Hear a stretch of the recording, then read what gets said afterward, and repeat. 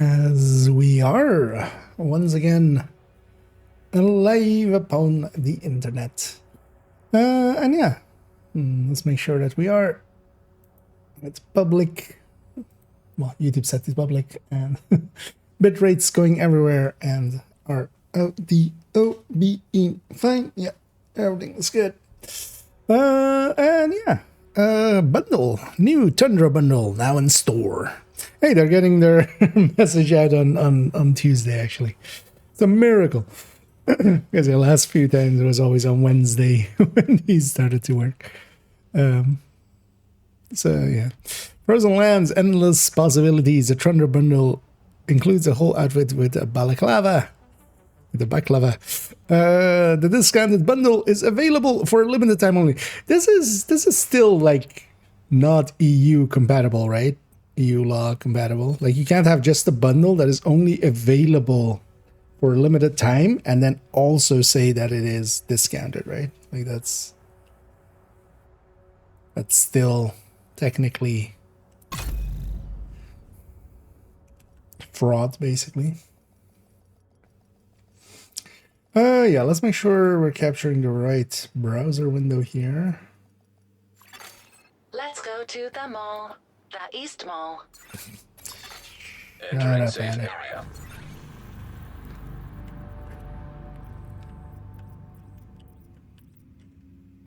Yeah.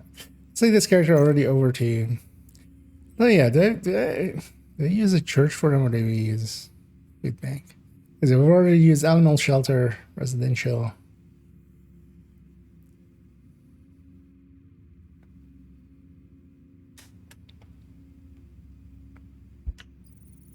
Yeah, let's use that one for them. Also, yeah, that's not the right tab. That's the right tab. Yeah, let me also check that part is working still. Detected. And Bugtrix arrived, and Hader Cross as well. And yeah, as the title says, we're gonna record character 4's video. Even though I basically have a bunch of videos still kind of ready to go already. Oh yeah, I should turn off directives. As I have those on game. Anyway, we're gonna go character 4. So 4.1 to 4.16. This time I was smart as well and made sure that I reset the browser so it's not as awful. Let's get these all into order. Because yeah, that one's in reverse order, which is super annoying. But yeah, we can just pull one that side and then pull one that side. Although honestly, I'm losing things as well. It's loading as well, and it's also next to a lamp. So see me squint. That's the reason. It's kind of hard to read, right? You know what? I can just do this. That works. Just for a moment. Yeah. So for 1, 2, 3, 4, 5, 6, 7, 8,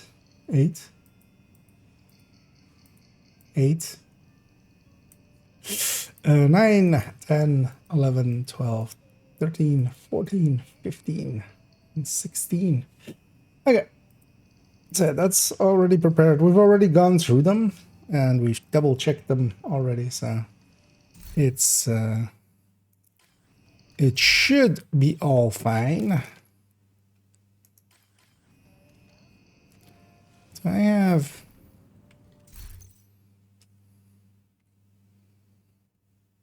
or would it be past that? Okay, so yeah, we can grab that if we need it.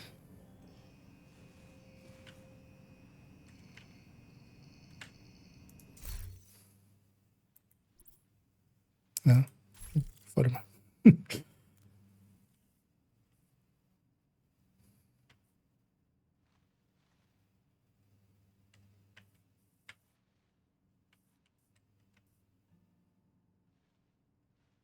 Huh. Never realized there's a latitude in there.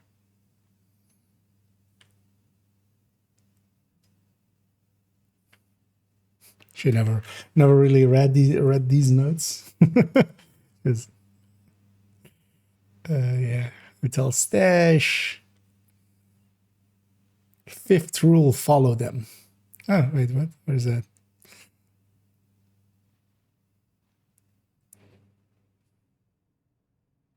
Something rules. What would that be? SH? Safe house rules. Follow them. Yeah. Wait, what? Tell Mark if you have questions on heating. Yeah. Day shave.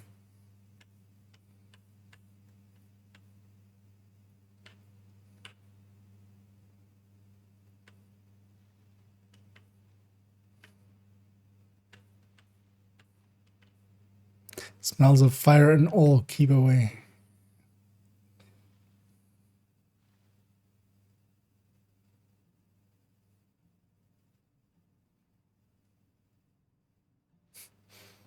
Any mini fridges.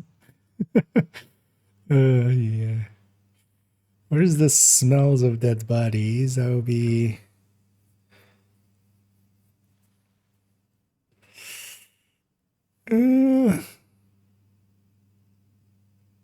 Wait, where would Wall Street start? Wall Street would start there, right? Yeah.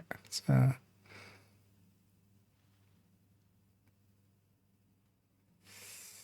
Oh, that's just the big, like the tree and stuff that's in front of that, like, yeah. So we're also like the tree as for the center thing. If you see abandoned police cars anywhere, go what? Go back from where you came. That makes sense. Oh yeah, so we got sidetracked there. Let me catch up here. So, and there were he's. And yeah, everything's going pretty well. Hope everybody's enjoying their Tuesday reset day. It was a pretty busy day for me though. Kind of feeling it, being tired and stuff, but it's fine. Just make me feel better about my 3D clipping. I mean, yeah, there's so much stuff that is like floating. The thing is, it's better for them to be like, although yours is not too bad. Some of them are definitely noticeably floating, but it's better for them to be floating out than to like being like half clipping through, because that also happens to a few places, right? But yeah, this is what happens when you have like, an underpaid intern kind of place objects. It kind of works as long as you don't look too closely. Yeah, we'll use this as our intro kind of. I like the color on my agent as well. There. We'll have NYC next to my head. Yeah, let's make sure that the hard disk can record. Okay, it can. I'll see. What was my name again? What were these again? Actually, so build showcase.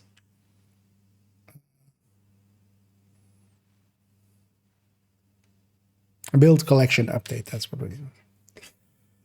Yeah, let's get an intro in the bag. We're gonna do it. Definitely gonna do it first try. If we don't do it in the very first time we try it, that was not the first try. The one that succeeds, that was the first try. That's how that works. Yeah. let's intro this out. Well, actually, you know what I should do? Maybe we do a little bit of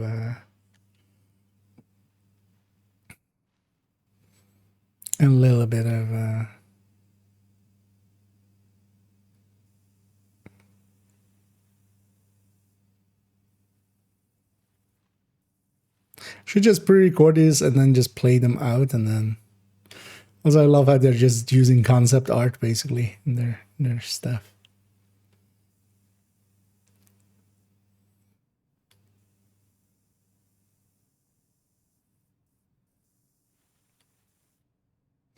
Yeah, we'll just kind of look over the board as I talk. God damn it, somebody's bumping into me. I'll let them mean to first. They're bumping into my camera. It's the dangers of being in a shared space, but it's also half the fun. Yeah, I do want to have that New York badge there. As that's one from the Division 1. That is the one, right? From Division 1.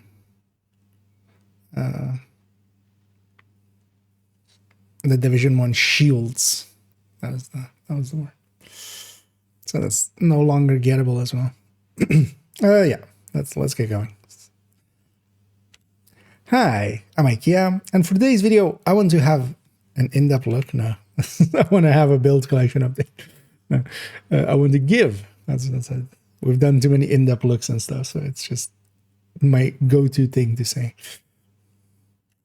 Hi, I'm IKEA, and for today's video, we'll delve into Character 4 with their build collection updates, as the entire build collection has been updated already for a little bit, and we're kind of catching up and going through each and any of the characters that is on that collection, which is 4 from my main account, and then 1 from my second account. That is how we get up to 5 characters in total. So we're up to character 4. We're getting towards the end, and also ending out main account. And yeah, especially on main account, I do have a bunch of more wacky builds, and this character as well has some of those wacky builds as well. So we'll jump into them as always with these build collection update videos or build showcases in general. Everything will be time-stamped per build, so you can jump around and find the exact build if you're looking for a specific one, more information on them. As in this, we're kind of treating it both as just showcasing all of the builds and talking about them briefly together with the updates, because every build kind of got touched. At the very least, all of their build pictures got a retouch, if nothing else, to make sure that we have the right looking UI, basically. Actually, shit. Yeah, let's.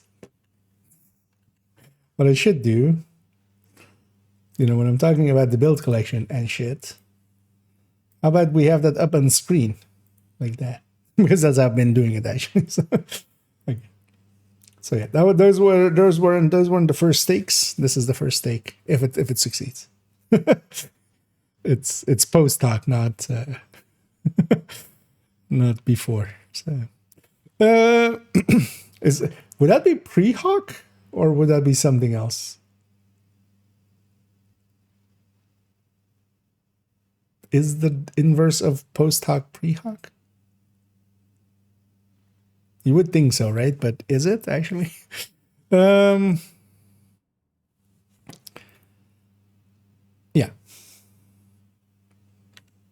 Hi, I'm IKEA, and for today's video, we'll delve into Character 4's build collection updates, as we'll go through all of their builds and kind of showcase them very briefly, as we'll go through 16 builds that are on their loadout slots in the build collection, going from 4.01 to 4.16. The last character of main account, as I have 4 characters on my main account, and then the 5th character as 5.01 until 5.16 is basically on a separate second account, where we have basically, they're not attached together. And then here as well, character 4 is kind of the place where a bunch of somewhat weirder builds end up. Of course, they have all of the general builds that I would need, as we'll kind of see in a minute. But they have also a bunch of somewhat weirder stuff. Usually they are kind of more my test bed, and then, or well, they have usually a few spots available at the very least. And if I like the build, I might move it around or trade it around if I feel it fits better, maybe on a different character. As always with these build collection updates and build showcases in general, we'll have everything timestamped so you can jump around to a specific build if that is what interests you. And as well, as we did with the last few of these, I'm not just going to talk about what changed, which used to be kind of the format of these, as every build did get some changes, if nothing else, a weapon changed or something like that. Every build has a new build picture, if nothing else, just for the UI, because of course the specialization weapon now has the modifier next to it, so I just wanted them all to look the same. And because of that as well, we'll go just through every build. And first, I'll kind of discuss what has changed or what may have been buffs or nerfs or such, or just maybe a rework of the build by itself without actually changes from this season. Afterwards, I'll kind of explain as well what the build is for, and then also how hard it is to kind of get together if you were one to copy it for yourself. I feel those two parts especially are very, very handy to kind of have in here. And that's also why we're just going basically through the entire collection one by one, and even the builds that haven't really got any major changes, we'll still discuss them, and I'll just give some brief info on them. As yeah, I know what all these builds are for, but that might not be clear if if you are not if you aren't you know, a little bit more advanced into the game, or actually me basically, but some of them are just silly as well. Yeah, let's go get started with 4.01. Okay. So yeah, those two other takes get deleted. See, they didn't exist. It was always the first take all along. Okay. So that was 250-ish, which is good. And what I want to do is especially hit kind of sub 5, or well, sub 4 preferably, on basically most of the builds. A few builds I'm kind of okay going over 4, and then like at most then 5. But if we can kind of keep most of them around 4, then I get a cookie. I mean, I'm going to get a cookie either way. I don't feel I need per se that. People running around here. Yeah, so we'll have the build up there. So we need this one, and we need this one with my circle as well. Let me get you up here for a second. There sounds valid. I've never. I mean, yeah, they usually use the term just post hoc just to, you know, because pre hoc is just yeah, reasoning from the front, right? Basically. So post hoc argument would be like after we know arguing it, but yeah. Anyway, this is Jim. Yeah, and yeah, but it's coming in. I'm recording for the build collection video, or build collection update video. That's the order of things, not video update. So yeah, we'll be going through all of character 4 builds and such. So hopefully interesting and fun. It's a lot of talking for me. I should have actually. Should have totally made some tea, maybe. That would have been smart. Let's actually make sure as well. I feel I'm a little bit out of focus, just barely.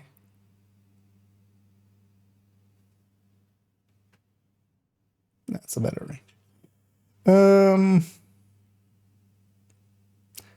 Yeah. So let's get started here. Shouldn't have said the number there. I should never say the number at the end. I should always say that at the start, so that when people skip to it, I'm also saying this more for myself, just so so when people skip to it, that they, you know, get the number at the start. Yeah.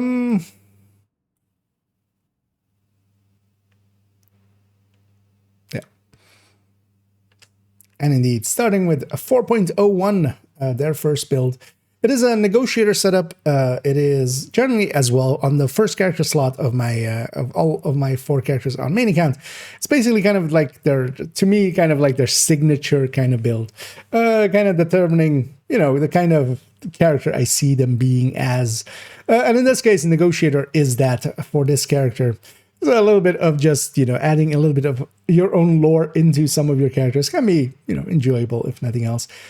Here we're showing it with the negotiator with Cheska Gruppo, Obliterate Vigilance. Of course, the backpack of negotiator actually got a pretty big buff, and we'll see actually a negotiator with the backpack version later on character 5. But also I have a recommended negotiator folder at the top of the build collection where, yeah, there are several versions, and then also usually one with and then one without the backpack, because the backpack is basically optional. still is as well. You basically, if you go more towards having, for instance, a high end with vigilance, then what you're getting is more upfront damage, basically less spread damage, but more single target damage for when that is needed. And then with the backpack, you get more spread damage. So it kind of depends kind of how you're playing it. And then, yeah, that backpack actually getting a buff has made it much more viable and much more usable than it used to be. And it was already pretty usable. Would I still keep it this way? Yes, as well. Because, yeah, the single target damage of this is much better. And sometimes it kind of depends what you're going to do with it. If you're going to go into content like Legendary, for instance, where you have multiple targets, you kind of know where they're spawning and stuff. But then, for instance, if I were to go do solo bounties or something, I might go more with something like this, where I also still have the single target damage, where if I'm just fighting one single named, yeah, not having any spread going, then this does a little bit better at those points. If we take it into the game, as yeah, all of the builds on the build collection, if you were not aware, are basically a one-to-one to what I have on the characters themselves. Basically, all of the 16 loadout slots are represented there as a build picture. And what you should notice there is a thing that I do quite often, but yeah, we don't show it on the build collection like that. But we'll discuss it here as a little pop-up several times, likely as well with this character. And that is that it's saved as a 5-piece. So yeah, on the build picture, we saw it be with the Cheska backpack that they have from another build, in this case, Red Heartbreaker, we'll see later. But then I have it saved as a 5-piece, so we have all of the options available to me. So if I wanted to put instead in a Coyote, I could go that route. Basically, in this, we won't be using the chest really ever. Increasing it to 5 targets is not really a useful thing compared to just having a damage talent there. So yeah, I'm opening up my possibilities by doing this, saving it in this way. I would, of course, never run it in this 5-piece unless I load it and forget. But then as well, we can, for instance, grab a Contractors from a different build to maybe go for an LMG version. We could go a Coyote, as we kind of talked about. We could go then that Cheska backpack.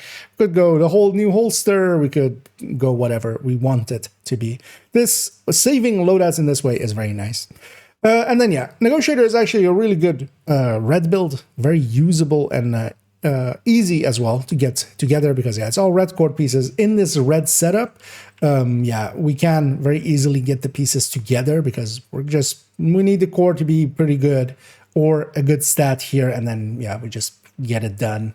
And farming even a little, you will get maxed out gear sets with usually at least some of them with core pretty close to full or just full, as I have here with all of the pieces being fully weapon damage there. And then playstyle wise, this is a little bit of a shift from, for instance, just strikers or something, because on this build we try to mark multiple targets, and that can be actually very enjoyable to try to get the most out of this build. And Negotiator at full blast, if you can keep going with marking multiple targets, having usually at least 2 targets marked, doing your best to kind of extract the most out of the build, can actually be quite high up there. On a technical, on a theoretical level, it can be Chest Striker with 3 targets going pretty consistently if you were to have that opportunity. And there are places where we can create that opportunity, of course. Some of, for instance, you know, the raid bosses or some of the bosses from legendaries and such, where we can mark multiples and then also have big fat targets. Think of the Marauders at the end of Roosevelt, where we have 2 targets and we can kind of mark them out and kind of spread the damage between them, and then also as well from enemies below as well. And yeah, just the playstyle difference is already makes this quite worthwhile to have in your collection yourself as well. That might be just too long. Also, I'm not in the right tempo. Yeah, that's 5:10. I can do that faster. Yeah, let's do that, and let's do it faster. Because yeah, I was not even the right voice tempo. We can book it and just yeah. We'll keep that one just in case this one like messes up even more.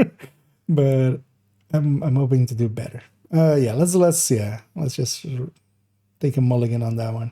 5 is too long for this. Even though we're doing a bunch of explaining at the start, so And on 4.01, we see a negotiator, in this case, set up with a group of chests with Obliterate, a Cheska backpack with Vigilance, the other 4 pieces being negotiator. Negotiator did, of course, get a few changes to it, and they were all for, well, they got one big change to it, which was the backpack. And the backpack received a bonus going from increasing the spread damage from 2 other targets from 60 to 100 was the old value. The new value is from 60 to 112%. So we gain basically 12% more on the spread amounts. That does make it a lot more usable than it used to be, and it was already very usable. Situationally, you could definitely go with it. For a general build, though, I quite often enjoy having it in this setup, but then as well, I have a Negotiator ND recommended folder where we basically have of the variants that we have in there with Obliterate and then Focus, both with and without the backpack. Situationally, you might lean one, situationally, you might lean another, and we'll see actually in a minute that I'm kind of set up to take advantage of both. And then, yeah, and, this one then, yeah, is set up here, for instance, as well. With a lot of the builds, we'll see them with Lexingtons. That, of course, is, yeah, the high-end AR go-to nowadays. If we take it now into the game, what we'll see, first of all, is that, yeah, loadout-wise, the loadouts as they are on the build collection, that's 4.01 as this, for instance. Yeah, this is literally loadout 1 on character 4. That is basically how that counting goes, and it goes, of course, all the way up to 4.16 on the build collection, and then, yeah, 4.16 is that, as we'll see in a little bit. What you might have already noticed there is that I'm saving it with 5 pieces of Negotiator. Now, of course, we wouldn't ever want to run it this way, but actually saving builds this way, as we've already shown with some of the other characters, I do this quite often, where we have 5 pieces, or even maybe 6 pieces available, as we'll see in a second with Striker. In this case, the chest of Negotiator, the gear set chest, is not very useful, so we're just leaving that one out. We don't want to have that opportunity at all. But yeah, the backpack, as we kind of talked about, if we're going to go more Vigilance, we have better single target damage. If we're going Negotiator backpack, we have better spread damage, especially now the increase of that amount actually makes the spread damage much more viable as well, and just much more effective. And it depends really on the situation, what I want to run. And that's why it's saved this way. So I could go, if I wanted the backpack, go with a Coyote, and then I have the backpack basically there as my piece. And then as well, actually, for instance, the Negotiator mask here is with the stats needed to kind of drop that. I could, for instance, as well, instead of the backpack, go, yeah, as we had the build picture with the Cheska, I could even put it in a Memento, for instance, if I wanted to run it with a Memento, maybe much more for solo. And of course, yeah, putting on or not, putting the backpack on or not, kind of really depends more on what I'm doing. So, for instance, in more so legendary or something, if I wanted to run Negotiator, there, yeah, the backpack, there's a bunch of big targets. We can kind of get some spread going that way. If I were to, for instance, more so do solo bounties, I might go with the Vigilance backpack, where generally in the end there'll be a name to left, basically, and we won't have that many targets to spread to, so having a little bit more single target damage there helps a little. And then, yeah, Negotiator is well worth having as a build. In the red styles, it is one of the harder hitting ones, and especially trying to get those marks going and such is, I find that's quite enjoyable. Playing something basically different than just shoot the enemy and you get more damage, Striker and Heartbreaker style. In this, you really have to get into that mindset of marking multiple enemies, shooting, picking what you shoot, picking what you mark, because there's definitely, you can improve your output and improve your results by actually really thinking about what you're doing. And I quite enjoy that with builds like Negotiator. And yeah, getting it together is pretty easy. It is all red pieces, of course, as we have it here. If you were to want to have a few blues, yeah, you would need to find a few blues or places where you can, have crit damage or crit chance, and then flip the core. Although you would generally want crit damage as a gear set, of course, has crit chance, and you will kind of overflow in crit chance if you don't watch out. Yeah, it is pretty easy to get together with just whatever chest you kind of have. You can kind of mess around with it. Well worth having, and yeah, in a all-out form, it is very, very powerful.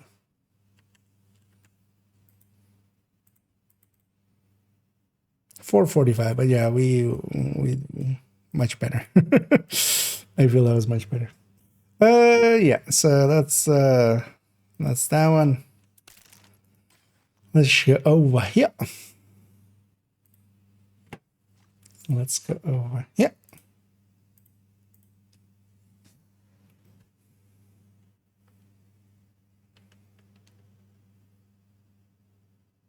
.4. I was about to say 5.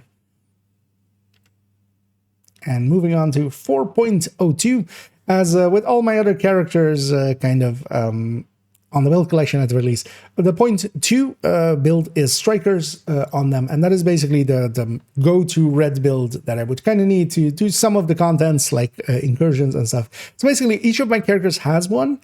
Usually what they have is, it is shown in different variations. So for instance, character 1 is a chest AR, character 2 is an obliterate AR, character 3 is a chest SMG, this is, and then on character 4 here, we have obliterate SMG, just to kind of show different variants and such. Here as well, showing it still with the Oreo, for instance, here, even though actually in a second we'll see, I'm not running that anymore, and this build picture might get an update because of that a little bit in the future, although Oreo is still okay to run.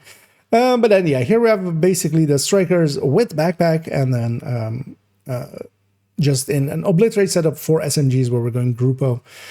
The striker backpack, of course, did get a change to it. It went from being for 100 stacks, being 100 and 1.0 multiplier, basically, or well, 2.0 multiplier. It is now, from that is a 1.9 multiplier. So it went from 100% increase to a 90% increase for the same 100 stacks. So we still have to stack just as much, but we gain less out of it. It's still, for me, the backpack is still overall the way to go, unless you're going for glass. If you want to go glass, going with the sacrifice and then the gift is definitely an option, but you can also go just sacrifice plus coyote.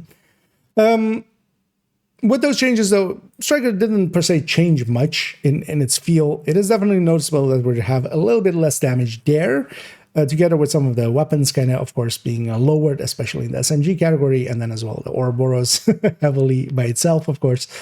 But as a tool, it is still, yeah, it is still a very important one to have. If we take it back into the game as well, we'll see actually it is nowadays saved with an attack vector, although I'm not sure if this attack vector is already optimized. It is actually. And then here, usually if I have a coyote on the build, I'll usually have a replacement piece saved, as this is how the build is saved with this Cheska piece. But then as well, as we were kind of discussing earlier, having the other parts, because to me, it isn't a discussion about do I run obliterate chest or striker chest, or do I want a different backpack or not. I want to have all those options, basically, because situationally, I might go more with the chest striker. Situationally, I might want to definitely step away from it and go with obliterate. I want to maybe try out different exotics in it, or for instance, having contractors for an LMG version.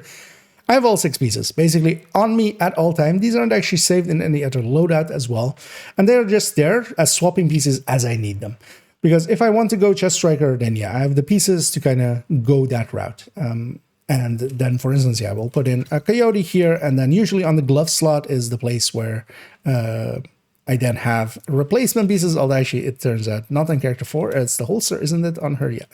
So I have here, for instance, a Cheska and a Grupo holster that is just here to kind of swap in as needed. As yeah, for instance, this would be much more an incursion setup to go with this.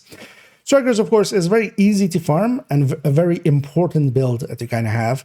That's also why each of my characters has one. It is their core red build kind of.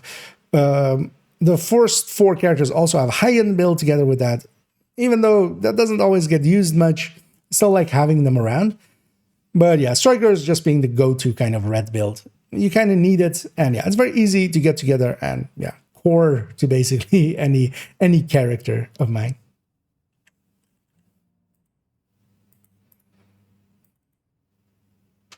406, okay, that's fine, especially with showing the 6 piece. And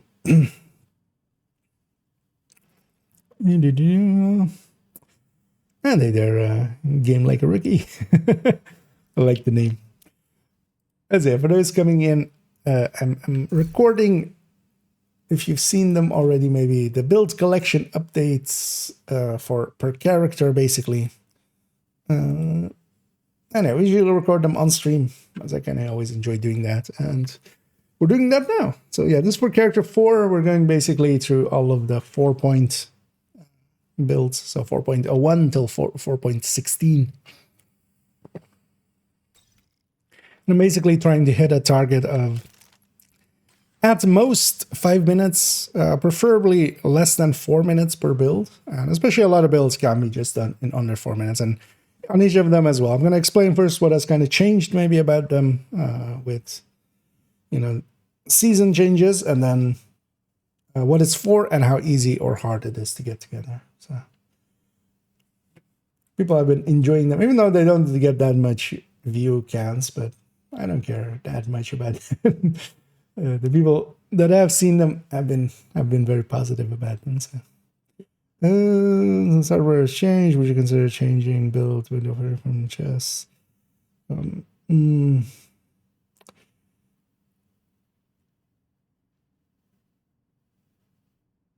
Oh, 2 status effect.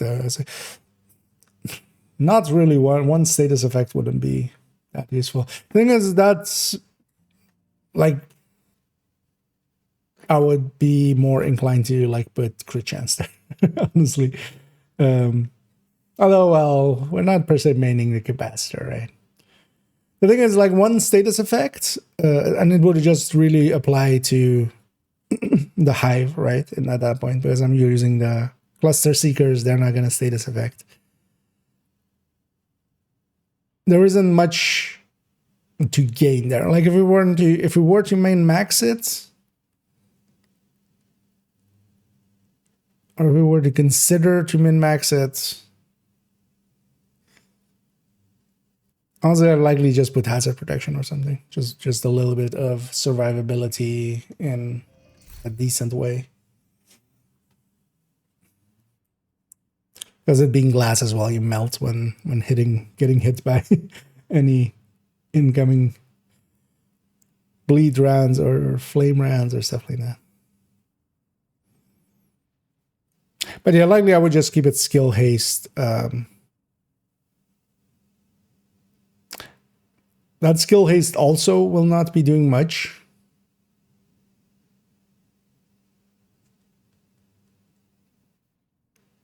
Because the mods on it are also, I think, skill haste, right?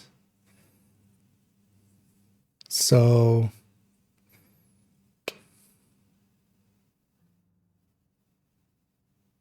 yeah, there isn't really much to put there. We'll think about it while we're doing this one. Yeah, let me. I have a mask as a. Okay, where is this from? That's from Twitter. The ever-present beast. With red builds quite often, yeah. Although you might as well. Actually, this season's holster is also a really good piece, but I'm avoiding using it much till it gets fixed, basically. Currently, it is doing things that seem at the very least, well, at the very least, it's not in the text that it's going to do that, so it seems unintentional because yeah, let's get this one in the bag. So 4.03. As we come to 4.03, and this one is the glass red, one of the last remaining ones. Actually, in the past, instead of strikers on every character, what I used to have is actually a form of high-end red, of course, as most did. Most of my characters as well had an obliterate setup and then a red setup. And then, of course, if for the glass red, sacrifice gift is kind of the go-to. Not much changed with this, of course. We did get a reduction, basically, to all of the 3 bonuses from Providence. The headshot and the crit damage went from 15 to 13. The gift, the second piece, Providence, kind of in the same way as Cheska, went from 10 to 8. So it did get hit a little bit there. but nothing of major change. It did definitely reduce the output a tiny bit. But yeah, overall, this build as a setup did not change that much. One of the niceties that we kind of now have as well is a lot more weapons with the mod slots, especially being now the 10 crit damage being much more usable than it used to be. Instead of the 5 crit damage versus 5 crit chance on the weapons, going to 10 crit damage versus 5 crit chance, which is now kind of balanced that way. One of the things that it does allow is actually more choices for the weapons, because we can actually go crit damage mods on there, especially for instance with the Lexington. And yeah, if we take this into the game and kind of look at on the character, we'll see again, actually, yeah, the Lexington actually lives in my stash, so I do grab it when I need it, but this one then is saved actually with a shield splinter here, a weapon that isn't per se worth using that much anymore, but they have different ARs if I wanted to swap that out. That's not too big of an issue. Sometimes just save it with what weapons, just to also sometimes have those weapons around. And yeah, this one doesn't have anything special. Even the Coyote actually is already saved with the build, instead of, for instance, having a Grupo piece here at the ready. Although what I do have, for instance, is the opportunity to have this Providence mask, although I would have to re-mod it, and then I have like a Grupo here if I really wanted to like get rid of the Coyote. Nowadays as well, having the option to go with those crit damage mods has really opened up a bunch of other weapons. In the past, we would usually go like with the F2000 with these high-end reds. In the past, landing on 54 with that, because if you were to go with a 3-mod weapon or a weapon that can take 15 crit chance, then yeah, you were kind of wasting that. Nowadays, though, yeah, we can go with things like the Fall or even the FAMAS, and then get 1 crit damage mod on there, and of course Lexington in the same way as well. And yeah, this build is not too hard to get together. We do have 2 names. One of the names is kind of hard. The Gift is being a DZ named. You wouldn't want to, for instance, per se, go farming for this outright or such, but this could also just be a Cheska backpack with Vigilance. The perfect Vigilance being 3 seconds instead of 4 seconds is a increase, is improvement, but it's not the make or break of this build. So I could go with other choices, but of course, yeah, we're going for Contractors Fox, Sacrifice, and then a piece of Providence Coyote. The Coyote is generally, as an exotic, not too hard to get, especially for newer players, because also if you don't have the Catharsis, that still will not drop unless you have the blueprint. So it's actually just 2 masks in that exotic loot pool. So it does come up quite often, especially for newer players where they only have Val and Coyote in their exotic loot pool for mask. So when you target loot mask and you get an exotic, it's a 50-50 at that point, right? Sacrifice is pretty easy to get. This is an LZ named, so Light Zone named, as opposed to being DZ Dark Zone named. And yeah, this means that it drops basically everywhere on the PvE end as well. With the setup, you would want to go, with Perfect Glass. So you wouldn't want to go with, for instance, here an Obliterate Providence version. If you're going that route, going Cheska, Fenris, Grupo instead of these 3 Providence pieces would be much more way to go. Where you're giving up this headshot damage, but you're gaining then basically that 10 weapon damage from Fenris. Overall, a build well worth having. Situationally, this is kind of useful. Its damage is much more upfront. So for instance, for some fights that you want to be quick with, basically, or are quick, or you want really damage up front, because that's kind of important. The Summit Floor 100 Hunters kind of come to mind. That's generally the place. If I'm on this character, I will definitely pull this out, where we have a little bit more upfront damage. Now, of course, we give up top-end damage that Strikers would have, but having that upfront damage to kind of quickly kill one, can be a game changer. And I quite usually, this is the build that I go into that fight with. Well worth having, still nowadays a high-end red. And yeah, it is still one that is definitely going to stick around, if nothing else, for just nostalgia's sake. 524, wow, I messed that up. Yeah, I was already thinking like I'm going way too long. Yeah, let's retry that. Let's retry that. That's way too long for that. I went like way too in depth in some of the parts. I was like, why am I talking about even? Why am I going this in depth? We're not doing a build showcase by itself. yeah, we'll save that one. If we mess this one up, we'll go with that one. Yeah, let's also actually back camera day 4.03. Coming to 4.03, we have the standard Gen 1 glass high-end red perfect glass cannon version together here with the gift as well. This is one of the old standards. Still to this day works quite well. It is like the lightsaber. It is a bygone weapon of a more or from a more elegant age. Yeah, it is just Contractor's Fox gift sacrifice. Here we're just not just the holster is not named. Otherwise, everything would be named together with the coyote. There, we could go with also then put a named weapon or a Scorpio there, for instance, and then everything would be named. This setup, of course, is very much more upfront damage than, for instance, the Strikers or Heartbreakers or builds like that have kind of mechanics to them. This one basically has its damage all the way up front. It can lose a little bit of damage when Vigilance kind of gets lost, but overall still worth having because of its upfront damage for certain situations. What did change about this, of course, is that the 3 pieces of Providence, basically all 3 pieces kind of got hit. All of the 15 crit damages on brand bonuses went to 13. All of the 15 headshots went to 13 as well. So both of those are in here. And as well, the Cheska and the second beast Providence going from 10 crit chance to just 8 did actually hit it a little bit. Overall, though, versus high-end obliterates, having the obliterates kind of go down a little bit to 20%, I feel it's much more worthwhile if you're going high-end to kind of go the glass version anyway as well with it. Here's what I'm kind of showing. Yeah, a lot of the builds will show up with Lexington. I don't really have the Lexington on any of my characters. It is kind of in the stash because I only have 2 of them, of course. That doesn't mean that I just grab it when I need it, because if we go into the game, we see that it is actually build-wise saved in that way, but it is just saved here with the Shield Splinter. Not per se a weapon I would grab for this really anymore. The reason this used to be the go-to, this or just an F2000 was kind of the go-to for high-end reds, was that we wouldn't want 3 crit chance mods on the weapon, and that was really, of course, our only course of action if we for the mod slots kind of we went crit chance mods and then a magazine increase.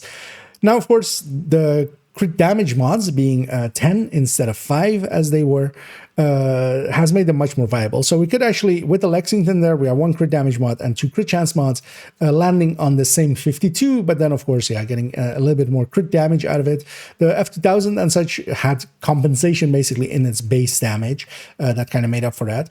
And this used to be then the go-to to kind of go with these kind of weapons that had 1 mod less, but had enough compensation on their base damage to kind of make it fit a little bit better, especially for that coyote that we have, of course.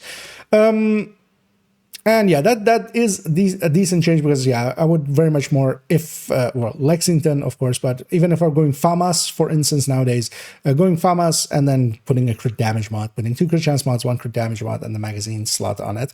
That way, you kind of land on the same 52, and other weapons are also kind of usable with this.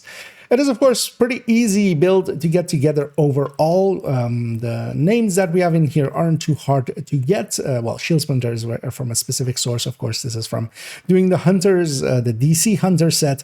The gift is really the only item that is hard or would be considered hard to get here. It is a DZ named, but also not per se needed. This could be replaced with just the Providence backpack with Vigilance, or even a Cheska backpack with Vigilance. And then the holster would then need to be replaced with Grupo. We can replace these with other things, and yeah, this just goes from 4 seconds disable to 3 seconds for the perfect version. It does make a difference because we're basically doing 1 second earlier the DPS of the build that we would do with Vigilance. We're getting a whole extra second with it when it comes back, but it isn't too meaningful of a change. Well worth having as a build. I do like having this as a setup. as there are places where you want that upfront damage. For instance, some of the hunter fights and stuff. I find that actually it's much easier to do them if I'm choosing to do them with a red build, which quite often I'm usually going to just pick up PFE just for laziness. But if I wanted to do them with the red build, I would much more consider something like this, a glass red that has damage up front instead of a strikers, which needs to kind of stack. And in that stacking time, against rogues, against hunters, they get time to kind of set up.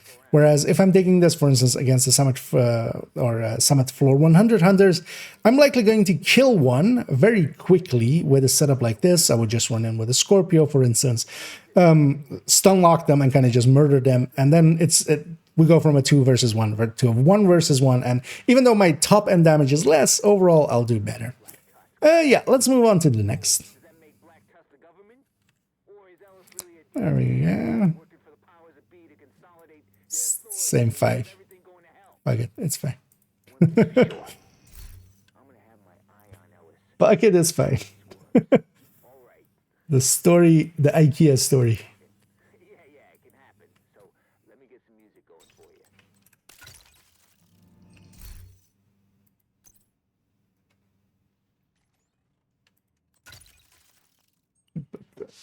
you. Gear together there. There's a hide behind the FAMAS. Stability. FAMAS just overall has consistently been one of the hardest hitters in the high-end ARs. Now only really outclassed by the Lexington. But yeah, no, stability is pretty bad. It pulls up pretty hard. It is pretty accurate though. Its shots do go on the spot that you aim at, but keeping that aim point on the spot is kind of a little bit harder. But yeah, FAMAS, well, before Project Resolve, like it didn't get a buff, and everything else, or well, not everything else, a bunch of stuff around it got a buff, and it was still the top pick. Like that's how ahead it was. And even now, it is very much the top burster, excluding the Lexington. It's fine, yeah. Why no one likes the ninja backpack? Overall, it's not very useful. I have 2 builds in the build collection that use them. As a piece, giving up a backpack talent, we don't really have enough brand bonuses outside of rifles and MMRs. And that's the 2 builds that I have. It's no surprise. But yeah, for such things like ARs or such, we don't have enough brand bonuses or anything to make up for a loss of an backpack talent. Like a backpack talent is really strong. And the thing also is just people then go like, you know, this is the best damage build with a ninja bike, and people have to correct them, and then because of that, it has a bad you know, it has a bad reputation at this point. Because one thing you could do is, yeah, just put like in a bunch of builds, like even in a high end or something, you could go in a high end red, you could go with a ninja bike and get decent-ish results, but overall, a memento also exists. Because that's also the thing, like memento kind of just outdoes it. Because especially on the damage end, yeah, just ninja bike can't beat backpack talents with its like with what it does. Enough again for the slot takes it. At least not in damage, because yeah, you can make it worthwhile in weapon handling or such, especially for rifles. But yeah, that is not usually the thing we kind of optimize for.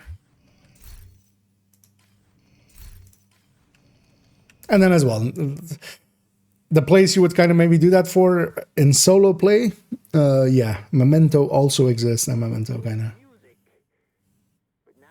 has very useful bonuses. And yeah, it's just not just that as well, of just like people thinking that it's good. It's also a lot of people saying that it's good. It's giving it a bit of a bad reputation. Just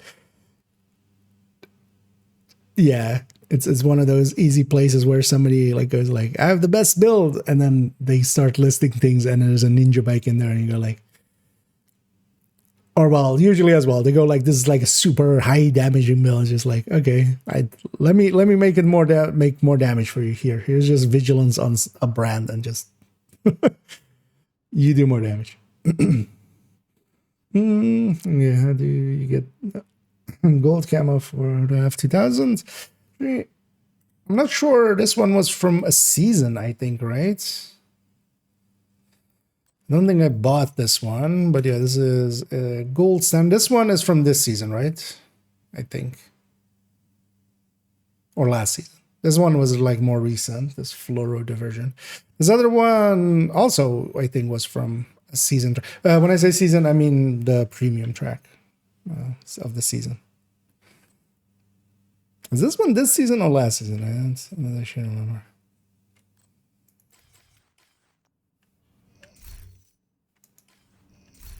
I mean, I could go look in the thing, but in this season track. That's why they're lower performing PvE, but incredibly strong in PvP. Yeah, and the thing, well, it's not incredibly strong. It's much more useful there, and the reason is that blue and that yellow. One of the things is that generally you do gain actually something for the loss in damage as well, and that is more so in like, yeah, getting, you know, accuracy and reload speed or something from like Fenris, or accuracy from Fox's Prayer or stuff like that. You get more utility things. But then also what you get is a blue and a yellow core, which on the PvE end, if you're going for that blue and the yellow core, the memento is just too good for that, especially with skill efficiency as well, if you're using it for a shield and stuff.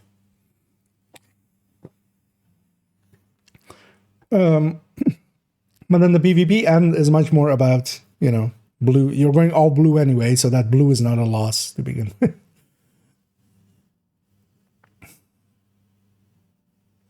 When the season incursion came out. Okay. So, GNC there. Coming in with the answer.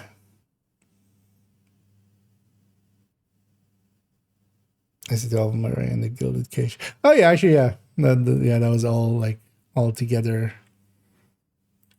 with that, right? Because this also came in from that season indeed. This one I remember, yeah, being the Murray season, and then yeah, the Murray ACS one, which I always love using as well. Yeah, kind of seems fitting that it was from that. Or like seems to fit together indeed. Sure, non-talent piece would be nice, or if it's completely maxed out, the brand bonus.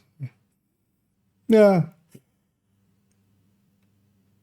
We'll see actually if they like. The thing is as well, it's like not completely unusable. It's just generally just on PvE end especially, like if it's for a solo setups and stuff, like if it's in a group setting, you don't need it already to begin with. Just, you know, you can go for damage because you have people around you to help out. But and then yeah, if it's solo, memento just does what it does but better.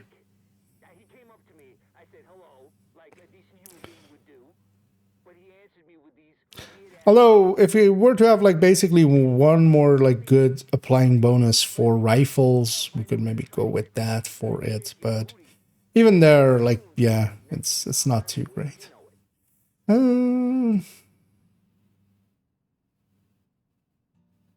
me catch up here. Okay. As yeah, Ninja Bike, the best. A lot of people don't know how to make a good build with it. That's a fact. No, plenty of people know how to make good builds with it.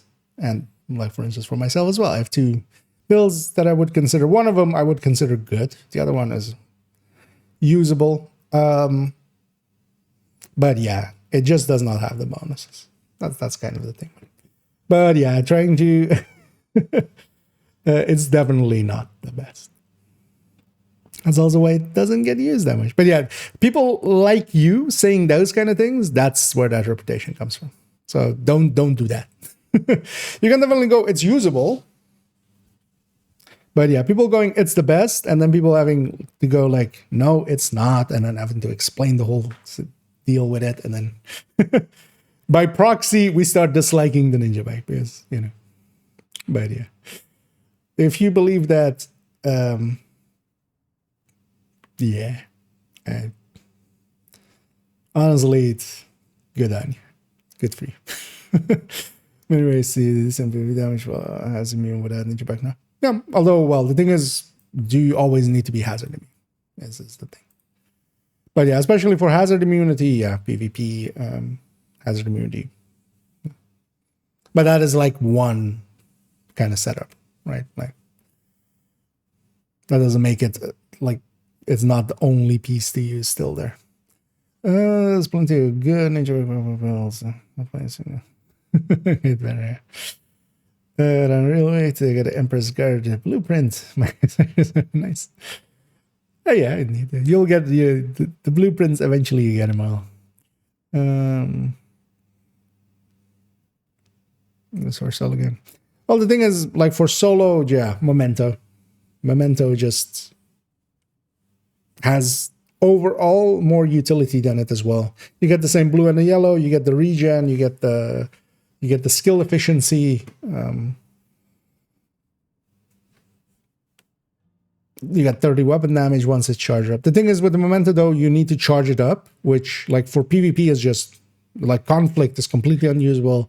In DZ you can kind of use it, but you know you'll lose it after the first fight if you get into after the first death. But yeah, on PvE and you know you just charge it up and it's there. Something good one is a rifle one, yeah. The high-end Headhunter tech tank was basically the one build I would consider good with the is the ninja. No, this is not the right one. It's this one. It's 5 point something. Because I have a Memento version that's on character. But yeah, this one just for how much weapon handling it has and how quickly you can just reload the the thingy. Also for this season, no regen kind of eats into Memento. So yeah, for instance, for this season, like if you want to run no regen and you know Memento doesn't do anything, you could lean more towards ninja bike builds. But then also you have high-end backpacks, right? That's the thing. Like you could just also just put a Cheska Vigilance there, basically. Well, not here, but on a normal red build. But for instance, in this situation as well, just being able to jump to safe houses and stuff and not lose the Memento. And then as well, yeah, we have so much weapon handling on this, so much more than the Memento version, because I also have a Memento version.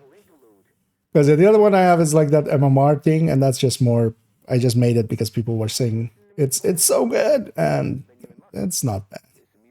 It's okay. Like it can reach high enough to kill a purple to start with, which is all you kind of need from a build. Yeah. Oh, actually, I wasn't even showing the browser. Never mind. Whoopsie, I thought it was there. But yeah, I was showing so yeah, 5 points. What is it? 5 points. Like this. Honestly, this is the only build I would consider good with the ninja bike. Oh, it's 5 points. How do I keep losing this thing? Oh, it's because, is it by the tech tank? No. Oh, here. Yeah. Oh, yeah, this is kind of the... And yeah, it's just because it has so much weapon handling on a weapon that can use it as well, where we can reload super fast, you know. But then also you have that MMR one, which is kind of... Honestly, I would just go hotshot. The only reason I really have that build, or this build, basically this 211, is just to not have another hotshot. But it's not per se good. Yeah, let's go back to where we were. Actually, where were we? Okay, got in sidetracked. Let me catch up here quickly, and then we'll kind of quickly go and continue on.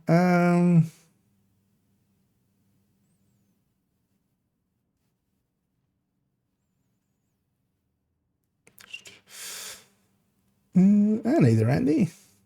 Here glass Andrew. Welcome in. Parkour is live, yeah. You make any build with different gears that nothing to do, it's easy. any build with different gears, that's nothing to do. It's easy. Could you clarify? I don't believe I understand what you're going for there.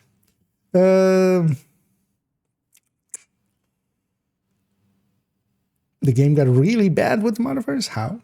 Because I kind of like them. The game got super easy with the modifiers, but that's like my issue with them. But that's not per se like bad. Ninja MMR is relevant to the hot chat. Just said that. Yeah, and it's literally that build is only there as well, just because a lot of people were bringing up how good it was. So I just wanted to just try it out, and I was like, you know what, I wouldn't mind. Well, back then it was character 1. For character 1 to like have a MMR headhunter, I was like, yeah, I'll hold on to this one. Because the only thing it really has is just the blue and the yellow. Like it has 2 cores, or 2 other cores there. But yeah, I can't use a shield with the MMRs. At least with the rifle setup, kind of similar. That way you're using the blue and the yellow with a shield, hopefully. But it has enough firepower to start on a purple, which is, it's usable. Hey, there's any. I'm still kind of stuck on this one. I can make any build with different gears. That's nothing to do with different gear. It's easy. I'm like trying to even run it through. what kind of typos or maybe like different languages in that I would say that. But yeah, seeing as that's most likely in defense of the ninja bike. I'm not expecting too much. Yeah, let's go to 4.04. Yeah. should I just do a silly build, or a silly joke? Basically, just going to 4.04. Oh, build isn't found.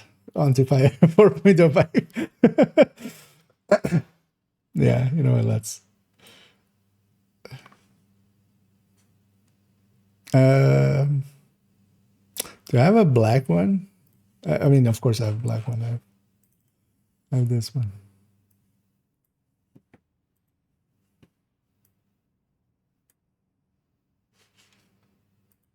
Yeah.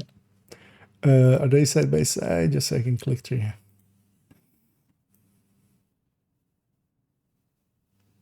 Yeah, let's go with this one. And we're moving on to build 4.04, and yeah, 404 build not found. On to the next one, right? Yeah, let's not. Let's go to the actual 4.04. We have here the half healer, the FI version of it.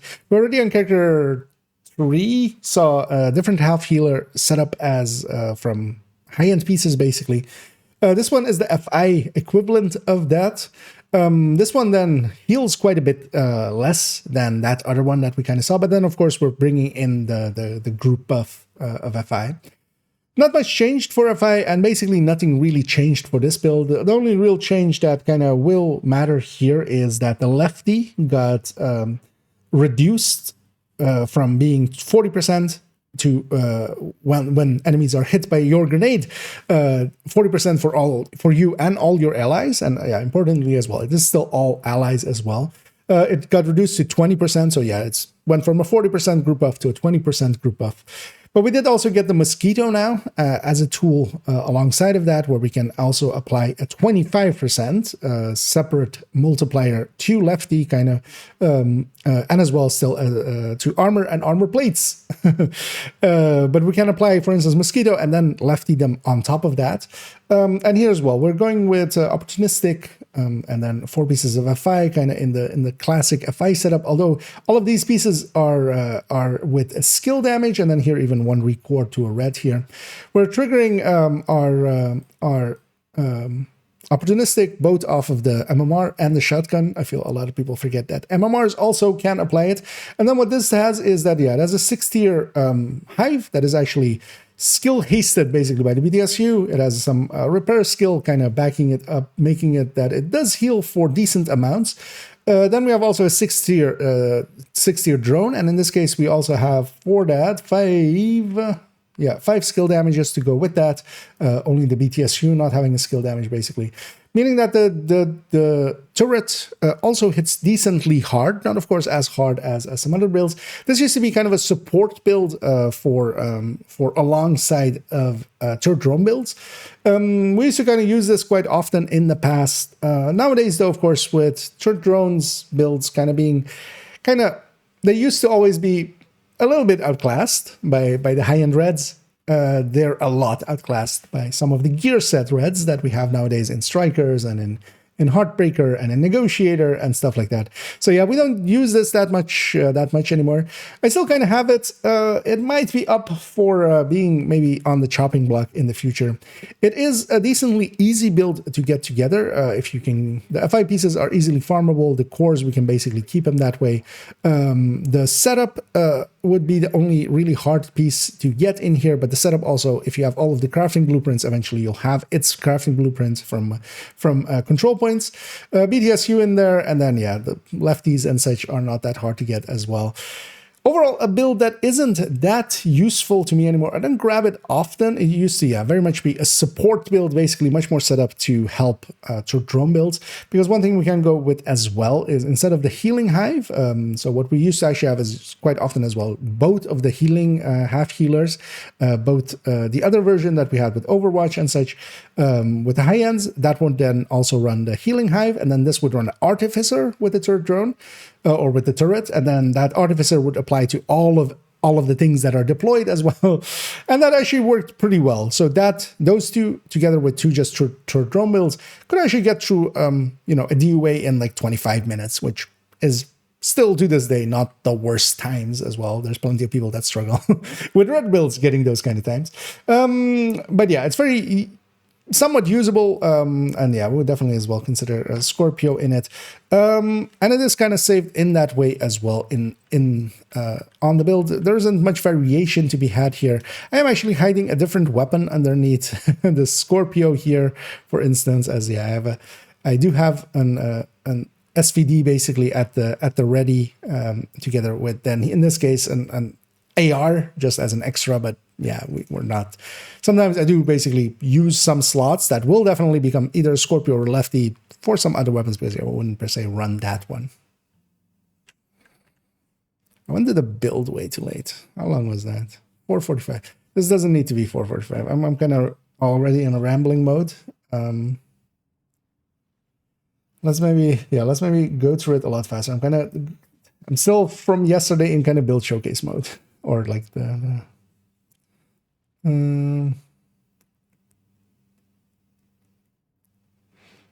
so looking, know what you're talking about. Everyone. Oh yeah. That would be funny actually, just actually that would yeah, yes, we could indeed go with blue screen. Well, we'll start with the joke again as well.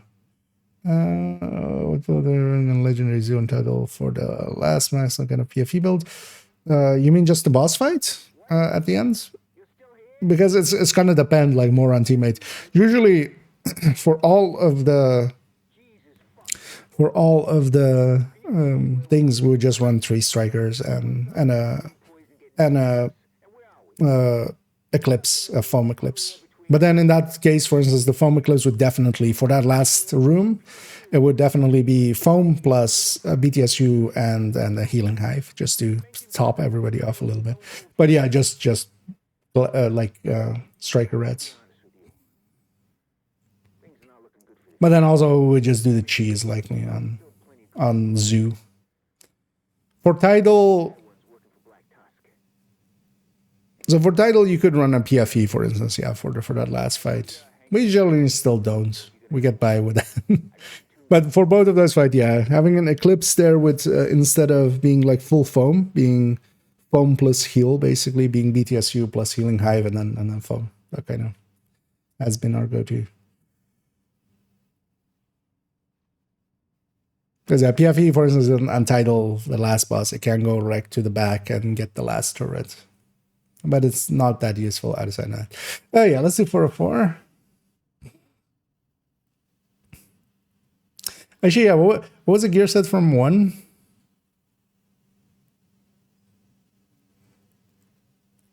That is like kind of not popular. I mean, I know the gear sets from 1, but what is like a not popular one that nobody ever like thinks about anymore? I know, let's just keep it easy. We'll just go with 404 to build not fan. And with 4.04, we come, of course, up to an error, 404, build not found. So yeah, on to the next one, right?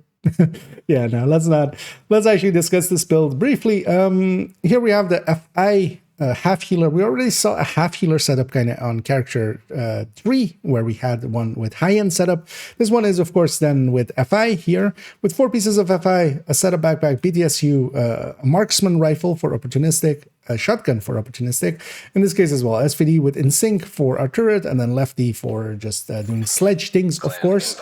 Then here as well, important to kind of discuss the changes that did come in. Actually, the build itself did not change much. All of these are still kind of the same. The Lefty went from a 40% group buff to basically a 20% group buff. It is still a group buff, even though its text is incorrect, which we'll kind of touch on in the future with the wrong update to the wrong text. Because yeah, it does say nowadays just for the person who marked, but yeah, no, in testing it shows that it isn't. It is the entirety of the team. Basically anybody shooting at the enemy. It's a debuff on the enemy. We're putting that here as well with the Mosquito, because the Mosquito did get changed as well to have a group buff component to it as well. A 25% one. And that one's actually pretty useful together with this. What this build used to be is basically a support build for turret and drone builds. And yeah, it could run either a healing hive or an artificer, helping either the skills kind of do more damage or helping the player stay alive. Here with its own turret, here the turret as well is backed up by 5 skill damages. So it does have a little bit of oomph to it, especially when we in sync up as well here. And then applying, of course, opportunistic for the team, giving the FI buff, keeping everybody kind of topped off with the healing. It was kind of somewhat useful in the past, especially when turret drones ran a little bit more than nowadays, I feel. Because nowadays, back in the day, the turret drones were not too far behind high-end reds. Like it was okay running them. It was a little bit slower, but more comfortable. Nowadays, against things like the gear set reds, strikers, negotiators, heartbreakers, they don't match up well enough. So yeah, I haven't been running this that much. If we dig it into the game, we see that it actually is saved kind of in that same way. Although actually I am hiding that that there's an extra AR kind of saved here. I would never really run this AR for this build, but what I have this in here for is, well, before the Lexington existed, to kind of have a fall for a Heartbreaker Tech Tank, which is on this character, as we'll see later. But then, yeah, I would basically always run either a Scorpio or a Lefty, as we kind of had it on the build picture there as well. Putting this build together isn't that hard. You wouldn't even need this this red core here, for instance. This could just be all yellow and then foregoing, for instance, as well. The reason I have that red and it's a recorable place as well is that I can either go I can even go survivalist for a little bit more healing, or technician to also have artificer, as we kind of saw there. In the past, we used to actually run like 2 of these half healers together with 2 drone builds through just DUA and stuff. And DUA was basically with that like a 25 to max 30-minute ordeal, and very consistent. That was kind of the nice thing about that. Nowadays, of course, we pretty consistently just do it in like 15 minutes with 3 strikers and a foam eclipse. But yeah, back in the day, those didn't exist yet, not to that degree, not strikers as we have them now. So it was worthwhile back then, but yeah, I haven't been using this build that much anymore. 339, much better. That's what that build deserves. Stuffs and things indeed. Yeah, let's close that one. And bring up this one. Because that one is the drill AR and invisible hand AR valuable.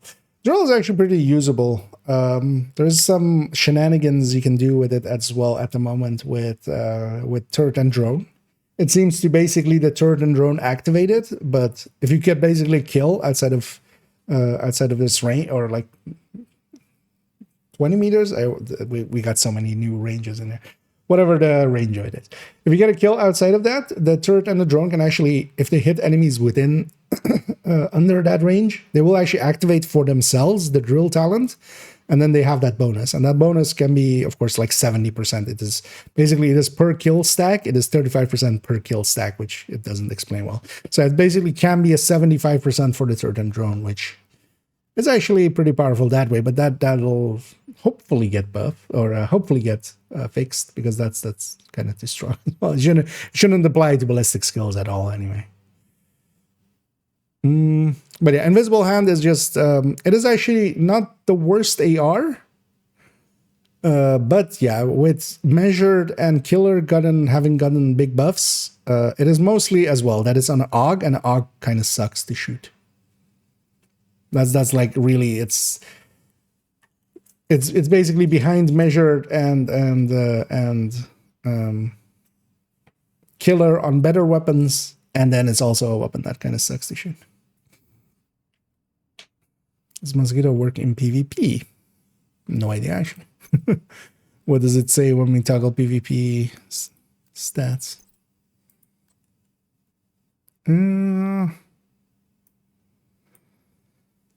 This talent has no functionality against enemy agents. I try to forcefully. I think it does nothing then.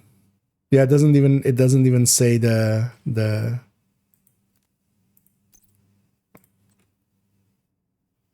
Yeah, the 25% more damage thing. It doesn't even say that. I'm looking in the game. I should show this movie. But yeah, if you toggle PvP, so yeah, here you can toggle. So when you're in this other state, you're in PvP stats, basically. Yeah, it doesn't even have like the text about armor stuff. But yeah, this talent has no functionality against enemy agents. They thought of everything. Also, some dickhead came up and gave me a clan invite. Simple mates. You know what? For once, because yeah, I find it extra funny when people invite you to a clan that is already open. Like I could join this if I want, like without the invite anyway. But yeah, at least this one is at least private. Oh, it was Salt. Okay, you know what? Can't be mad at that. It's like, hey, that name seems familiar. They found me. First things, yeah. No, I mean they were mostly likely talking about the damage buff. Yeah. Yeah, indeed. Yeah. I need the public. Yeah, let's go back here. Next up, Eclipse. Eclipse.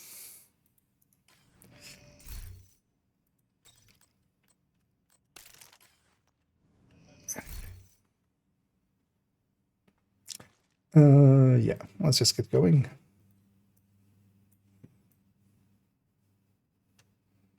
It's 4.05, as I want to say 3. 4.05. 05s on most of my characters, except character 1 actually, is usually Eclipse, as all of my characters do have an Eclipse setup, either in fire or in this case foam setup as we have it here. Although all of them are kind of set up as well to kind of be able to swap from, for instance, in this case, from foam to fire, and my fires as well to foams just by having some of the pieces in my stash.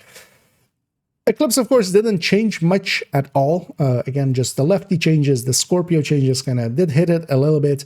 But overall, yeah, it is still what it was before. None of the tools as well that it kind of gear-wise uses got any real changes. Perpetuation did get actually a pretty big buff and is actually much more usable than it, at least in my opinion. I just generally just I like this combo quite a lot. We could put it on the pistol, but I also like having Future Perfect there. It is basically that we're too spoiled for choice, and yeah, we can go with several other things. And then yeah, on this character, it is specifically shown as with a foam eclipse. If we actually take this into the game, and we see there that it is actually saved as a foam eclipse as well, and kind of as the build picture, but in the same way as with strikers, or as we kind of were talking about, having the ability to swap things around. I actually have at all times an Eclipse backpack on me that can slot into that backpack slot. I have a Val on this character as well that can slot in. If I now basically swap this foam to fire, that's my fire, and then I'll grab a Stinger Hive as well, just because, you know, set it up all the way. And yeah, now we're in Fire Eclipse, although yeah, we are with this improvised glove with the skill haste here. This as well is actually, for the foam side of things, better than, of course, just putting a Hanny U in there. We would only have 10%.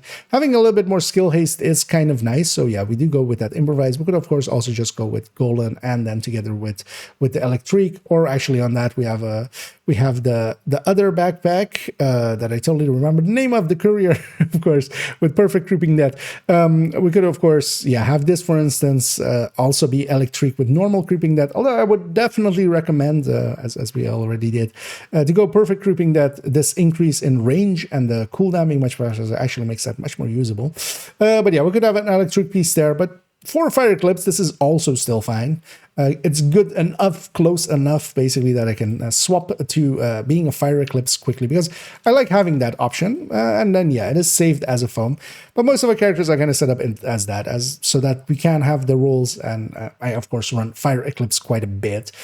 Putting this build together is actually pretty easy. In this case as well, for the courier itself, if you're ever targeted Habsburg, you'll know that they'll drop quite a bit.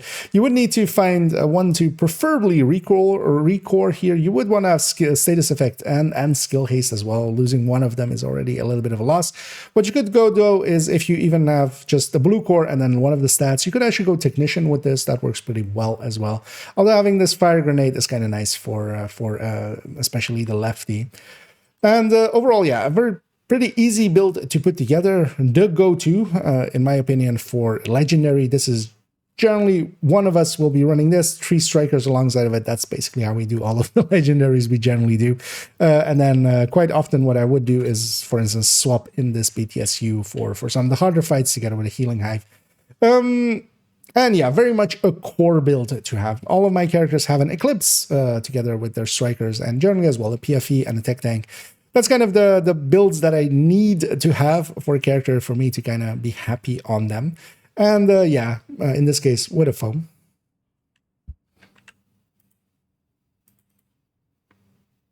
$357, nice. Let's keep as many of them under 4 minutes as we can without, like, you know, too much.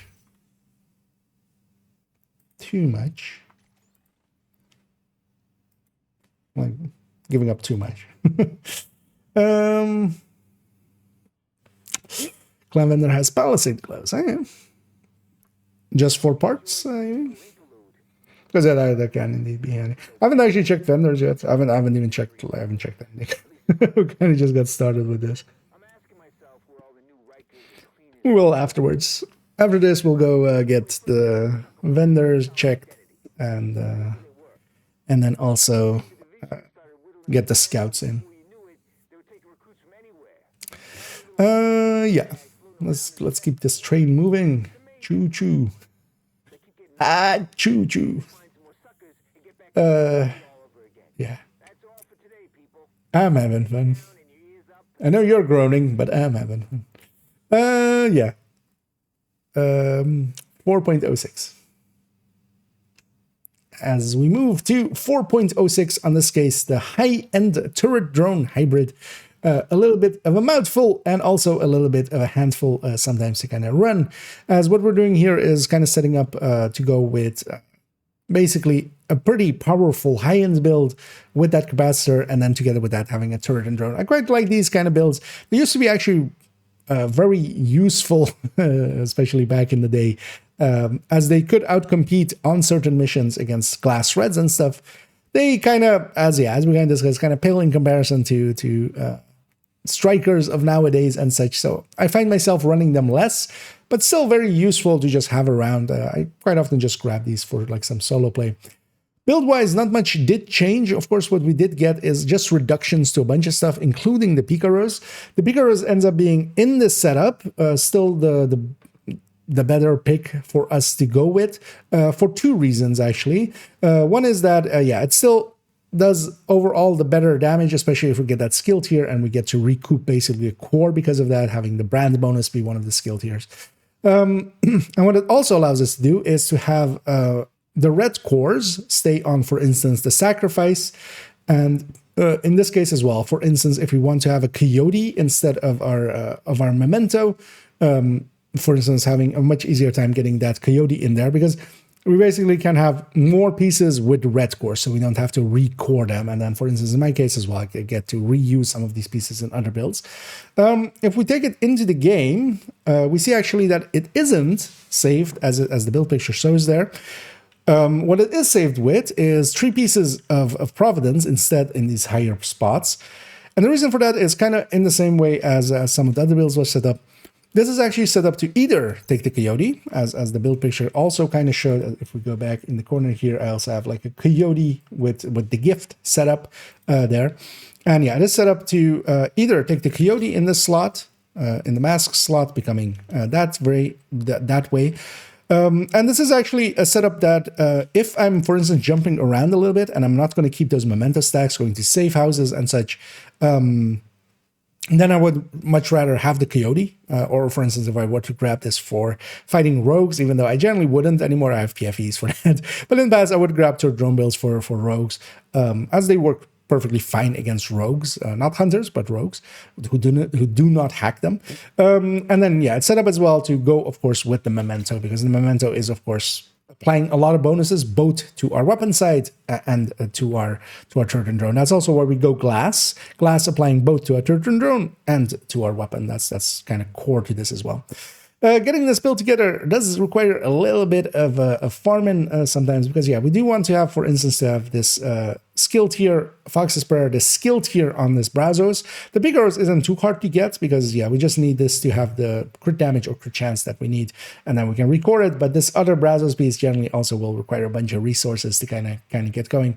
We have a memento in there, which is kind of sometimes harder farm. Capacitor, of course, is very easy to get on the other side, especially when starting out. You just do 5 summit challenges, and then yeah, especially this. As we'll see in a minute as well with the other build that is kind of the counterpart to this. This 2-piece Brazos, even though on damage it is basically equivalent to keeping Chuska plus Fenris, if I remember correct, which we did the calculations on. It is basically just a tiny bit more damage.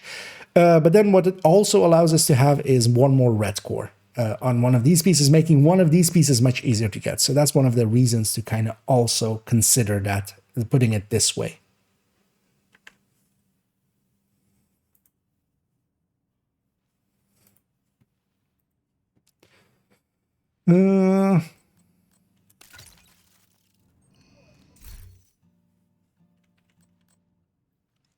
Wait, do I have 2 different gifts? Oh, yeah, because the other one can't be that way, right? Yeah, I remember now.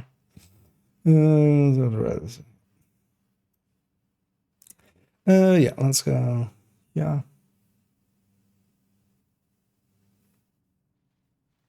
4.07. And we also see more of that with 4.07. These 2 builds kind of live side by side in the build collection. This is the combat medic, the high-end combat medic, again as well with glass, and that's also to reuse pieces between the two builds on this character. Because yeah, we can either go to drone setup and we're kind of reusing the sacrifice, the Picaros, and the same Fox's Prayer kind of in between the two.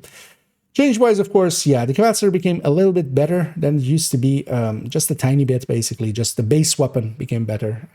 Its talents and stuff stayed the same. Picaros took a little bit of a hit, but still here as well, it is basically the go-to piece, especially because it lets us also get pretty easily a Fox's Prayer in here. And then here we see actually the benefit as well from this Brazos pieces, because while they're a little bit harder to get, and gain us just a tiny bit of damage, not too much anymore, because in the past with Picaros being 15, it was the clear choice. Here, yeah, you could consider going, for instance, Cheska plus Fenris. But then what we have is that these two pieces allow us to have a red sacrifice and a red gift. So a full red gift and a full red sacrifice, keeping those cores there red. That is actually, of course, a very big benefit. First of all, because they're easier to farm, of course, but also I get to reuse these pieces in other builds as well. If we take it into the game, we see that this one is actually fully saved like that because I'm always going to run the BTSU. The BTSU is kind of core to this build. We don't have any skill haste from other sources, so we're kind of going to go this route. This is, of course, getting this build together is kind of hard. We are recoring a bunch of pieces, although, yeah, we're keeping a red sacrifice and gift. This gift could also, of course, be replaced with just a Providence or Cheska piece in this setup with Vigilance, just normal Vigilance. BDSU, not that hard to get, just farmable, of course. And nowadays, there being 3 gloves, it is a little bit harder than it used to be from targeted. Capacitor, of course, again, very easy to get from the summit challenges. Overall, not too hard to get and well worth having. This has become, again, most of the combat medics this season being no regen has really made it very useful again, especially in seasons with no regen, especially nowadays the way that no regen works with the out of combat regen being disabled fully as should be, but also us no longer being able to just weapon swap to bypass it. And then together with that, of course, we also now have that regen from regen stat, so basically from memento or some such doesn't apply anymore. What I run this as is basically in group settings. I'll run this to basically bypass the no regen for our group. I still keep a bunch of my damage. I don't give up as much damage as for instance going just a full healer would be. Together with that, I also get to just shoot, which I kind of enjoy. We do, of course, yeah, not give that group buff and such, so it is very much a trade-off, and much more so than, for instance, as well, going a red FI, this can heal so much more than that can.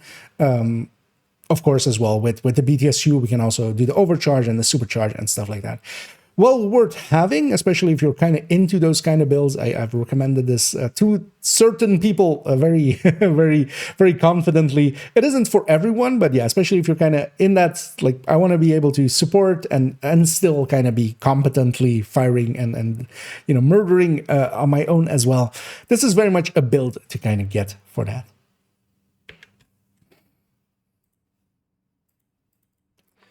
And 337, what's the other one? 401. We're banging them out on target. I feel that one person, like, maybe was stream sniping or something. Somebody was just running up here and then back and back. There's nothing back here, right? Oh no, the matchmaker thing.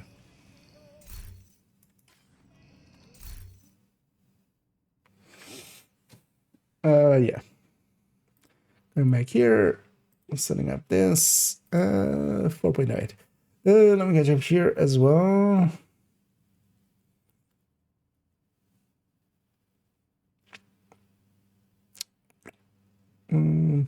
Which would you prefer, plus 6% RPM or plus 10% damage? I mean, well, first of all, is that just weapon damage? Or is that like other? Because where's the place where like that would be a choice between those two? Because I don't think it,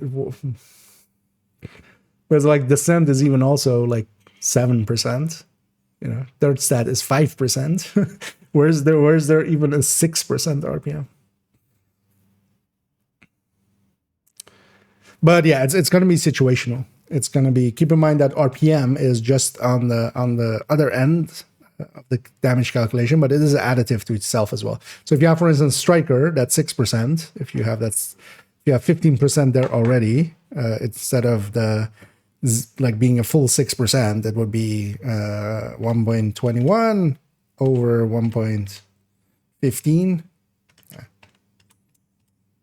Divided by 1.15, so that 6% would be already reduced to a 5.2 actual increase. But that 10% damage would likely be you know, if it's just weapon damage, that could likely already be like 5% or less. Like at 100 weapon damage, that would be less. But if you're all blue core, then that might be more. So it's very situational. Like there's no like, in all cases, this is better than this, because we could definitely create a case where, you know,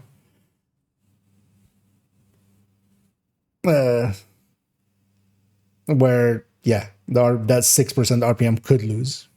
But overall, likely the 6% RPM. But I'm just curious, like, where is there even a 6% RPM? Because, yeah. There is Catchy Live. Yeah, doing good. And yeah, welcome in, Bran. And yeah, indeed, for once, we'll meet in live, apparently. As I see, it's also a first-time chat. But yeah, welcome in. We're actually recording a little bit of a video for YouTube. So, as we're going through Character 4's build collection updates, and I'm also going very slow because I keep getting sidetracked. It's a new about loop question, but when is Brooklyn DLC expected? Around March. Currently, the season kind of ends around March. Also, historically, Division 1 came out in March, Division 2 came out in March, Warlords of New York came out in March. It's likely March. So. I built for the DZ to farm and defend against rogues. Yeah, the thing is, I just don't play much DZ and stuff. I do have some, like, cookie cutter DZ builds. I actually did one we'll see later on this character. Where is it?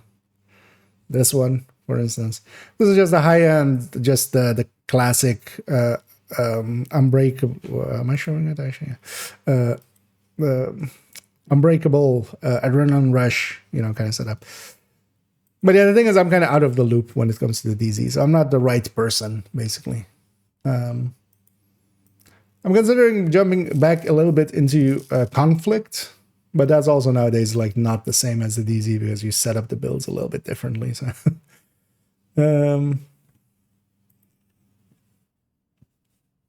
but yeah, I have like 2 DZ builds in the collection, but maybe in the future. But yeah, don't hold that too much hope. And yeah, I was about to hit record, but I see there is a ship on the horizon approaching quickly, and there it has hit us. It is metal sending a raid our way. And yeah, either metal, and as always, much appreciated for the raid. And I hope you're doing good. I haven't been able to catch any of your streams recently. Been kind of busy. But I hope you're still doing good and chilling out and having fun. And yeah, welcome in, Raiders. And either Poodle Doodly. I kind of like the name. I think it's your friend. We'll catch you soon. Yeah. And yeah, thanks once again for sending everybody this way. And yeah, enjoy your day. Over here, I'm recording actually for a video that'll go up on YouTube likely in a bit. We have a few videos up front of it, but it's Character 4's build collection update. We're basically going build by build on them. So, and I'm kind of trying to keep it under 4 minutes per build, kind of explaining what has changed, you know, with the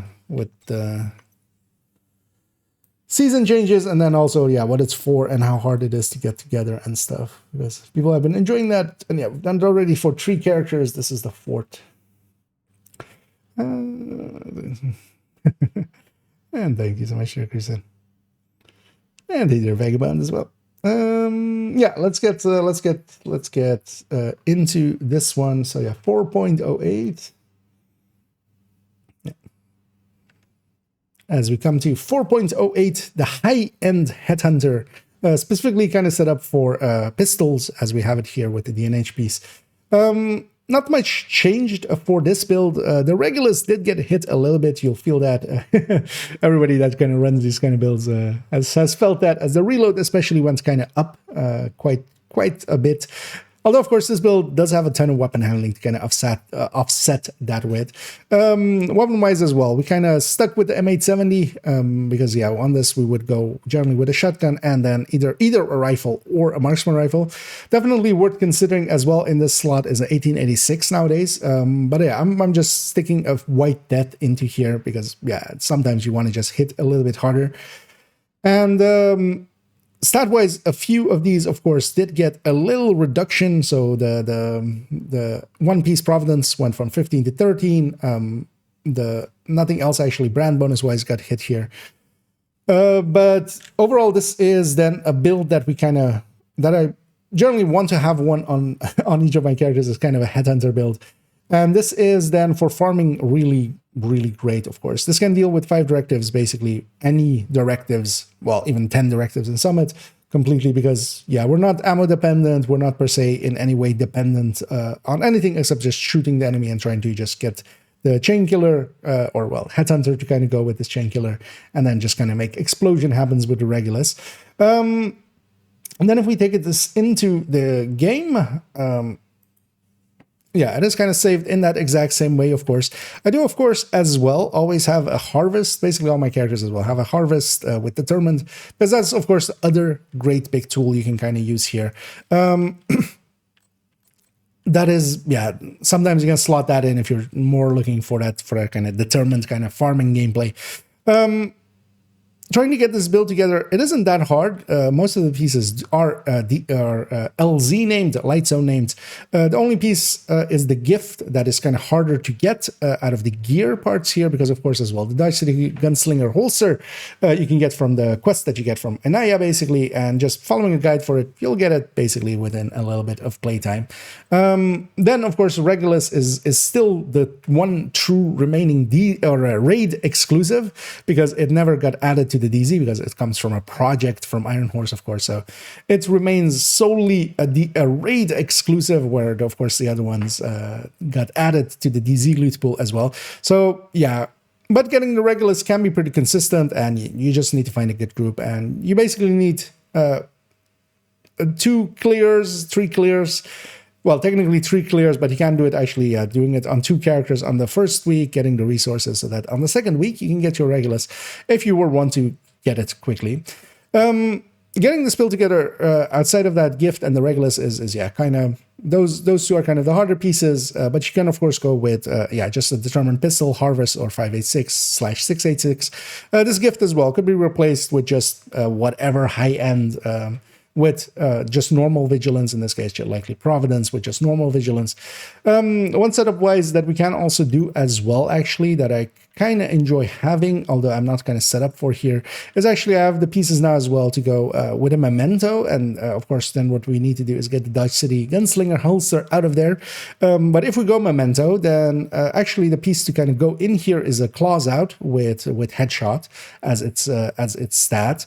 And yeah, that setup is actually, I've been enjoying kind of both setups. This, of course, yeah, is one of the classics to kind of have.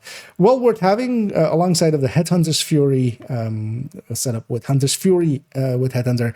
This is the counterpart to it in the high-end settings. This, of course, doesn't have the disorient and the armor unkill that the Hunter's Fury version has, but it has much more weapon handling, so you feel that the changes to the Regulus are much less felt, basically, because yeah, we have a bunch more weapon handlings going on in here. And this as well is then set up for very easily having the Dodge City in there. The Dodge City is basically always in there, making for, yeah, very hard opener if you need that, and yeah, quite often you will. Okay. 433, that's fine. For a build that needed a little bit more explanation, that's fine. Yeah, let's take it to the next one, because yeah, this is basically the cycle we'll be doing.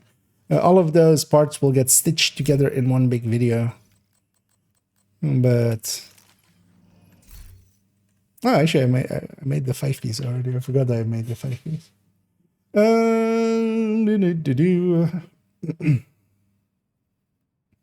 I'll have the Regulus indeed, making the heads explode. Who wouldn't, right? And yeah, let's start on this one. Oh, that was a bad. That's everybody's coming in on the same time there, and hey, they're tasty. As yeah, we were raided well about like 10 minutes ago or something by metal as well, just as it was about to hit record, just as now. You guys are timing it. I'm holding it against you.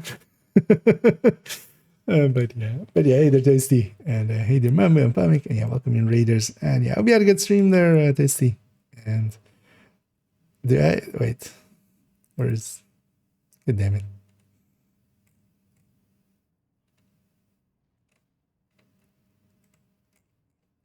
Oh wait, I need to resub apparently. I was gonna toast you, but yeah. I need to resub. And yeah.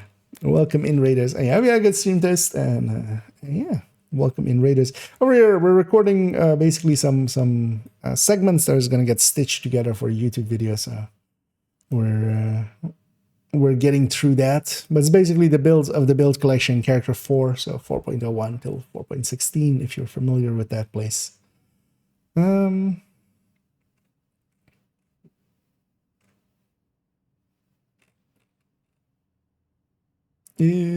me get it up here. This is great, but not on console.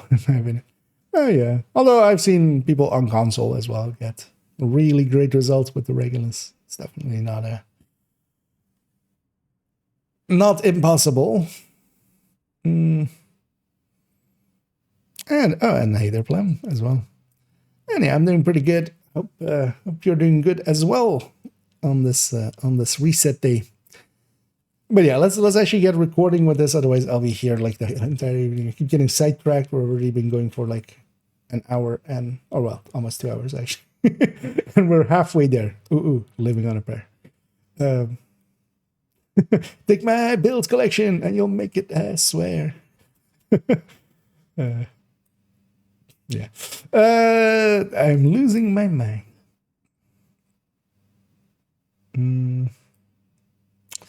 Let me catch up here as well. Why not ACRE instead of Police M4? ACRE is like almost unusable at this point. Police M4 is also like not the topic like Lexington is. But yeah, Police M4 or Fall, basically. ACRE is, especially with this as well, RP, this is a stagging build. Like, if this was just a spotter or something, a spotter high-end, but RPM matters here as well. And yeah, M4 was generally my pick before Lexington existed for this build, because of the higher RPM. You definitely feel kind of the difference between Kingbreaker and this. But yeah, no, ACRE, like project resolve times, yeah, but that is long ago. With these season changes, yeah, it's done for. Yeah. Oh yeah, actually, yeah, how was your jail time there, Tasty? I feel at some point it's basically just, it's not even just jail, it's just house arrest, right? But yeah, let's record this one. Heartbreaker. Yeah, 4.0. And we'll continue on with a 4.09, the Heartbreaker, or as it's kind of named here, the Red Breaker. As yeah, we're going full red with this, a full red setup with it. We're keeping the chest. We're leaving out the Heartbreaker backpack. We're going with a Vigilant Cheska here. Here as well with M4, although Lexington overall is a better pick. But yeah, I'm kind of keeping on some of the build pictures, I'm putting the Lexington to the side, assuming that everybody knows how much more powerful it is than most other high ends. But of course, a lot of people will not be able to get it until we kind of find out how, if they're going to repeat the event. Maybe it was truly a one-time thing. We'll see. And then yeah, this is just the classic Heartbreaker, 4 pieces Heartbreaker, or for in a red setup basically, which has become much more viable because of the changes to it. As yeah, the stacks basically went from a 1% per stack to a 1.1% per stack. Basically, what they nerfed off of the Striker backpack, they put onto the Heartbreaker's chest. It was scheduled in PTS 1 to be a 1.3, which was a little bit insanely high. They ended up with a 1.1, which has definitely buffed it. And actually, a Heartbreaker in this setup with a Coyote and a Vigilance backpack actually is kind of the counterpart to the Obliterate in a damage sense. a competitor to the Obliterate Strikers. The downside, especially of course with Heartbreaker, is it doesn't stack as well, as we'll kind of discuss at the end here. But yeah, the big change was especially that, yeah, it does get much more per stack, 10% more per stack, basically, out of it. If we take it into the game, we'll see actually the repeating pattern, as we kind of discussed a little bit with some of the other things, is that it is saved with 5 pieces, and that has been done again as well. So I can either go Coyote, or I could, for instance, as well, putting in an LMG here with a fitting talent, either Flatline or Killer. I could go, for instance, with having then Contractors instead. Or if I were to want to try this out with other tools like the holster, which is actually really good. I'll also say here that that's the reason as well why it's not on the build collection at all. The holster, I don't use it at all yet, and that's because to me it is basically broken. Its reload doesn't seem like it should be there. It's not in the text. It seems unintended.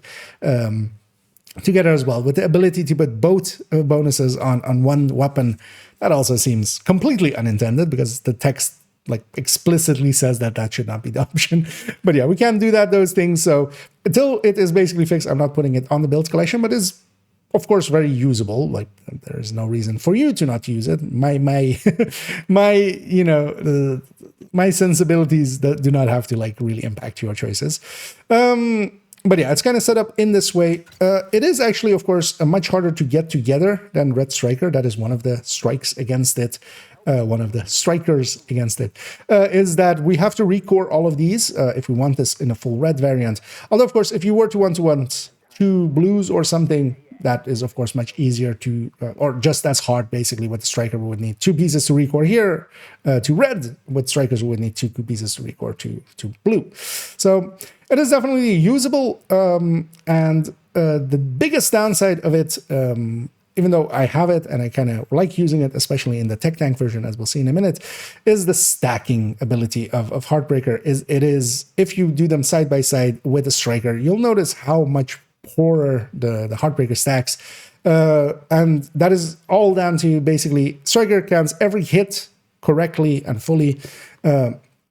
Heartbreaker doesn't seem to count every hit on the enemy, even if they're pulsed in the correct way, in the correct conditions. It doesn't seem to count every hit, and it seems very inconsistent. It seems likely server-based because of that. Is my kind of speculation around that. But yeah, it is very much noticeable, and because of that as well, it has not become generally a used build, but well worth kind of messing around with.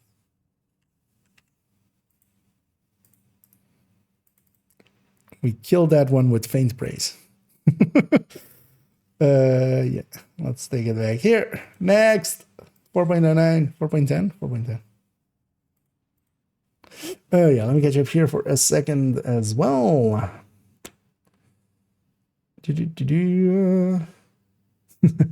Home confinement, tidal confinement, yeah. At first, King Breaker was great with Heartbreaking. Yeah. I mean, it still is, leaving out the Lexington, Heartbreaker or Kingbreaker is kind of still usable. Actually, so on the Tech Tank version, I still go with Kingbreaker, if not for Lexington, basically. So, yeah. Because it does still outdo some of the other one.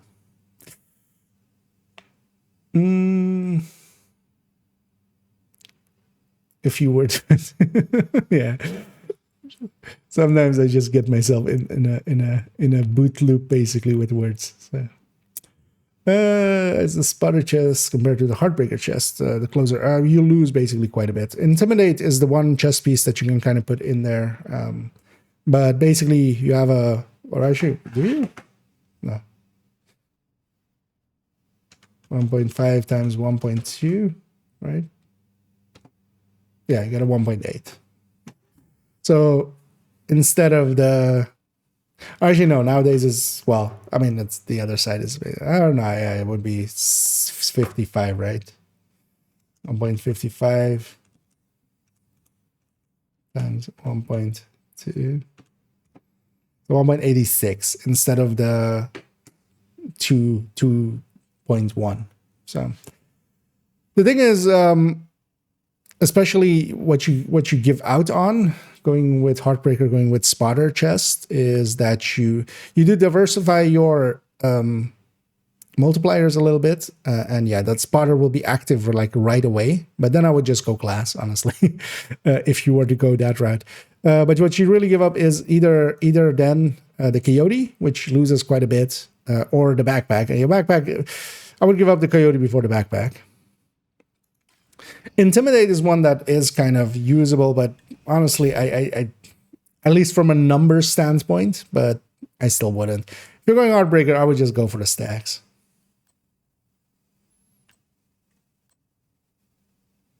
Yeah, I would.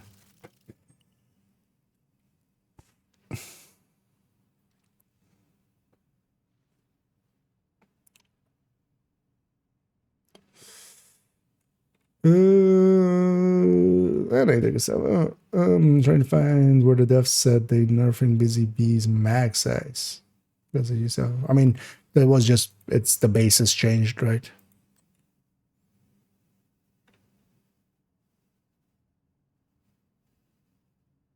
Wait, did you have 30? That seems... Is there a place which chronicled the mod slots of things?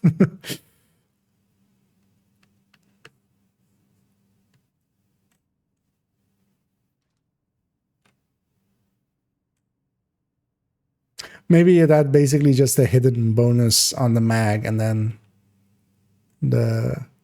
now they brought it in line with the base weapon. Oh, actually, what we can do. Oh, yeah, no, it's fine.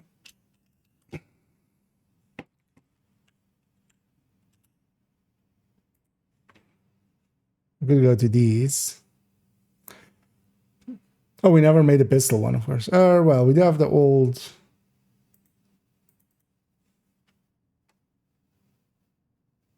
Yeah, we have the old ones in here. So, pistol. Oh, yeah, this Louis was 30. They just didn't. I wonder if the mod actually changed, or if that, because yeah, I never really like looked at the Busy Little Bee close enough to to kind of care about that.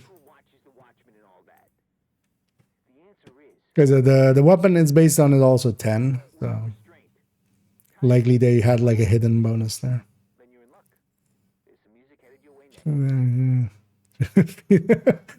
Oh yeah, technically correct, the best kind of correct. And then instead of the backpack and Cheska wicket, this isn't set up to be, because yeah, that exists already. I already have that. I want as well going OD with the chest and the wicked backpack and stuff. Although I would here with vigilance, but I have a wicked one as well. Actually, it's on character 5, but where's character 3 here? Because this is just a normal OD setup, which is like, for instance, 301. This other one is the triple tick build. And this is the one place where we don't go with the OD chest, and I'll explain actually in a second why. Even before Busy. Didn't have any max size mount, yeah. Likely, like, it should have had, because that's usually the way that they should do that, to have a max size mod over the base, which for some weapons they don't. But likely when they changed the Busy Little Bee, or, you know, when they applied basically the base weapon damages to this as well, they likely just copy pasted that 10 over. Now, and then before it used to just be a hard set 30. Might be actually something to bring up to them. As likely unintended. And either Anders. Yeah, let's go with this. 410, yeah. And 410 brings us to the triple tick build, as it's affectionately known. This is an OD setup made to have triple ticks, as we'll kind of go into a second. The big changes, of course, for OD were that OD got a buff to its chest, especially where it went from taking the buff from a 1.2 to a 1.35 just for you. It went from a 1.2 to or the new one is 1.2 to 1.5. So you gain much more from the chest than you used to. And of course, with the ODs that we've already seen so far, I have gone with the chest, but here I haven't. And that is a very specific reason. The triple tick build is based around having 3 ticks, as we kind of crane over here. We have a bleed, we have a vial, and then we have, in this case, the pesty. In the past, this used to also be a setup. Instead of the pesty, we would go with Iron Lung, because the Iron Lung was actually a much more competent weapon than the pestilence. Nowadays, of course, the pestilence is very usable and pretty perfectly fine and definitely a good pick. And this build, of course, because we're also doing a vial tick, also doing pestilence. Pestilence tick, and then also doing a bleed tick. The OD chest buff would only basically increase our damage hits. It wouldn't actually increase those. So instead of that, we're going with this glass, still perfect glass in this case, to kind of increase those ticks. So I've seen this build actually, a lot of people change this to become OD chest. I feel for this specific setup, that is the wrong choice, because the thing that we're making this build for is for the triple tick of it. The OD chest does not apply to that triple. Your base weapon, your damage hits here would be 30% higher. An additive 30% higher to that 1.2, going to a 1.5. This is not the core of this build. Very much the ticks are. And because of that, yeah, we're kind of sticking with glass. So we're kind of bypassing the changes that kind of came to it. If we're going to take it into the game, this one is very much a set setup. So this is saved as this. We're not altering, or we're not saving it as a 5-piece to alter it in any way. Carnage, of course, as well, actually changed to become Sadist, became much stronger. But this build really mains either the Iron Lung or the Pestilence. So we're kind of not per se using that. We have it as a secondary here, just to have a backup, basically, to also have some bleed rounds into this, just in case we run out of Pestilence, but you shouldn't, basically. This is, of course, a pretty annoying build to get together. OD is not craftable. It does come with red cores, so yeah, we just get red core pieces with high enough weapon damages on them to put, in this case, status effect alongside of it. The status effect increases the vial ticks, it increases the bleed ticks. It does not actually apply, of course, to pestilence. I would hope everybody knows that this is just the weapon damage. The red cores do apply to that. That's why we have as many red cores as we do. Mostly going, the red cores are basically for the pestilence. The status effect is for the bleed and for the vial, and then the glass is kind of applying to all of them. Here as well, you can go several routes with what else you put alongside of it. I like just putting more crit chance, crit damage on it, getting a little bit here into crit chance, crit damage. Not really respectable numbers, but definitely usable enough. What you should do if you're actually in this season running modifiers, where this build is also really nice and can deal with 5 directives, that's really one of the, can deal with especially ammo directives pretty easily. So yeah, it's kind of nice for that. One thing you can go with for this season especially is putting crit damage mods in there with the modifiers. Putting crit damage mods in here, running God damn it. No, I'm not gonna not. How am I? Retribution. I was stuck on revengeance.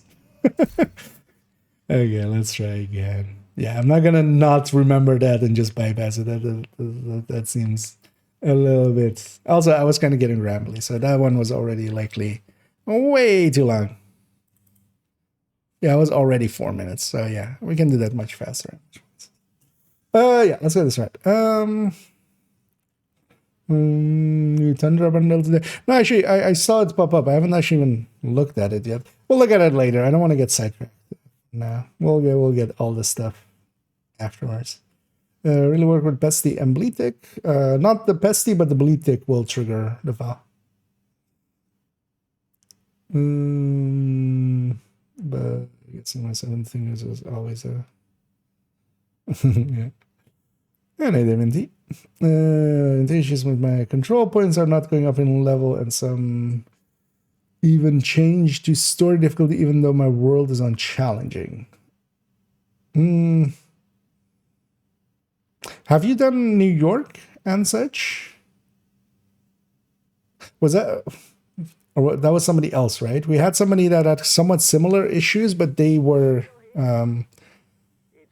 also trying to like keep the side missions. So I don't know if you on that character are trying to keep the side missions and stuff. If you are, be sure to complete everything up to and including Tidal Basin, so that you're in the real, so that nothing is, so that you're not technically boosting at any point, which is delete all of the side missions. But yeah, still a bunch of stuff breaks until you've actually beaten Keener. Nowadays, like the project and stuff, they fixed, but yeah, some control points and such. If you reach level 40 and you haven't actually done New York, some of that stuff still breaks. So if you're meaning to keep that character or like really maining that character and stuff, I would recommend just finishing off Wony once. That's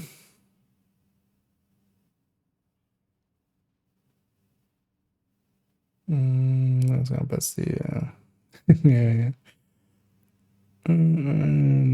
Here that came out that are good. I do have a Virtuoso setup in my builds collection, but yeah, it's not good. It's not on the recommended build list or such. But I went with just a glass chest and a vigilance backpack. Gonna get sacrifice gift. Yeah. The one thing that that Virtuoso has going for it is that it is weapon damage. So it is a super annoying thing to kind of trigger, but that can also sometimes be fun, right? Sometimes it's fun to try to just do weird things just to get a little bit of extra damage going.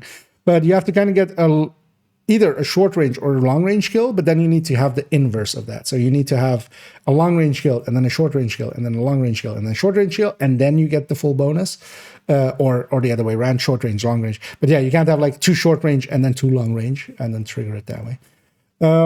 And then, yeah, you get weapon damage out of it. And that means that actually when it's all like going together, it's actually the pesty tick can actually get pretty high, like if you have everything going. But of course, a glass red does this just outright anyway. So, but yeah, trying to just get pesty going with it. And sometimes the pesty kind of kills in other things and stuff. So, but yeah, it's still not a great build. It's like, making aces or making breaking points. You make it just to try something different a little bit.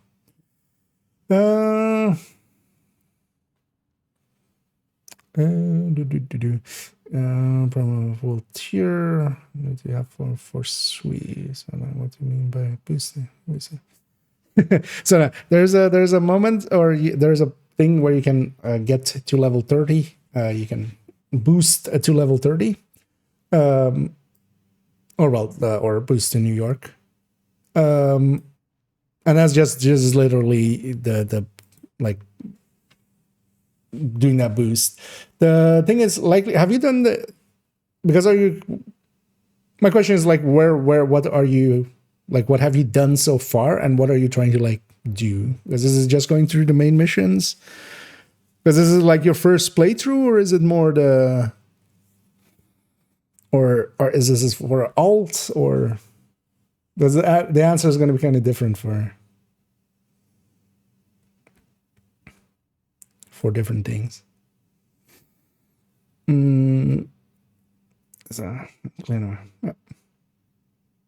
Okay, so this is like, okay. So yeah, you would want to do all of the invaded missions once you've done each of the invaded strongholds. There should be 3 of those once you're kind of in your main game playthrough, basically. Once you've because yeah, I'm assuming you've already done capital, right? And you have the invasion already, because then you advance the invasion through going through each of the strongholds, and then after you do those 3 strongholds, it'll be a side mission, and then Tidal opens up, and then you can go do Tidal, which is another stronghold. And once you've done all that, that is the point where you've done all of the story stuff DC wise, and then that would be the normal point to go to Warlords of New York. Because if you go earlier than that, that counts as boosting, which is then basically your character kind of gets everything gets, all of the side missions or anything that you have saved kind of get cleared up. You get basically some gear and you just get tossed to New York. Generally, you would want to avoid, for a character that you're going to keep, to have like boosting done, because also some of the achievements and commendations get locked out and such. Yeah, let's redo this one. Also, I should have done it quickly after the last one because I've already forgotten what I said about it. But lately, I'll say the same things again anyway. Yeah, 410. And coming to 4.10, we have here a triple tick build, as it's affectionately called. This is an OD setup made to make 3 ticks happen. We'll go into those in a little bit. Changes-wise, to start with, of course, the Pestilence kind of came back into this build, very much usable now as a main weapon, the Pestilence.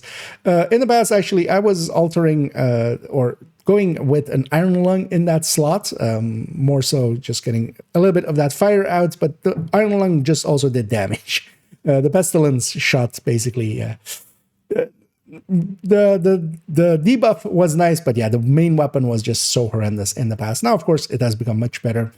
Sadist got a big buff, and of course, what happened to OD is that the chest became much more usable than it was. Its buff went from basically with the chest to 1 point or it would become a 1.35 in the past. Now with the chest, it becomes a 1.5, but that's of course just to the hits.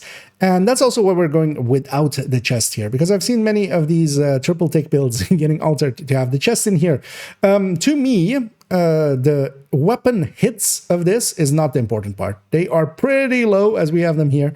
We have some weapon damage, in this case even a little bit of crit chance, crit damage behind it, although barely, of course.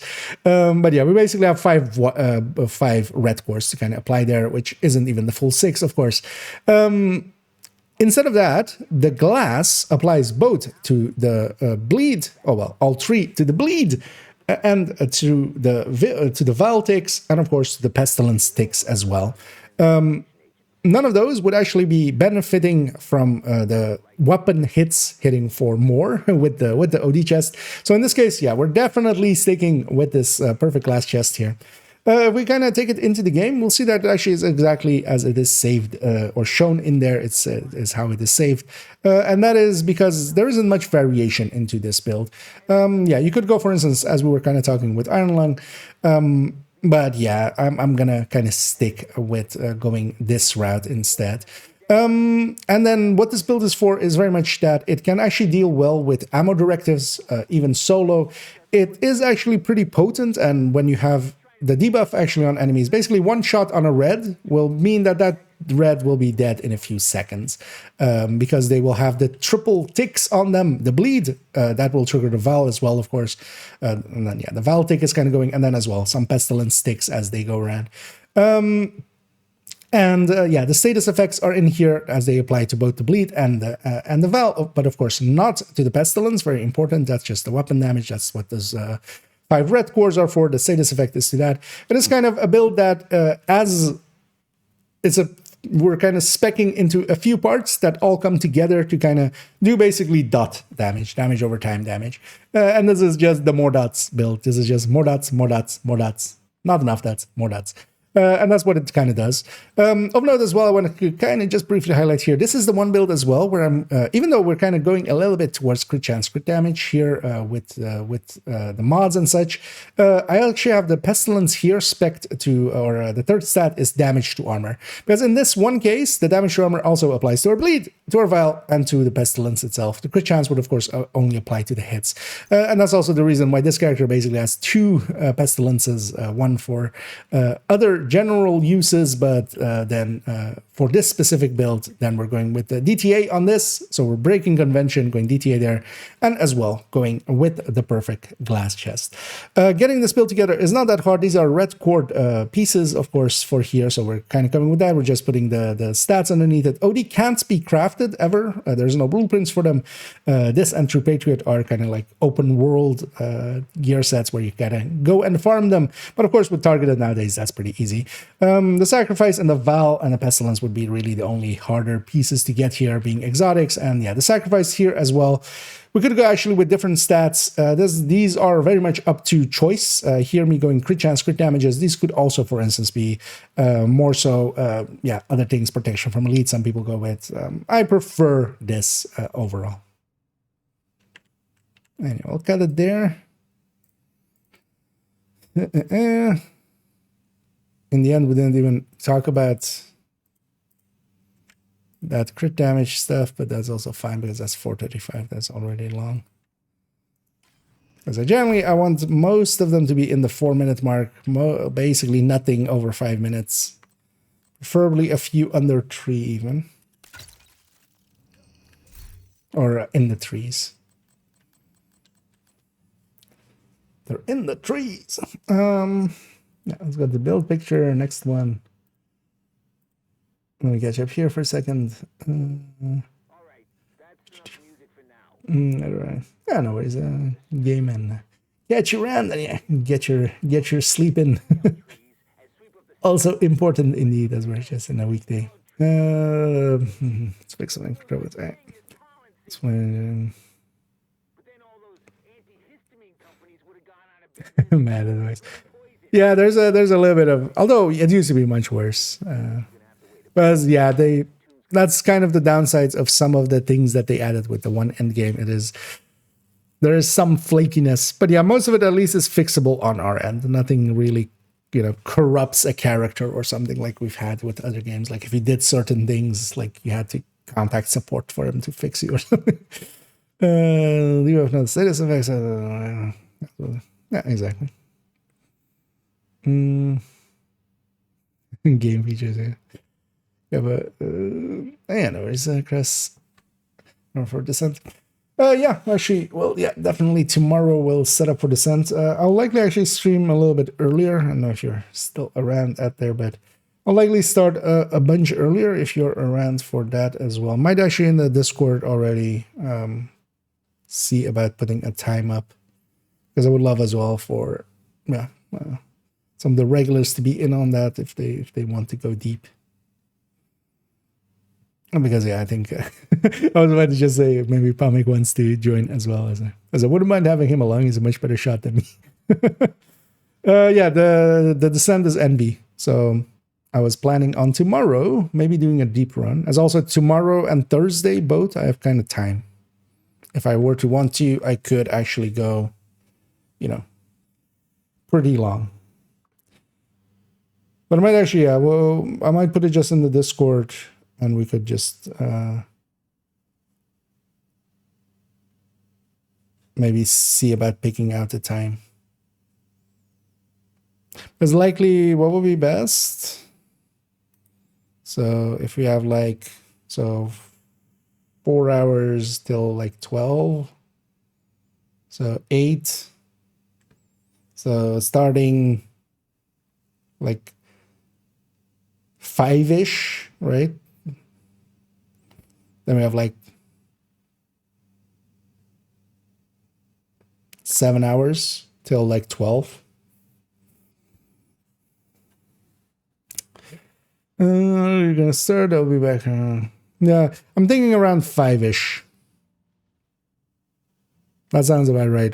Then we have 7 hours till 12. Then as well, if we have then we have also a little bit of time at the end in case we want to go over. But let's see as well if Cross is also up for that. But I'll message him maybe because he definitely wanted in, and yeah, if you want in, I'll definitely take you up on that. Because yeah, we'll definitely, I'm saying definitely, a lot, definitely. We'll try to go for 40. Yeah, let's continue on 411. Yeah, let's get this done because then as well I can be freed up and go to other things. Yeah. 411. It isn't 511, but it is kind of jokey like 511. This is a Red Eclipse. This did actually have a purpose in the past. First, though, let's discuss any changes to this. The Elmo, of course, did get a little bit of a hit. It did go a little bit lower on its actually, no. What am I saying? It's about the same on its output. I was gonna say as well, it's lower on its max size, which it is. It isn't lower at all. It's not lower in anything. Yeah, let's try that again before I make myself sound stupid. Let me delete any proof of that. Although yeah, it's basically lower on the tables. That's kind of where my mind was going. But I was about to say lower on the damage, which no, it ain't. And going into 411, it isn't as silly as 511, but it is a little bit silly. It is a red eclipse. This is very much a setup that is kind of made for one thing in the past, which actually doesn't exist anymore, but they still keep it around. We'll discuss that in a minute in its purpose. Changes wise, Eclipse didn't, of course, see any real changes. Obliterate went down a little bit on this build, as Obliterate just in general went from 25 to 20. Elmo did get a little bit of a hit in its weapon mods, but actually its base went up. So overall, it landed up around the same amounts. And yeah, really didn't change much, honestly. Lefty changes, of course, to Sledge do apply here as well. And yeah, to get this build together is very much a hassle. If we take it actually into the game, we'll see that it is actually saved in that way as well, as we're not really going for variations on here, because yeah, we could, for instance, try to get a red Eclipse holster as well, and then we could go with maybe other exotics. But honestly, this is the setup to go with. And the thing that this is set up to do with its red cord Eclipse features, which are very hard to get and annoying, because yeah, this comes with yellow cores. Most of the pieces will drop with yellow minor attributes, so getting crit damages and crit chances may take quite a while, although you can craft for them as well, of course. So then just the Cheska chest, which isn't that hard. Elmo and the other assorted weapons here, not that hard either. Neither is Shocker Punch as an exotic. And then what this build is for, or used to be for, was the old Hollywood, where you needed, where Shock actually was a decent way to deal with the shielded enemies. Back then as well, Shock would only remove the shielding, because jamming and Shock would only remove the shielding. Explosions would make the explosions happen on the enemies. And of course, back then as well, the explosions were actually very minor. They didn't actually kill everything the way that modern Hollywood, as yet, it basically gets changed and it got buffed. But yeah, back then this could just run up to an enemy with the shield equipped. The Shocker Punch has a if using all three items, all the bonuses up above, and then also, and the shock from the melee attack will have a 5-meter radius starting from the first target. But yeah, you basically get this shock on melee, and this shock on melee is also if you don't have the shield up, so you can just run up to an enemy, smack him, shoot them, and then here as well, we have the Eclipse Backpack to kind of give us a 30% buff to status affected enemies, because we're going to status affect them that way. That would spread the shock around, remove all the shields from the enemies, and then we could shoot them. It was kind of a creative way to kind of deal with old Hollywood.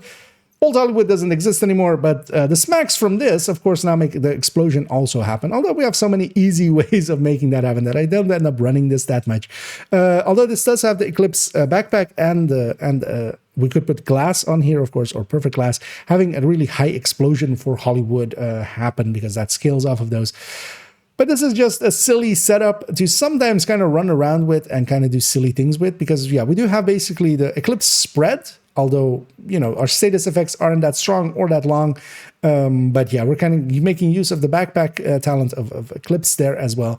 It is a creative way to kind of go for Eclipse. Not very usable and very hard to get together, but definitely if you're going for a little bit of a silly thing, not the worst.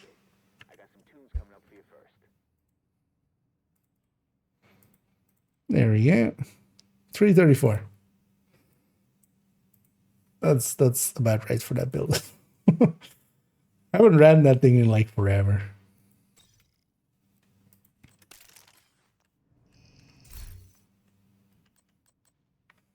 Okay. Next up.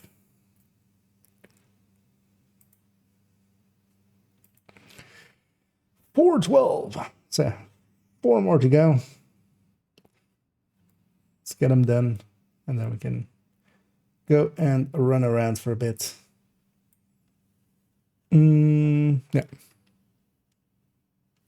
412. And with 412, we come to this Hunter's Fury setup for shotguns in this case.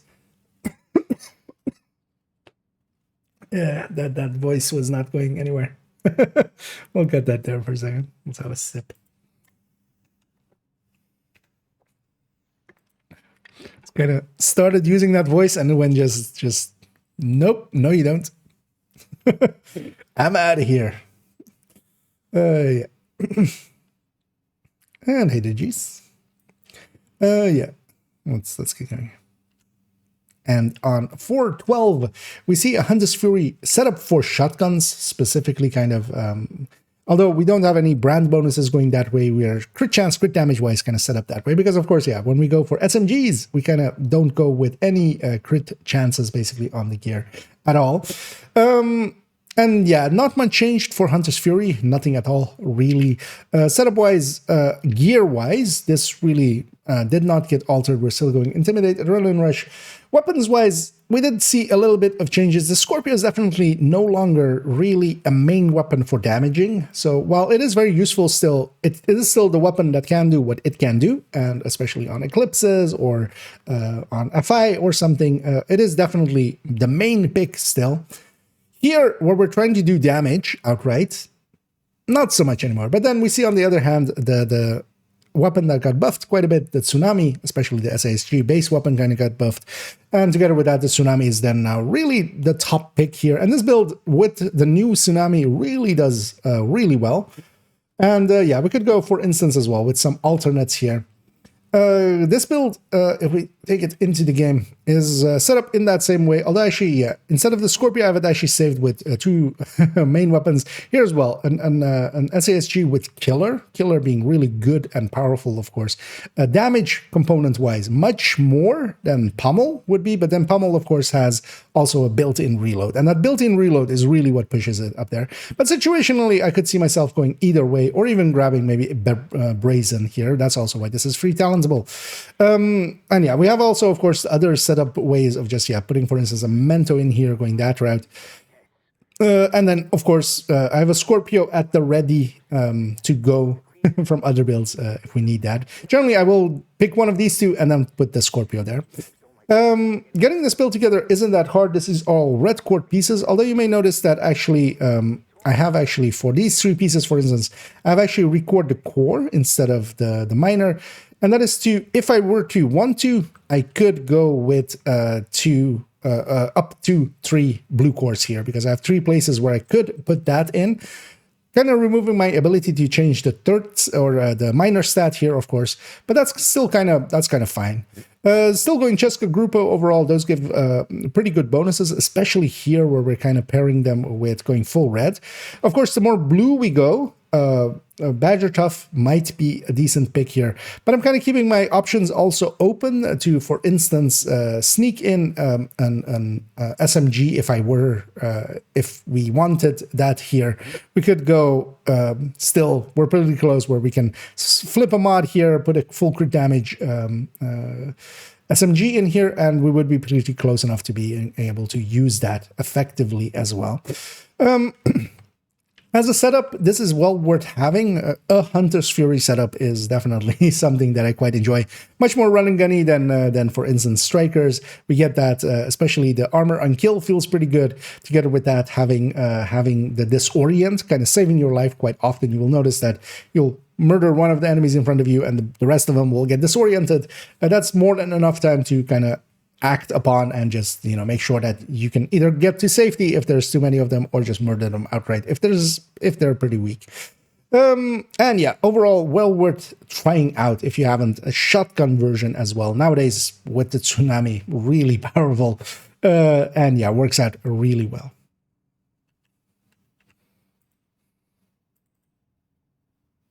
$349. Should have said there's a build showcase on a build showcase, a bulldozer showcase. Oh yeah, yeah, no, but there's also a build showcase. Although most of them have.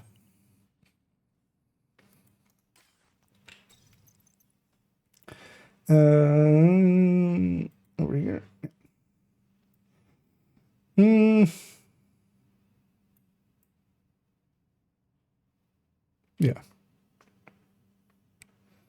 What is the difference actually between perfect and normal optimist?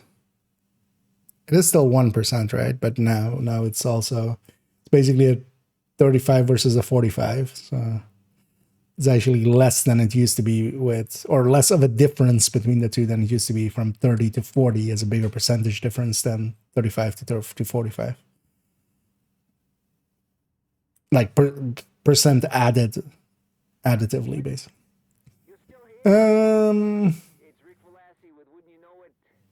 Yeah, let's just 413.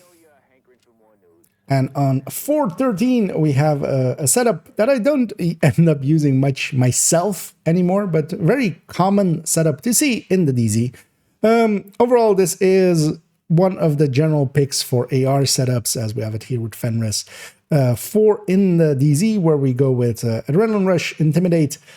That's also where this one kind of still stems from. I have one on character 1 and one on character 4 here, one on character 1, it is with SMG, here with an AR, which are DZ builds, basically. I don't DZ much anymore, but for a long time, this used to be kind of the meta towards the end of me DZ as well. Still back then, this was the meta to go to.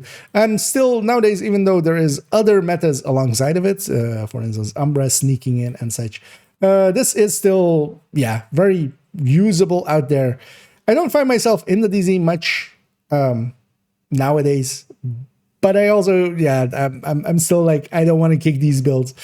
Of note that we want to discuss here as well is no changes, really big changes happened here. Cheska, of course, became a little bit less with 8%. The Grupo went from 15 to 13%.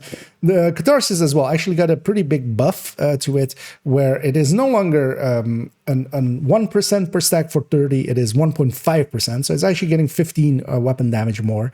And that is actually a pretty big buff to the Catharsis, although in this setup, this already lived with the Catharsis.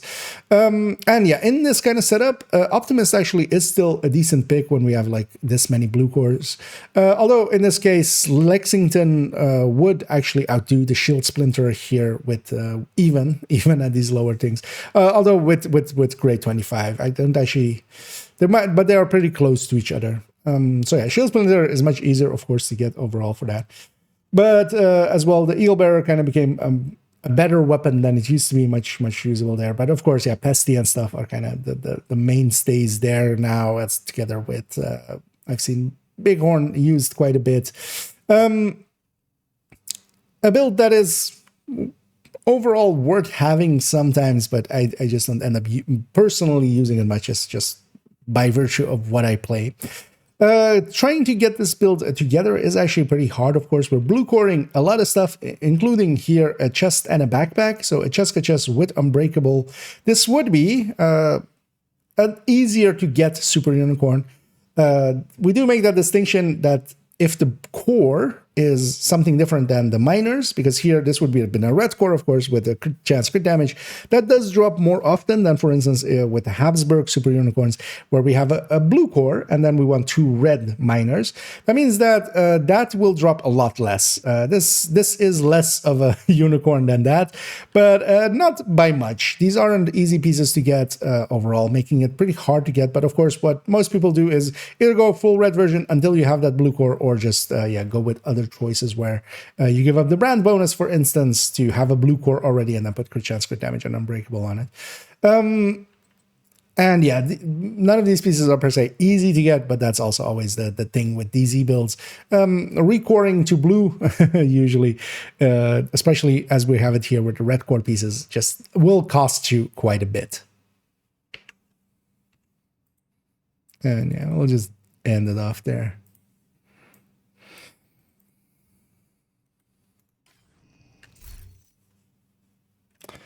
And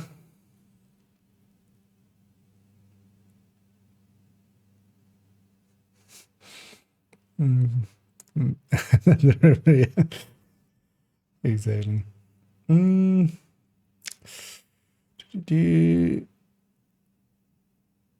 Where was I in here?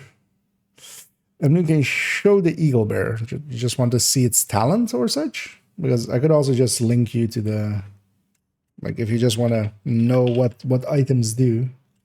Because I can show it visually as well, but I'm guessing that's not so much the thing that you're after. Did I spell that right? I did. I'll copy this link over.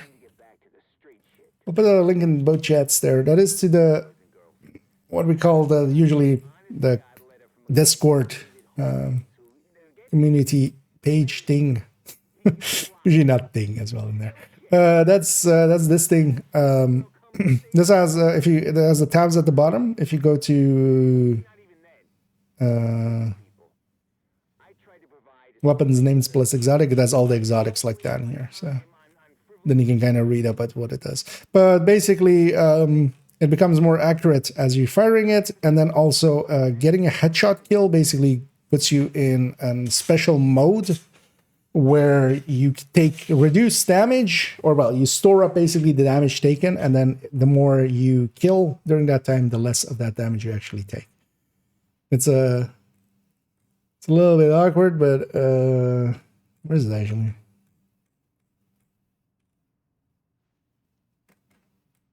Oh yeah. But yeah, it kind of explains the thing, and also where it comes from and stuff. Eagle Bear is also just it can drop in the DZ, but much more so. It used to be a raid exclusive until it was also added to DZ.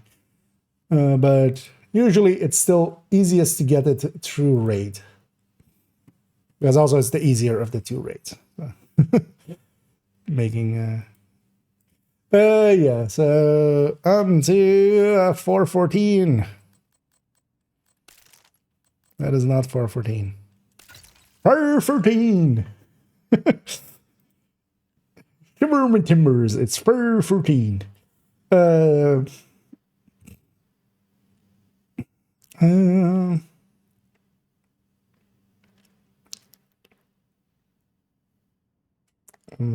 not much challenge election, London, DC, still the one in there.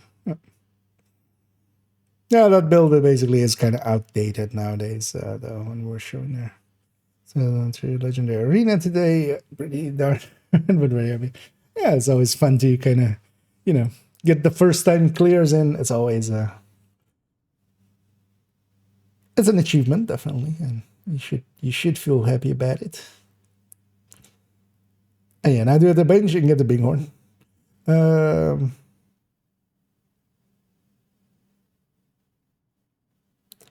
What means with spreadsheets? Could you clarify? Might have been in something that I said, but I don't remember what I said. So you could clarify there, Anders. So the builds you're showing are only suited for PvE, or can you use the PvP and raids? Raids just basically uses either a striker or a high-end red. That's usually what you go in with, and like that. The raid builds are also PvE builds, basically. My collection is mostly PvE builds. That's what I mostly play, and it's my collection. So. But yeah, basically it's this, because you might not be familiar with what it actually is. But here we're kind of just showcasing one character on it. But yeah, the build collection itself is basically all my builds on all my characters. Most of them are PvE based. Most of the things you would need for raid are in there as well. There's also this recommended list here, where there's a bunch of should I should put in both chats. Yeah, the recommended builds, and also there's also like segments for legendary and like incursion and raid and stuff like that.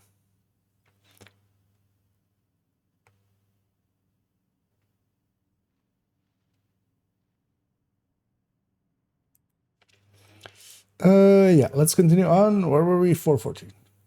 Heartbreaker Tech Tank.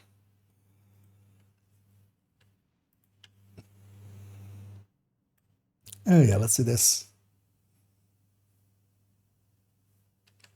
And we come to 4.14, an often linked in my chat on Twitch build, as it is the Heartbreaker Tech Tank. This is, of course, the Tech Tank style that I kind of helped popularize. Definitely not of my origin. I sometimes, cringe at people going like, oh, yeah, he's the guy that like invented, like you can't invent builds. you can at best kind of help popularize them. And I've definitely tried my best as well with these. And what changed, especially for this build, is that we went, of course, now we get a little bit more bonus than we used to. We're keeping the layout the same, but we're basically getting a 10% additive more out of the chest talent. Basically, it goes, instead of being 100% separate multiplier, it is 110% separate multiplier, or well, a 2.1 separate multiplier. And because of that, we gained a little bit there. Lexington also came in, and definitely if you have the Lexington, that is the main pick for this one. Here we're still also showing it with the Kingbreaker. That is, if you don't have the Lexington, I would go either an M4, a Fall, or the Kingbreaker. The Kingbreaker definitely also still performs well. It is close to the damage of the rest, but it sustains so much better in the burst DPS. It is close to basically the M4 and the Fall, pretty far behind the Lexington. That's the reason we go with Lexington first. And then, the sustain versus the M4 and Fall especially is much better, and it is kind of still even in sustain a little bit higher than the Lexington. So yeah, that's weapon-wise. We kind of stayed with our weapons, actually, as that is also how I was used to use it.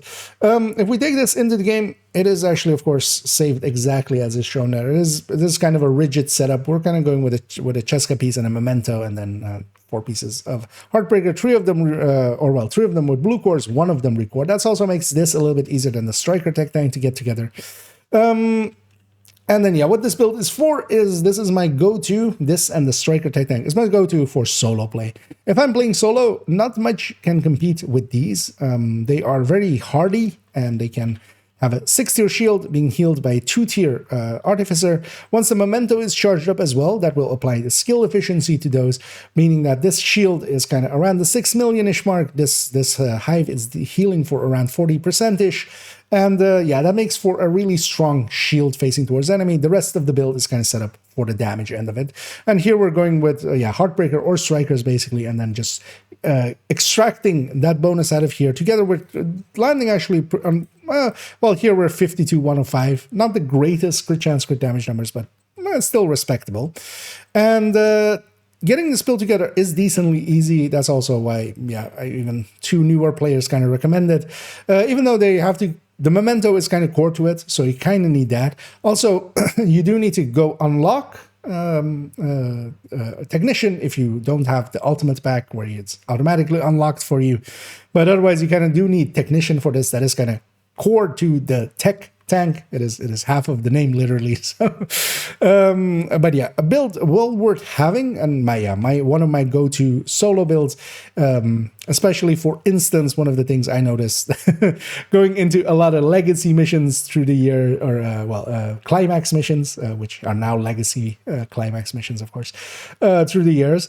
I never really had much trouble with them, but that's more like I would run these kind of builds solo into them. I wouldn't go in first time with the red build unless I knew already, unless I was just trying to go fast. But usually with builds like this, I'm much more consistent. While they're not as fast as red builds, I can basically, overall, I'll clear out the mission in one go, and that will frustrate me less than going a lot faster, but maybe having a failure here or there.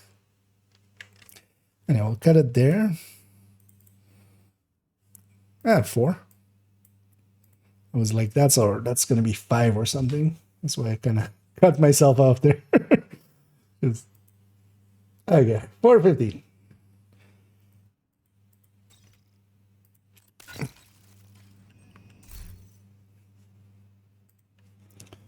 Let me catch up here as well for our Shraken.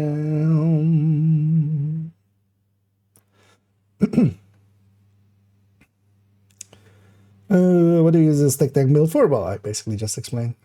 Tech tanks are basically my go-to solo build. I don't think overall that there is something as relaxed and still potent as kind of like tech tanks. Like, you can, of course, kind of go full red, and I can just be talking to chat and not paying attention and get by with the tech tank. You can do stupid things and still get by.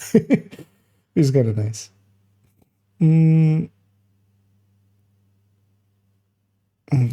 Screen check is But also, yeah, keep in mind that in that build link in the build collection, the one kind of the last link that kind of went up there. That's also like all of the pictures and stuff are there. You don't need to like because that link basically goes here and then here. That 414 is just this number here, so you can just open the build picture yourself as well. These are freely available to be viewed. So it's always, you can always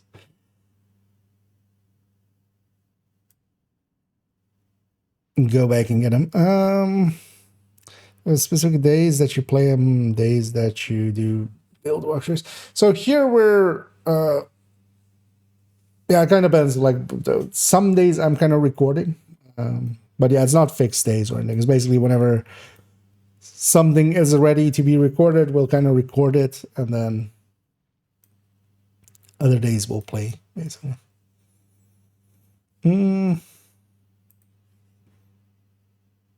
But yeah, I couldn't really make a schedule for now. But yeah, we're down to the last two.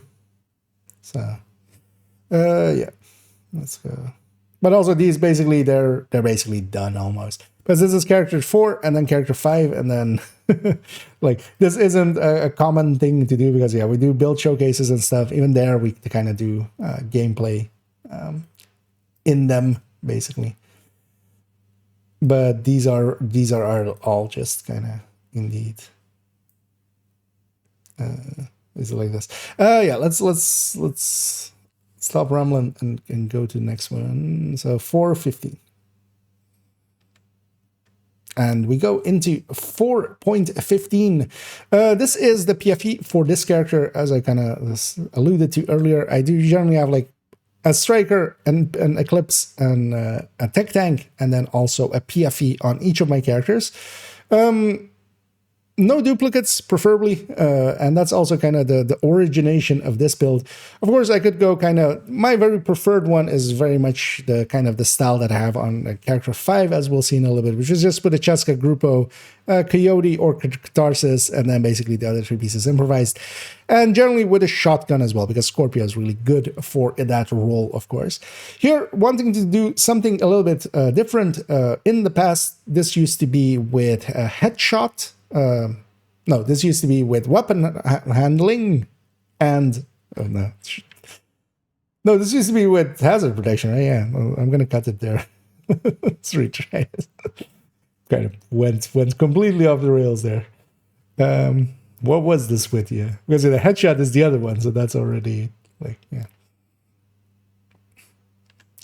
And here on 4.15, we see this character's PFE. As I kind of alluded to, generally I have on every character a striker, basically. We have the striker, we have an eclipse, we have a tech tank, and then we have a PFE. PFE is very useful, of course, for dealing with rogue fights and stuff like that, but also sometimes just for getting some of that certain things done. And as well, countdown, especially during extraction, it's very potent. And this one used to actually be, because I could, of course, I do have a preferred one when it comes to the PFEs. That's definitely the Cheska plus Grupo, and then either Catharsis, Coyote, and then 3-piece improvised, together with the Scorpio. That kind of setup I very much prefer to most of the others, with Intimidate, Adrenaline Rush as well. But I don't want duplicates in the build collection. At least I try to avoid them as much. And that's kind of the genesis of what this build before this kind of used to be. And that was that it was a combination of hazard protection, although not full hazard protection, like 60%-ish, together with crit damage. Because with SMGs, of course, we didn't really need to spec too much into crit chance, because they came basically with 36 crit chance on them, of course. And that's also one of the big changes that can happen. The mods on weapons, now we can actually go with crit damage mods. Although on attack vector, as we have it here, we can't put 30 crit damage on it with mods, with 3 crit damage mods. We can only put 2 crit damage mods, and then still got to keep 1 crit chance mod, because the underbarrel needs to be a long underbarrel rail to be a crit damage mod. So here we have 2 crit damage mods for 20 crit damage and 5 crit chance as mods. And that actually brings down our average a little bit. So one of the things was in the past that the reason I was going with other stats was that we would put crit damage on every piece. Basically, with the Cheska Gruppo, you would reach close enough to 60. I don't remember what the old number was, but I think it was like 58 or something.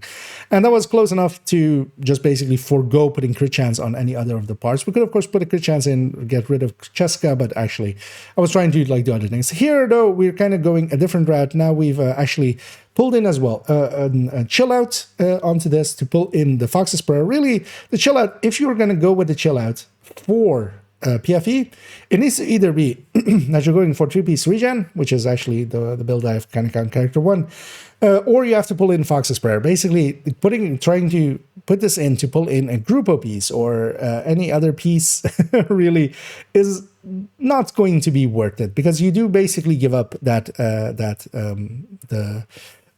brand bonus that this has, because the 5% bonus armor bonus is really not that worthwhile in comparison to a lot of the brand bonuses we could get there. But the Fox's Prayer kind of makes up for that with the detox.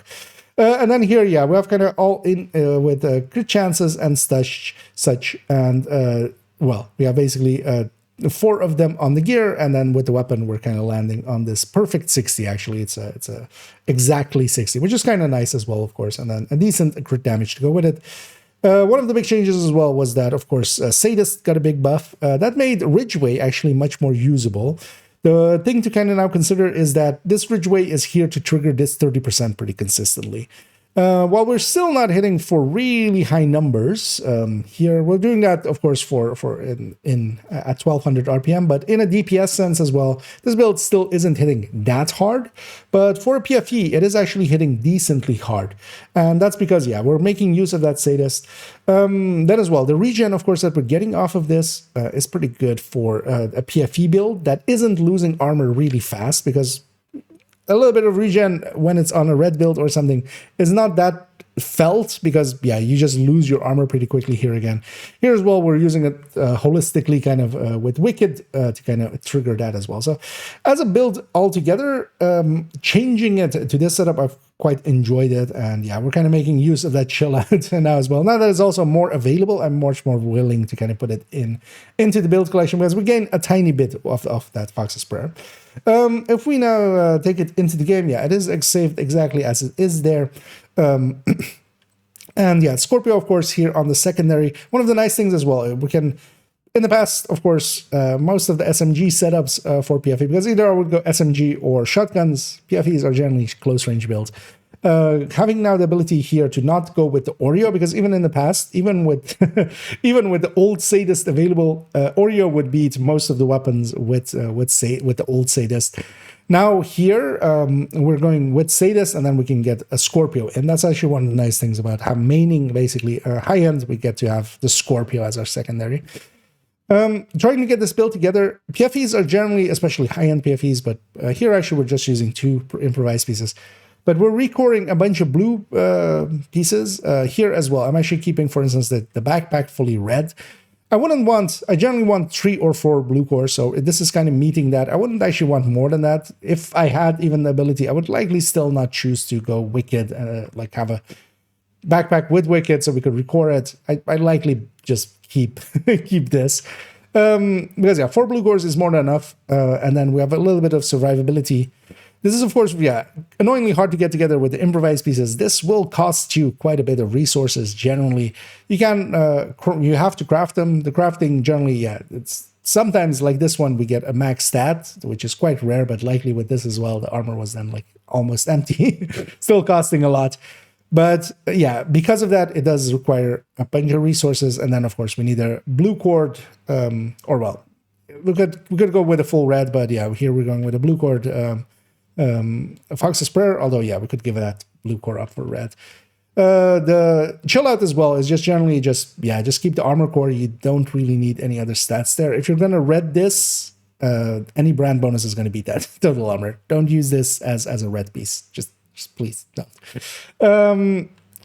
And yeah, what this is then used for is PFE protection from elites, if you're not aware. We're using here as well 13 PFEs. This is the other 13 PFEs that I have, the 6 being on character 3 and then 3 on this character. And that's will protect us from elites. This build is then 75% protected from elites, so it reduces any incoming damage by them by 75%.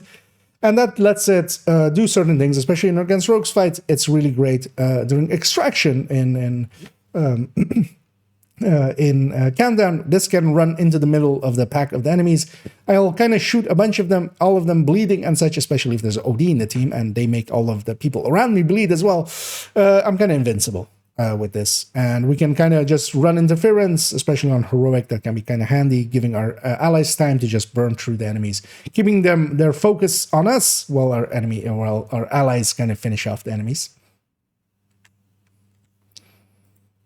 A little bit of a sudden end, but 724. Yeah, I kind of went ranty on that one, didn't I? Fuck it, that's fine. Let's see what the total is. We did good on a bunch of the others, so it's kind of fine. 104. Okay, it's fine. I don't want to redo it. No, it's just... Yeah.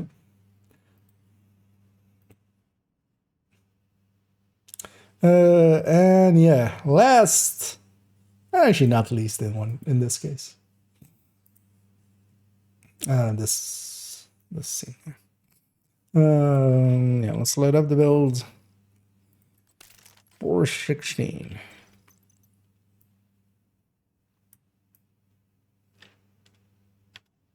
And last, but on this character, actually not least, it isn't a testing build, as quite often ends up in those last few slots, as we kind of saw with character 2 and character 3.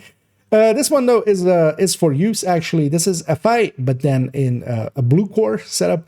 So through the build collection, we kind of saw, FI in yellow cores, basically, of course, just being a healer or being a half healer. Then, of course, we saw red FI as well come by, going with the red cores on it. Here we're going with blue cores. This is kind of an experimentation going, putting all different cores on a bunch of different gear sets. As that's quite often a way to kind of, mess around with it. Here as well, we're kind of using FI, the FI buff, of course, and then trying to get Galvanize here to trigger, and trying to get blue armor, because if blue armor gets hit, you don't actually use your FI buff. It needs to be your white armor being hit or being reduced below its max to remove the FI buff. So Galvanize is actually a good way, and quite often with a red FI running alongside of them with like a Vanguard Galvanize kind of setup can actually work really well, but this is kind of built into itself, trying to build that up in itself. It kind of works pretty well. Changes wise, of course, if I didn't get any changes, neither did actually any of the gear at all. Scorpio became a lot less effective than it used to be, and this build kind of mains Scorpio especially, because that is actually the tool that we use to get the disorient or the shock to trigger Galvanize with. So we're maining this to trigger this, and here we're as well going with Lavoisier, and Lavoisier actually is a pretty handy increase. That little bit extra that we get from it, if we kind of go into the game already, this little bit extra going to 30 meters around the enemy, that is actually huge, and especially for countdown and such is much used. One of the other things as well is actually there's a wrong text here, just to highlight that. This one actually says, as bonus armor to you and all allies within range. The normal one actually says only to all allies. This to you and all allies seems to imply that this will apply to you and the other one wouldn't, but both of them do. So this is actually going into wrong text, because it's kind of ambiguous and kind of weird that they didn't use the same wording for two talents, the perfect version, still working in the same way, because the normal Galvanize also applies to you.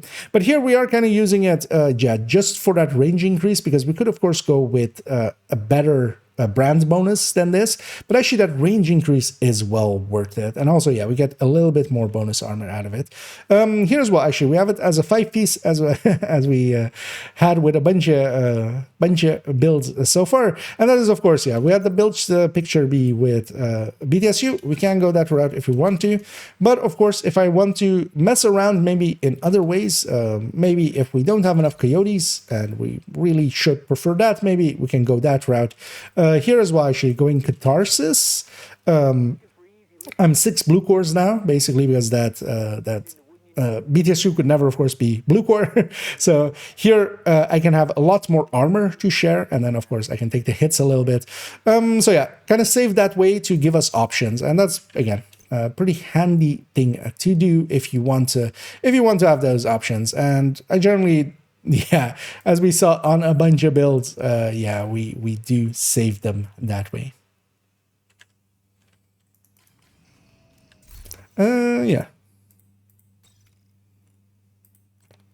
Let's go back to Negotiator, Coyote.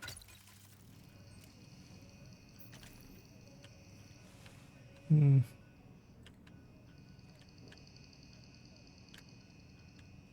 gonna play? Just putting her hand in a blanket.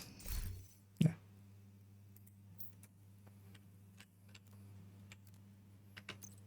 Yeah, let's do an outro, and this is done.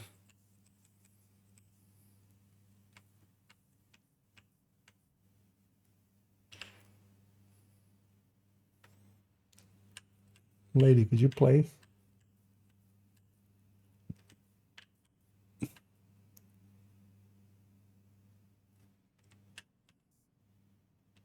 Did she just run out of animation or something? Well, that was when I fast travel away, am I?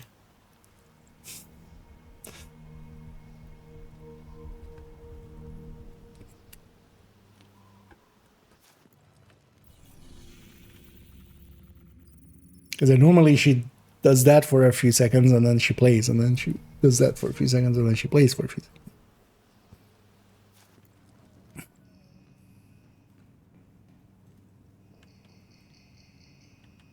Oh, hey. Oh, that is that pillow? Okay. The pillow is a physics object. She's writing something then. That's what's happening.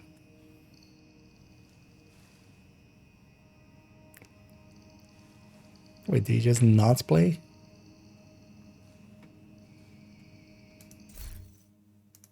Yeah.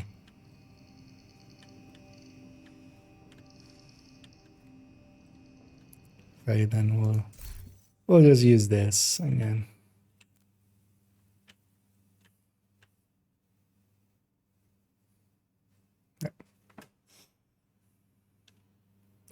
Yeah, so outro, so yeah, to conclude this video, and then character 4, character 5 still needs to do, what will be the video following this up? MMR, right? Yeah.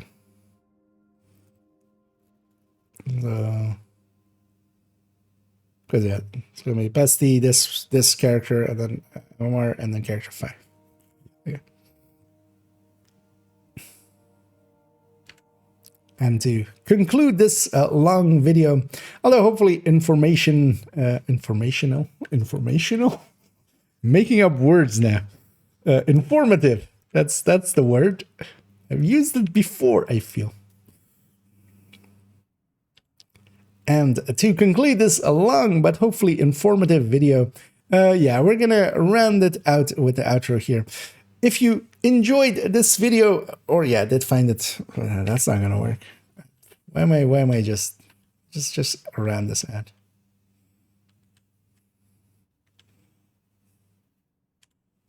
And to round out this video, I hope you found it informative as we went through all of the builds on character 4 and all of the last builds of account number 1.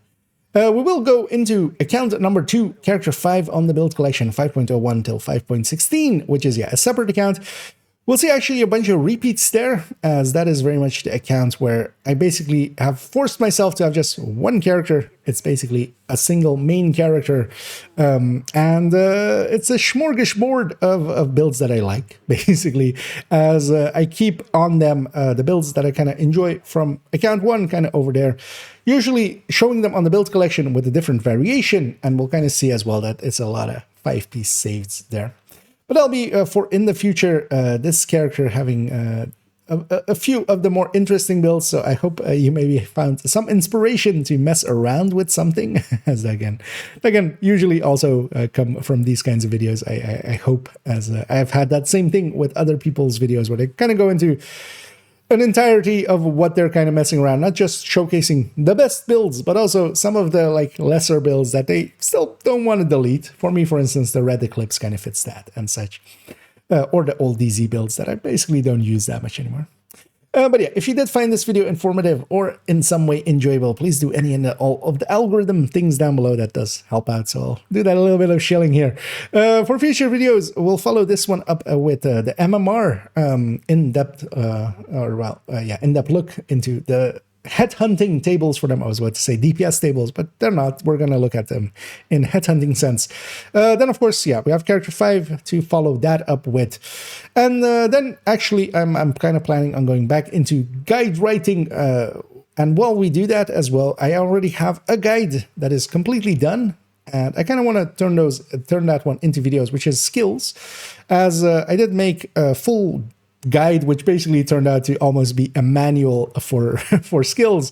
So I want to turn that into likely several videos, as we'll go over the main guide and then kind of go skill by skill is kind of my current plans. So all of those in the future, but for now we'll just round this one out, and I'll just say thank you for joining me, and as always, have a good night. And yeah, for those just joining or being in the stream, yeah, that sign out is just for the video. That's I'm not going anywhere yet. But yeah, that's how I sign out videos always. So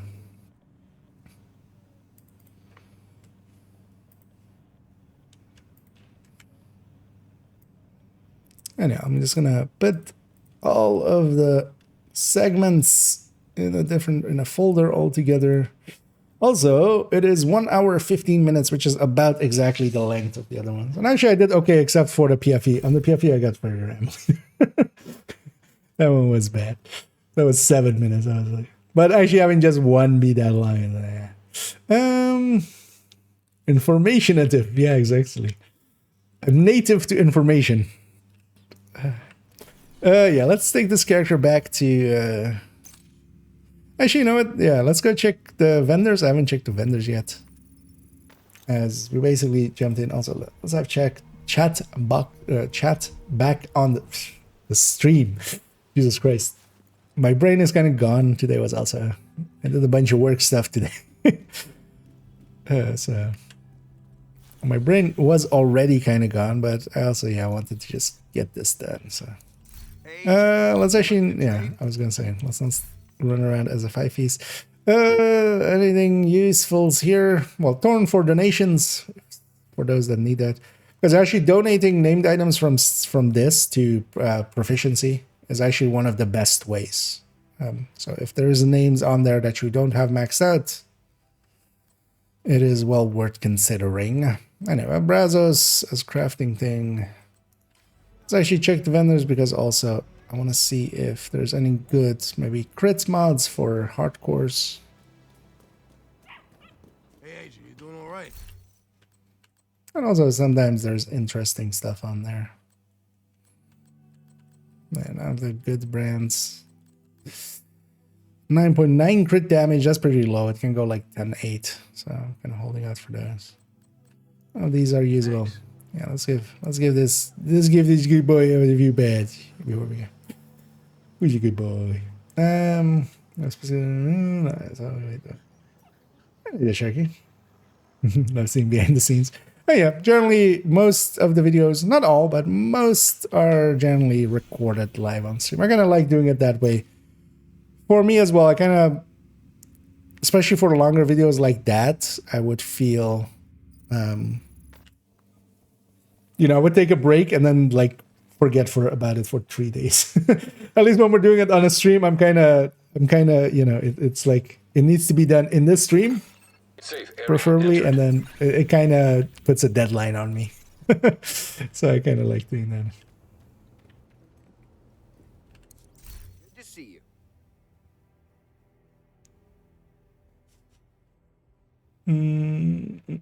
you. I'll say I'll catch up here.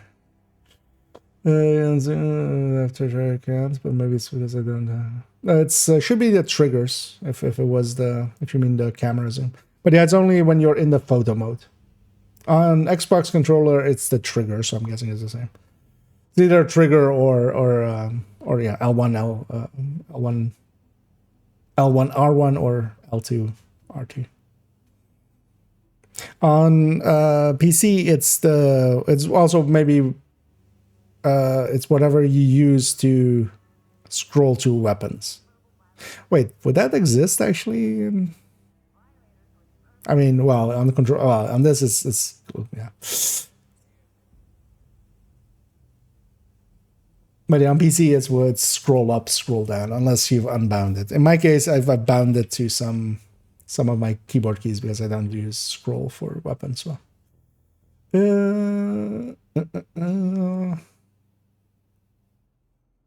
I get you. Yeah, Juice already said as well. Good.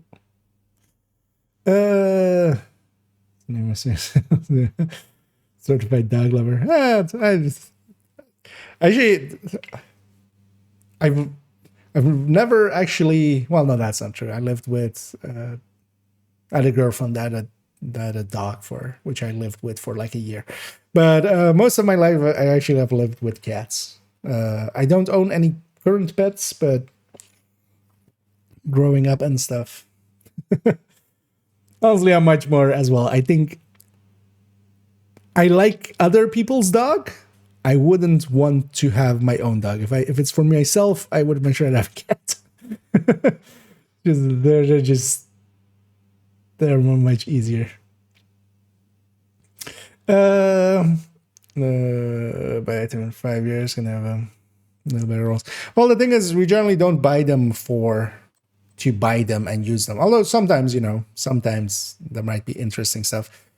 Much more is important to see what brands are there, and Glad we got that set. because that we do use, like for Habsburg crafting and stuff. You just buy 150 Habsburg, deconstruct it, you get 150 Habsburg parts from that. You do that a bunch of time till you have 750. From 750, you can craft 150 Habsburg backpacks or chests. And you do that then. Never been this well. Sometimes there is some.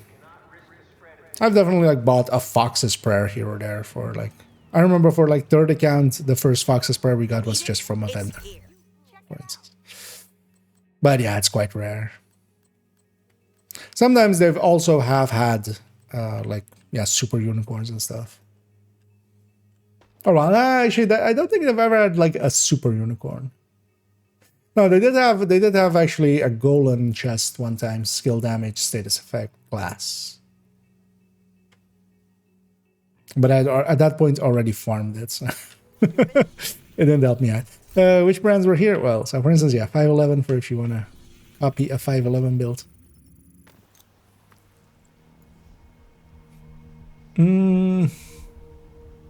Where's our HUD sometimes? Yeah. Especially for a rambly boy like me. That's also the thing, I just don't script it and stuff. I could definitely make things a lot shorter and such if I were to script everything and such, but that would also make it a lot harder to get, or for me, I would just quit after a month. Is Backbone on the Sun's blueprint list? It is one of the missing ones. We're getting spoilers indeed. No, so Backbone, the two Legma ones, whatever the chest is, and the two Palisade ones, as for gear, is the ones missing. So basically those two seasons, and then together with that Brutus and Whisper,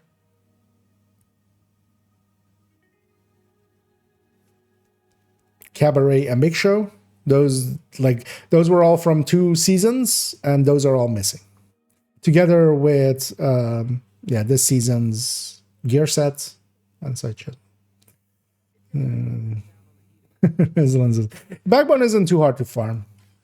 Backbone isn't too hard to farm. The backbone is definitely the more doable piece on that one. But yeah, you could just go for a backbone and then do the sacrifice version without the chest, basically. Yeah, what did this guy have? And then castle. Let's go shoot something. I haven't shot something yet. I feel the need for murder. Let's go kill some gun-toting assholes. It'll cheer me. Combat simulation program active.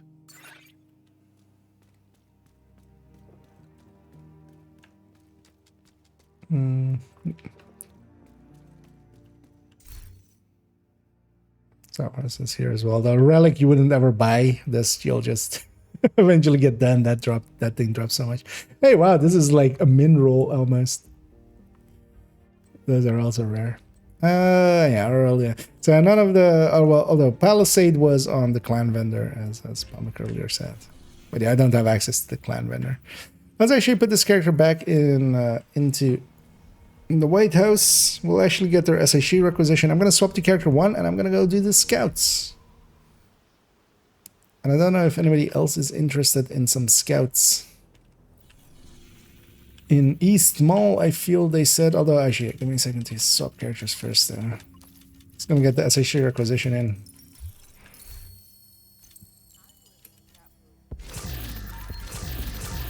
One of the things to do maybe next week is if you want to be smart about it, you should save your SHG requisition till the 5-time XP starts, because yeah, the start of the week, the global event will start, which would be reanimated. Yeah, actually, so even this is one of the nice things that they did change. So in the past, the SHG requisition used to be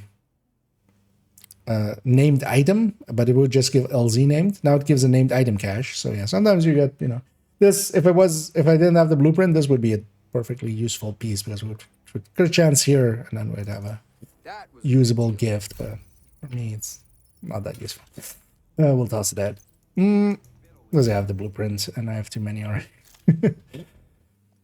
But yeah, save your SHG requisitions till the 5-times XP starts, and then do them, because they'll be worth 5 times as much. Yeah, let's get to character 1.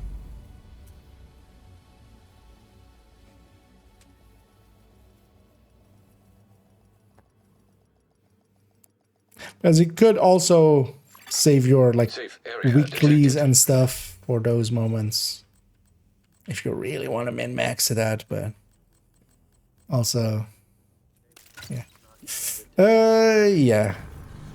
Let's take a bunch of directives. I think I'll take all 5 actually. Depends on if it's invaded. Let's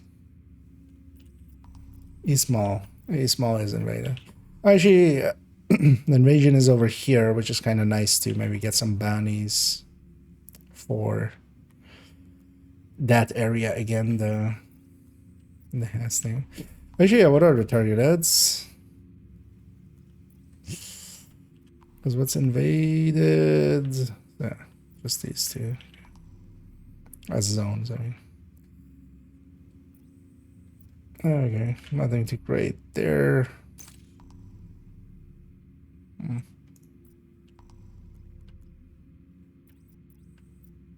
Yeah, nothing too great, but nothing too horrible either. Oh, actually, what is the weekly project? Invasion fighters, so yeah. Invaded missions and invaded stronghold. This invaded stronghold can also be title. You can just do 2 missions and a Another title. agent has joined your group. Yeah, somebody up for tiny joining. And if anybody's interested in doing the scouts, I haven't done them yet.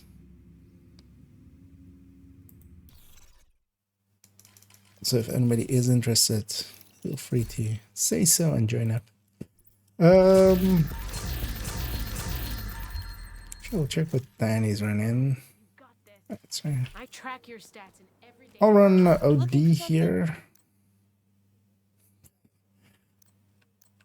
Let's deconstruct this real quick.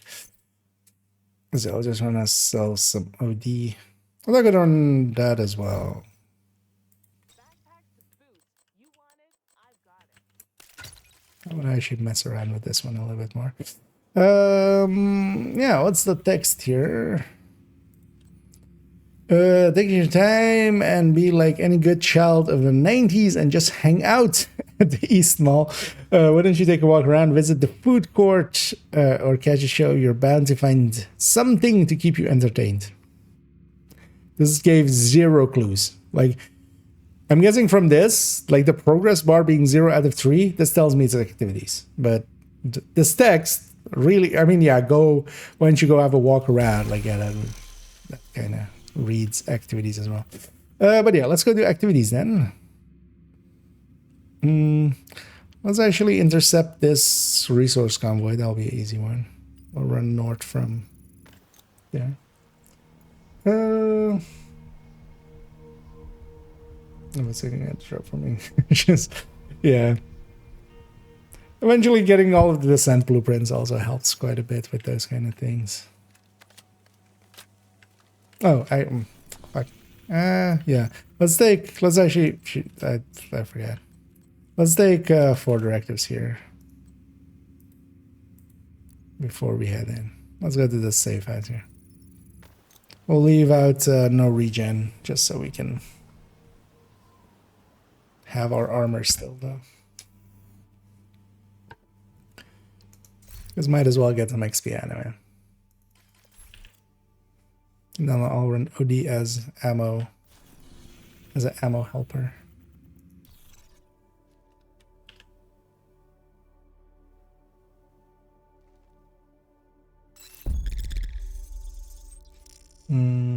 So we got the DZ vendors. Yeah, it's still, actually I didn't check the DZ vendors now just because I don't want to spend the time there, but yeah, let's go deal with that public execution and then the territory side of it.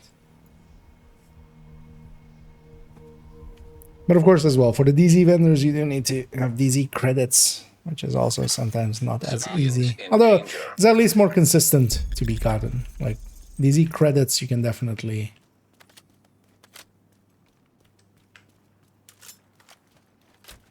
run in and just eventually accumulate just by the little boxes, basically.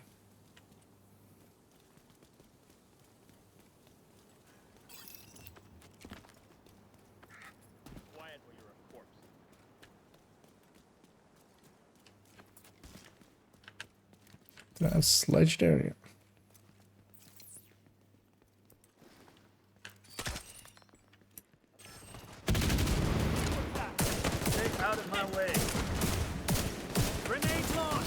Once we get going, just gonna try to hit as much as possible,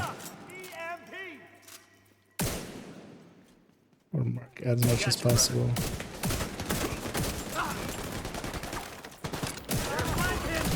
Spawn behind us in a second.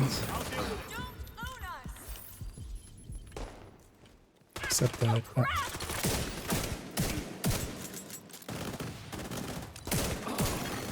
Incoming hostiles detected.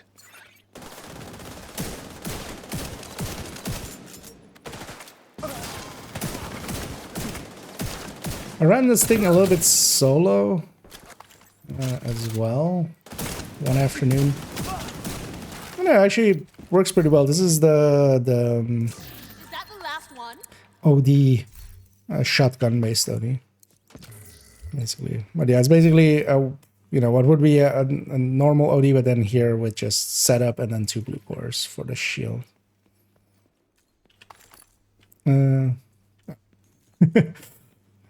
didn't see the marker underneath it. I'm actually not gonna pick up the thing there. But let's actually push and get this. Although I actually did that counted, right? No, wait. What? It says activities going. Oh no, it did. Okay, never mind. Oh, that is this. Okay, never mind. Oh, I was looking at the wrong thing.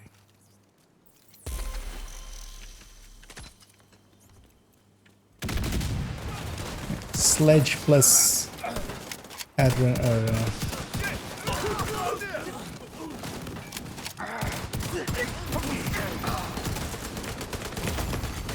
Vital signs critical. Because there's definitely a good chest talent for shotguns as well, Odie.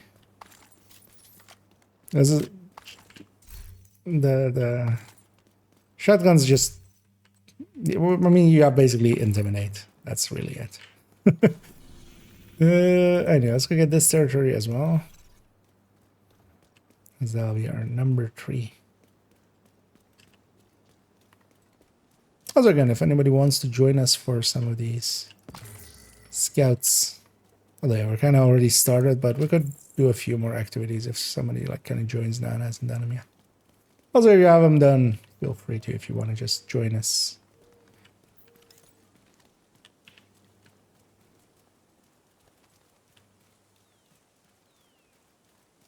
Yes, there we go. Oh. As a zone, it is good for resources. So I don't mind it as somebody who eats up a lot of resources. No, sir. And I should use my shield as well. The shield is a damage bonus. As long as I'm in range. Need a medic here.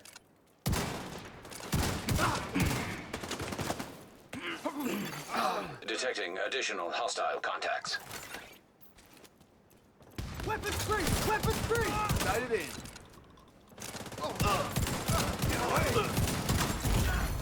Immediate medical assistance needed. Load up. Access key detected.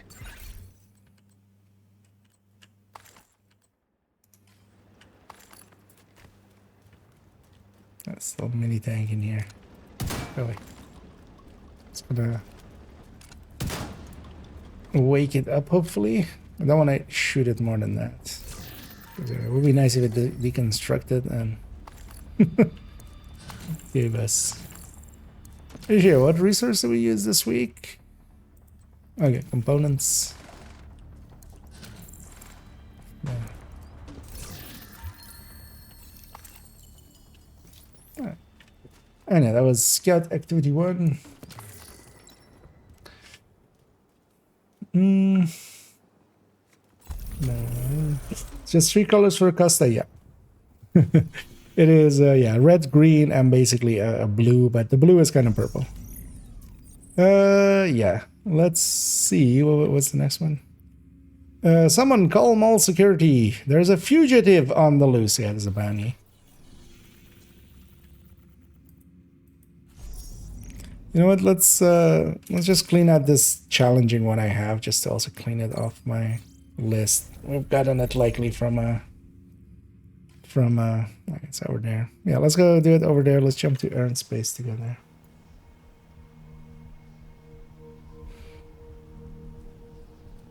And what you really want, of course, is a guard rule set of all 3. Civilians in distress. It's all of them guard rule. Yeah. No, I've just kept one, actually. I just keep one green guard rule one in the stash, and then, like, whoever has the... Actually, is that this character? Oh, yeah, this guy. Whoever has the Oxy build also gets one. And that's kind of it. Done here. Why couldn't they leave us alone? Let's clean these guys out there in our way.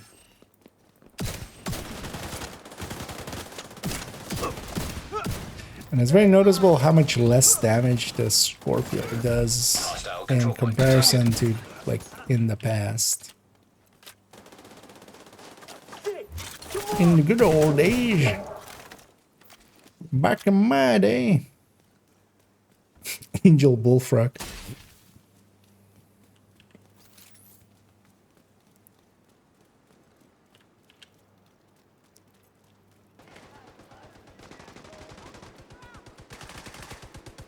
Alright, this place is definitely one of those places where we're gonna be fighting a bunch of extra stuff. That much is true. But also, we'll be getting a ton of resources. I do like that part.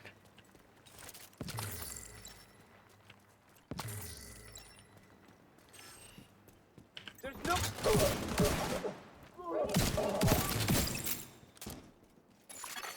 Hostiles guarding location nearby. And you die. Oh, what?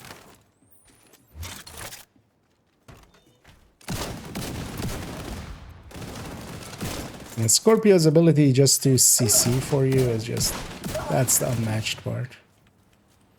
Especially like here in like a 2-man.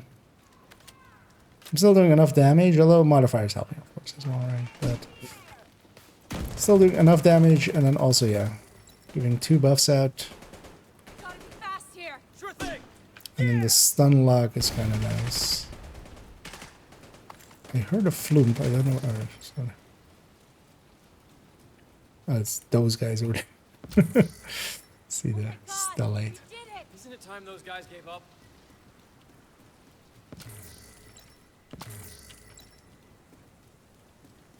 Spawning forever away.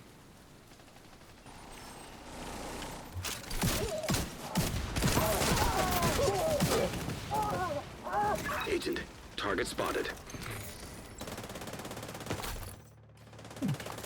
Game's having some frame dips here and there.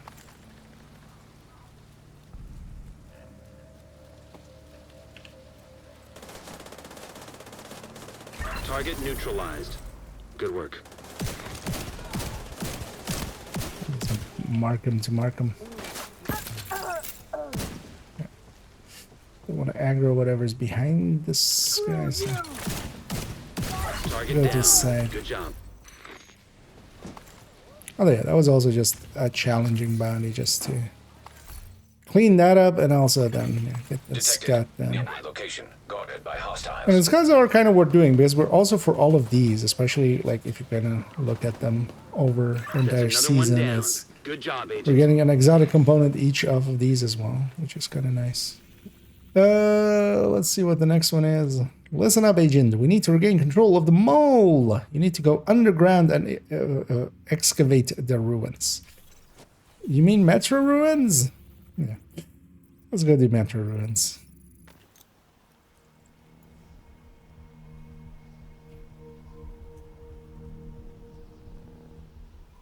So wait, which control points have we done so far? I should... Also, let's have a quick check for the snitch. No. We've been running around in the open world. We'd like to put him on cooldown. Actually, yeah, Metro Ruins. It's going... I have such a tendency to run for the elite territory control over there. Let's clean out this named group. Oh, we're heading there.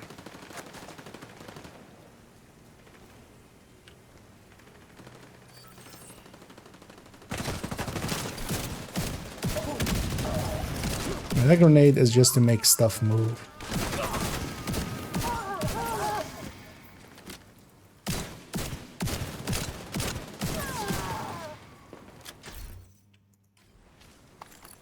Oh, as well, if I swapped my pistol, I do have sledge on that, just for a little bit of extra sledge.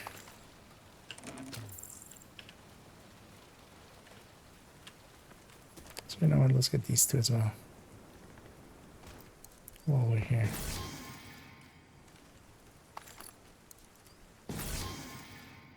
Oh, actually, I totally forgot. What is the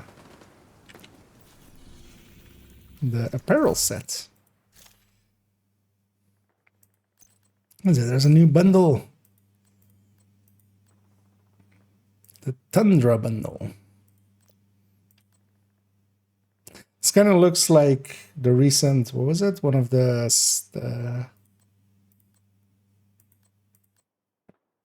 at least the upper side. But yeah, I would like to thank everybody who subscribes and helps out and feeds this crippling apparel addiction. We'll do that, and then we'll equip That, and that. And that.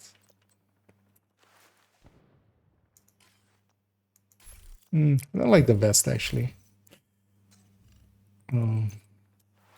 It's for my normal vest. Oh yeah, sorry, Danny had to digress for a second. This looks kind of like just a guerrilla fighter. I don't hate it.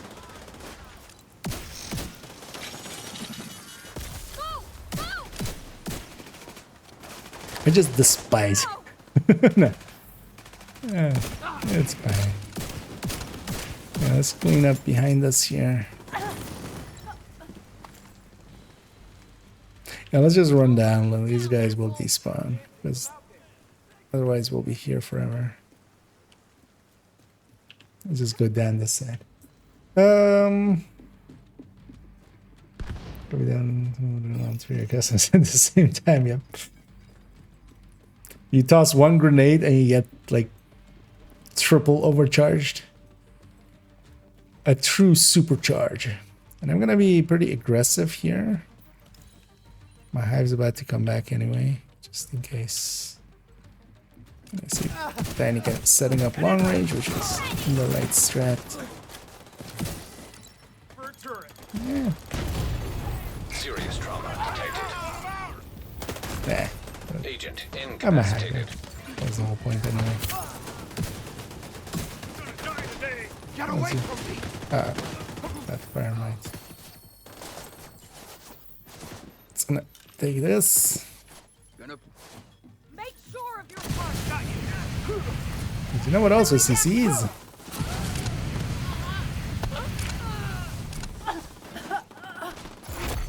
Heavily armored hostile detected.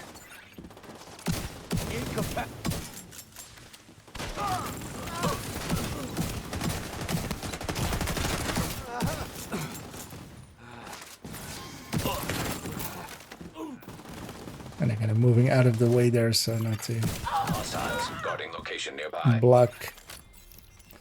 We're still in combat with something.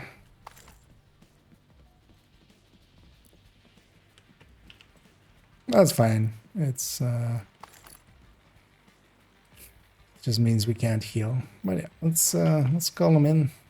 I think we're about ready. Right. Reinforcements The only incoming. downside is I'm pretty short range, and yeah, these guys might spawn on either end. Incoming hostiles detected. They're spawning that side. That's kind of nice as well. Just with polarity and stuff, you can use the markers to see which side they're coming from.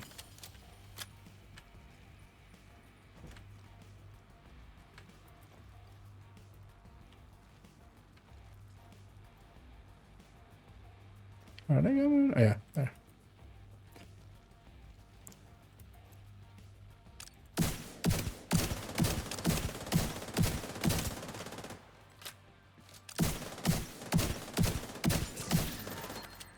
And even at these ranges, like a pellet of mine is doing like 1 million, so even the shotgun long range works. It's not walls and replace Scorpio with the gonna do good. Oh yeah, there's many Heavily ways to set armored it up. hostile detected. Actually, seeing as the leader has spawned, I'm actually gonna let's push into them here because our allies are gonna push them back. That's what usually happens here. Immediate medical assistance needed. This guy will get me down. Agent down. Count on me! I got your back! I guess. Oh no, the control points guy will get me. Moving to their side. I want your back! I need to use up your have. It's over! And yeah, another exotic component, and a SHD, and a field recon. It feels weird that it's giving one of each. Without you. Like, one field recon is not equivalent to... Duck. Goose. Are you the duck? Or the goose? I'm one horse-sized duck. That's what I am, Anna. Go figure that one out. uh,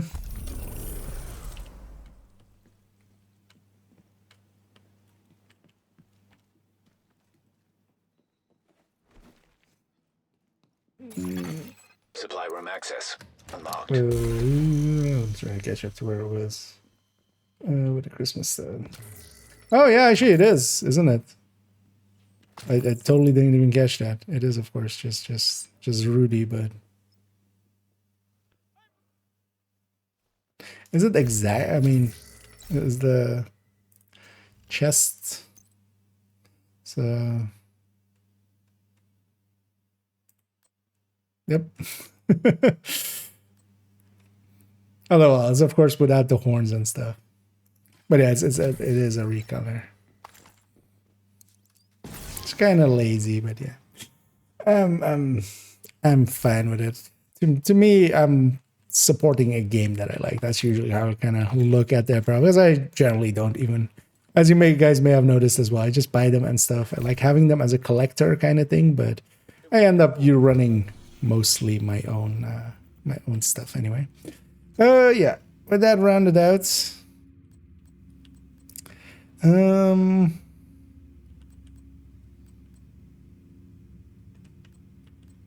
yeah, what do we go for? Because, yeah, also I don't want to make it too late. But let's maybe just do Jefferson Plaza. I don't know if you've already done your invasion or weekly. We're going to do Jefferson Plaza. I don't know if you have the season pass. It is the season pass daily, basically. It's American.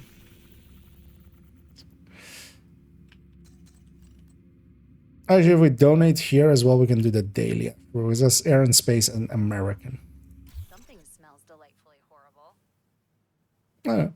So let's donate here, actually.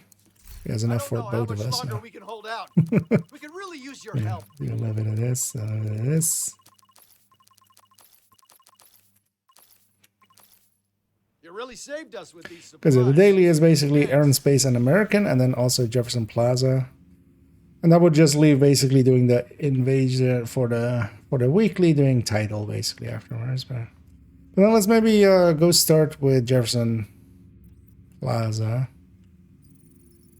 And we'll go Jefferson Plaza, Air and Space, and then American History. Getting both the dailies basically in. And if anybody wants to join us for that, There's been a feel lot free of Black to Tusk activity around that let metro me know. entrance. Clear all Actually, for hostile elements this, from let's the have area. Norwegian on as well. So, reset myself. Another agent is now in your group. Let's have Norwegian on as well. We can deal with that. And a mission at least. Easy. And a public's joining up as well. Also, actually, let me. Should have actually done that for others as well. Usually remember, especially with Pomic, that helps out the system quite a bit. So I'll jump into a voice channel just so that the stream up as well, or tap to the stream or such.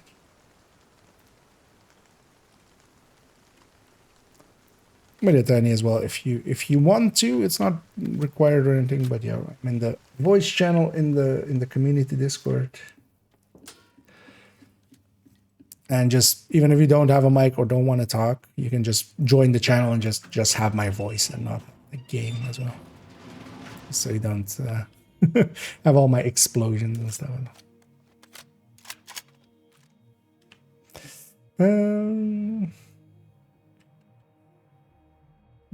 Rainbow back. Actually, yeah, it will be rainbow, right? That way.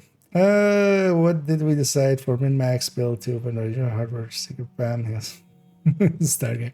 I'm gonna keeping it mostly like that as there, but honestly, you could go either route with it. I could see going with an high-end backpack as well and just getting more out of it. I'm gonna likely keep it as is. Playing around a little bit more with it, it's definitely doable. Oh, and either Pumic and either Tiny. Hello. Yeah, let's start the murder. Actually, yeah, let's just. Or maybe do you have OD, Pomic? Yep. So let's maybe do that. If you go OD, I'll go combat medic. Oh yeah, I should. I kind of realize I'm how ready to short range I am travel here. away to put the survivalist on.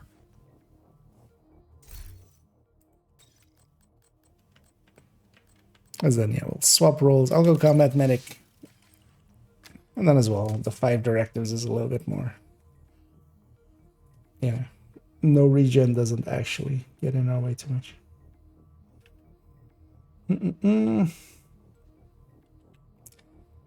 But yeah, for the build collection, I'm likely going to keep it as is.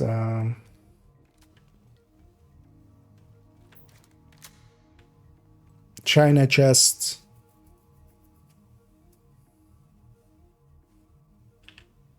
And then BTSU, and then Hive and Seekers.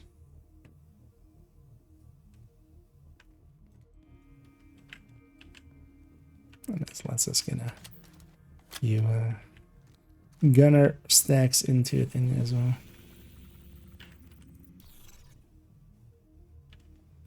But yeah, Yeah, I this had like side first. 400 rounds, but then when I needed to go survivalist, I lost everything.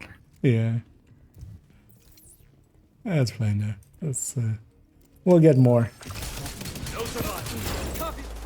I'm gonna overcharge here accidentally. Watch out for the heavy on the side.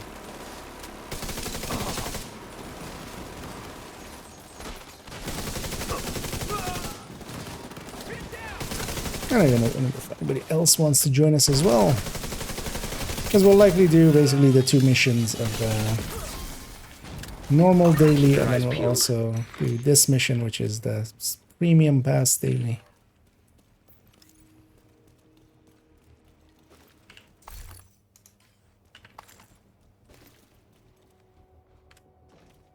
There's also, yeah, that's only invaded, isn't it? Well, that's only normal, isn't it? That's not an invaded. Normally there's a resource there. There's actually a crate back here for us to get. Let's get that.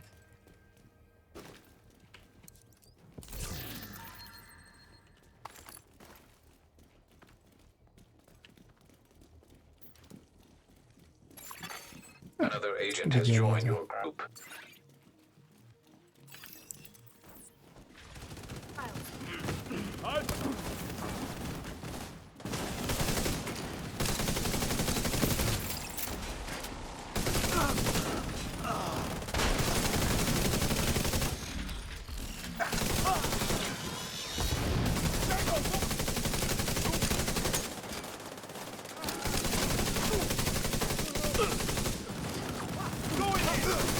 This way as well, we have kind of the builds to kind of deal with 5 directives. Lodi is giving us the ammo. I'm offsetting no regen, and then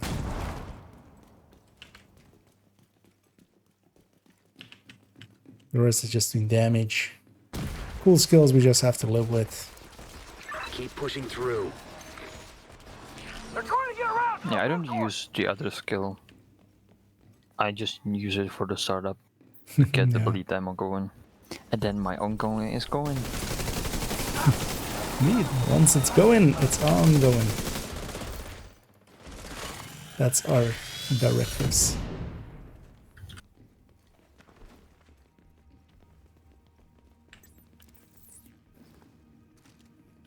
And that smart thing to do is just to toss it at a door like that and just already rinse through it.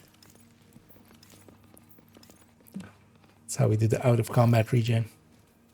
Hey, just watch out here for the back spawns. I'm gonna put my hivish there.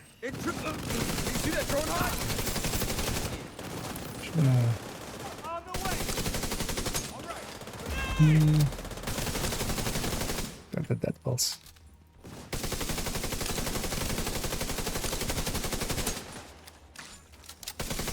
And yeah, tomorrow we'll try to get a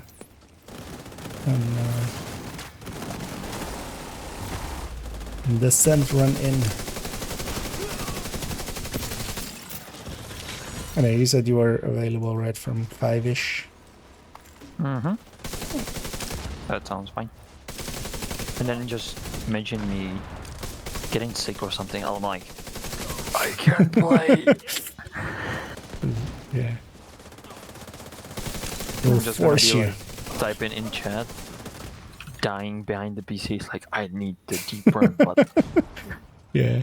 I mean, you have to watch out. If you, in the sense, if you die in real life, you also die in this.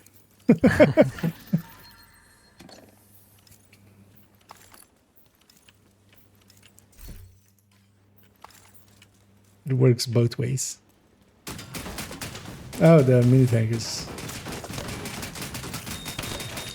Actually, one of us should stay on that side because the door will close and it needs to be open from that side. Yeah. Right. There would be quick GGs if we all were behind it. Yeah, if somebody else can open the door, let's try to lob a grenade correctly.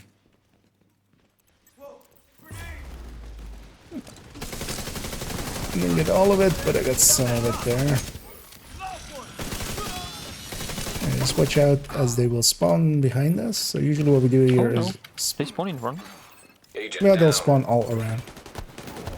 I forgot about that spawn. And I just ran into their fire. They had the direct Vital signs critical. modifier. It sets me on fire in close I'll range. try to cover upstairs here. Okay, I got you. Yeah, sorry, I have to clear my air first. But yeah, watch out being all the way That's back fine. there because... Or where we came in. Like upstairs here is kind of safest. Yes, we'll make it up here because there they spawn right next to you.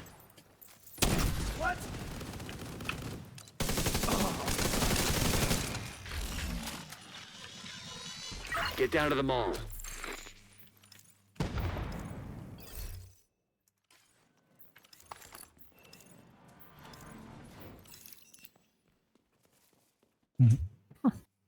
No route.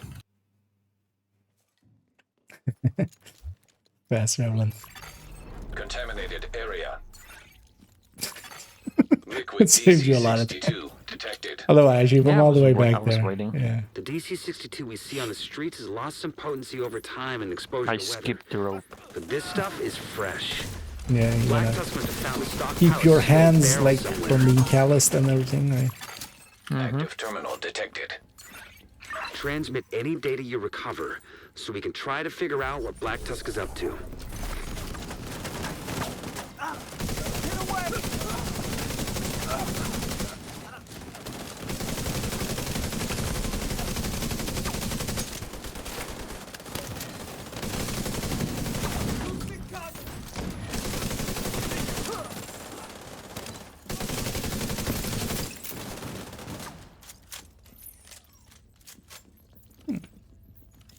Didn't remember that.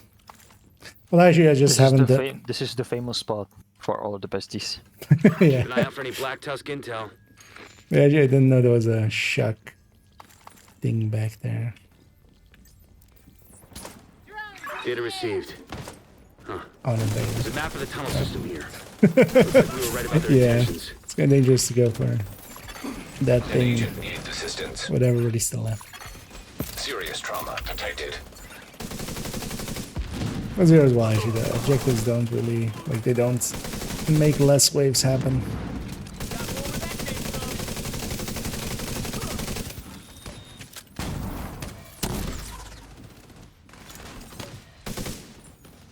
What?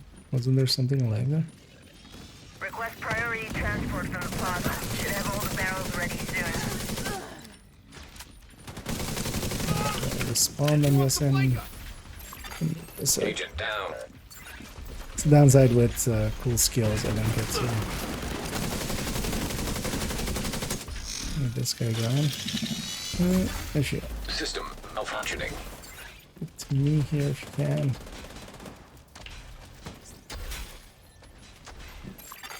System back online. Alright.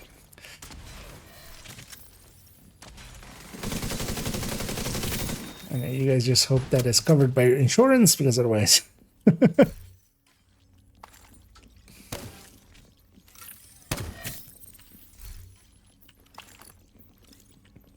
Otherwise, it'll be hell today.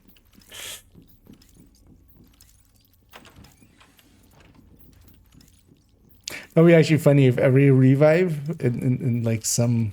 They should do that with like Division 3. Every revive will take like 10k or nah, let's do like 50k from the player being revived and give it to the player reviving. That would be an interesting way to kind of... That's a new SHD farm. Yeah.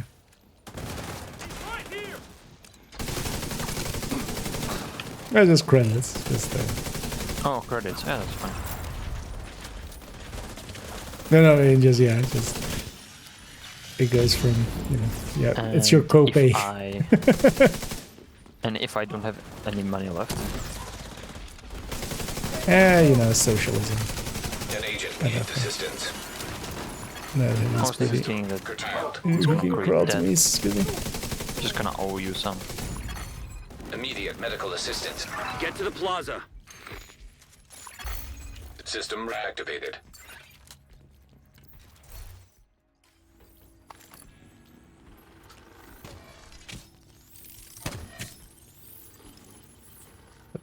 Or as we run out. I just imagine if that was a thing in Division 3 and it's like, you owe 2 million credits to IKEA. Yep. That would be the thing, right? It would be just after that, then it would be like your next exotic. I went to where the non-invaded is instead of where the invaded. It's completely unusable. Yeah, let's go Secure the area, agent. do all this. Exiting contaminated area. I'm gonna blow that up because that's what I'm gonna sit in a second. Bravo Tango incoming.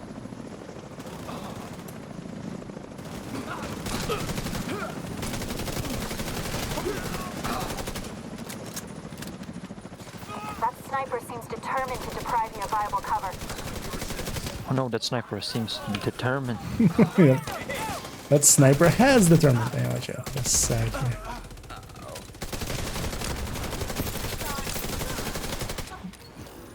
Determined last. Yep. I mean, yeah, it's kind of hard to stack on us, right? We're just wiggling too much.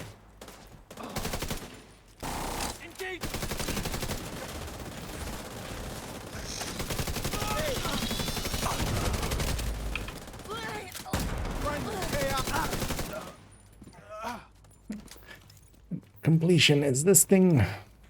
True Sons were onto something with those DC-62 warheads, but they lacked ambition. Imagine what we could They do lacked if we determined. reverse engineered and mass-produced this liquid. No one could stand in our way. As ruthless as the True Sons were, the Black Tusk are smarter and more ambitious. Yeah, the season Your pass actions daily. here Let's go prevented do a the major war missions crime. for the air I'm sure and of it. space and American history. For the normal daily. Also, although you would need to do a few activities, but if you want, you can go to Metro Ruins as captured. You can go and donate there. Let's go to air and space, but yeah, if you need to donate for the daily as well, go do that maybe. Or the... I'm kind of surprised they took over my control point that quick because I captured it today and it's already in red. Civilians in danger. Yeah. Ismail and stuff gets captured a lot. Ismail and Navy Plaza and then...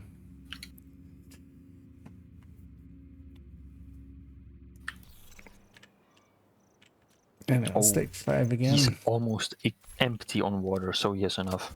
Yeah. I've already done it. I think Tiny as well, so... Should have more than enough for you guys. But yeah, I would need to just do some activities after. But because I'll just do these missions and go to bed. I did some activities while doing the Scout. scout.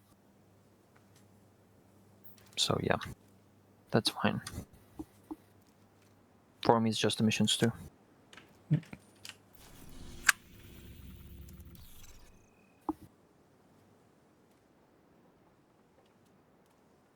Is this taking forever to load? Or? Civilians Assistance in distress. Yeah. Yeah, let's get Black going. Tusk is already Actually, there's some established a ammo on the foothold here. side here if you Dislodging just them need isn't some gonna be starting easy. ammo. Actually, is that an invaded? I don't know if it's here. It's not in here in invaded. It's only normal. I think in invaded there's a shock ammo back here. Yeah.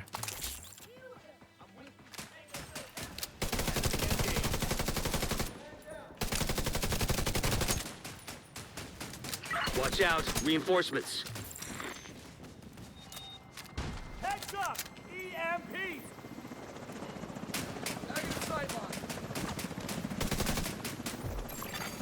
System malfunctioning.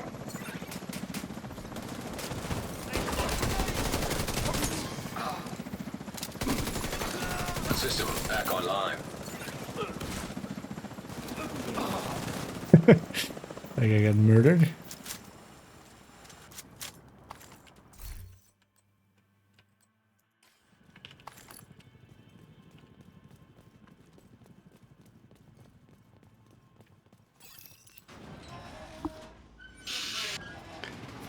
This thing just from the back just looks weird.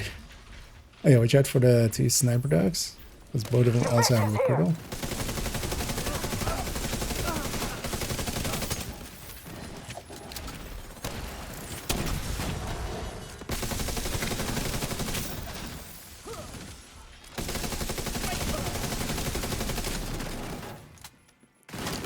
Behind it. Shoot it in its hole. System disrupted. And not its bum hole, but just its armor hole. Which is also its bum hole, so it's double. System reactivated. Counts for both.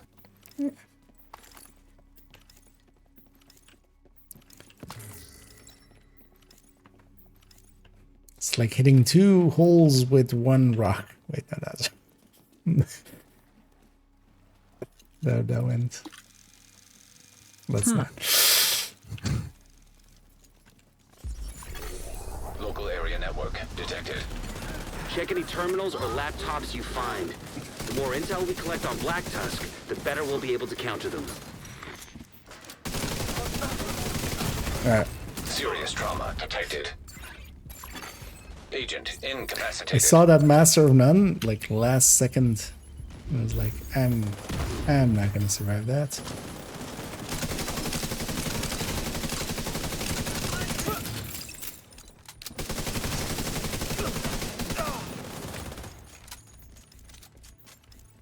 That might be a downside of glass as well for this season. Are you lucky? Yeah, let's go.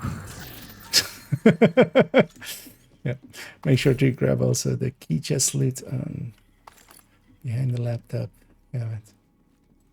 Also, yeah, feel free to just start it. This was this kind of heals, you know? Detected. Installing backdoor. It's not that great, but with the I hope this cam, encryption is to protect something like juicy. the burst. Oh, the burst heal on burst others, yeah. heal, yeah, No, it's not bad. That's like the one usable kind of like zero tier heal that I feel. But yeah, it doesn't work on yourself. It's only allies. Yeah, I need to stay in it the whole time. Its duration for its whole duration to get to full armor.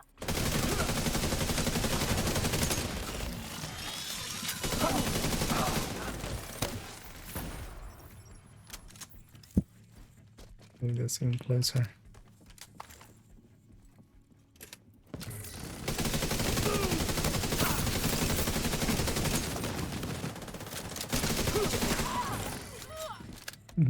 You notice it on the heels on you that you have armor. Incoming repairs on it. Yeah, I have You the get two. healed much more than the others. 75% complete. Connection remotely terminated.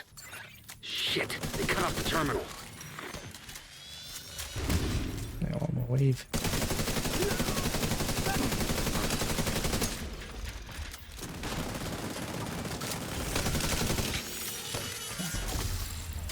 Sit up on that thing. At the start of this next room, I'm gonna supercharge just for getting my hive back as well.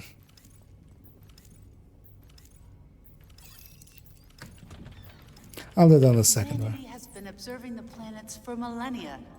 But we Yeah, are first we only have just now one beginning grenadier. to uncover some of their secrets. Earth, the third rock from the sun. Our home Judge. may not be the center of our universe.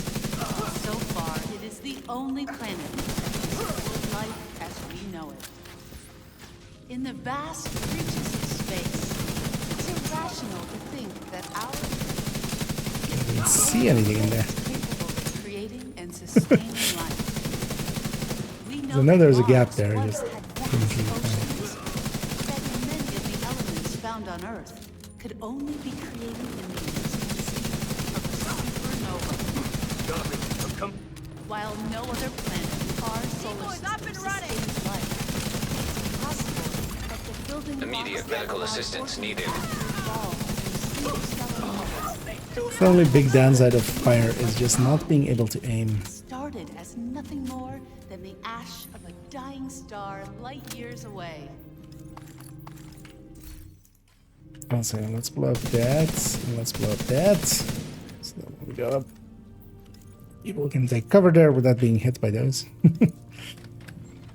Which idea is the next wave spawns as we go up here.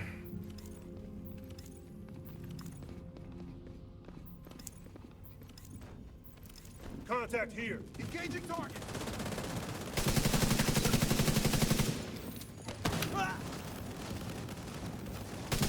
UAVs are up.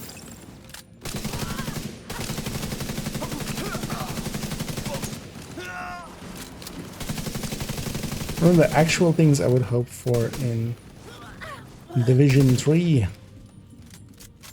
is actually if they have something like fragile armor that it could eat like a bunch of healing and then it would still as well fix it up.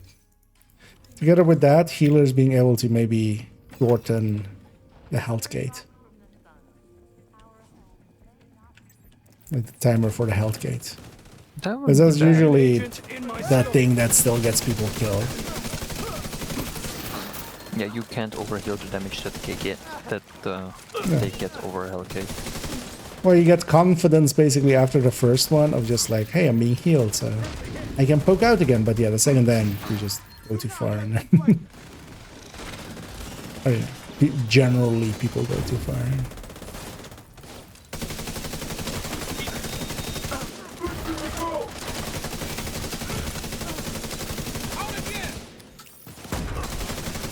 That's also the reason that, yeah, we generally just go with preventing the damage up front with Eclipse in like legendaries and stuff over healing it, because yeah, healing just has its limitations.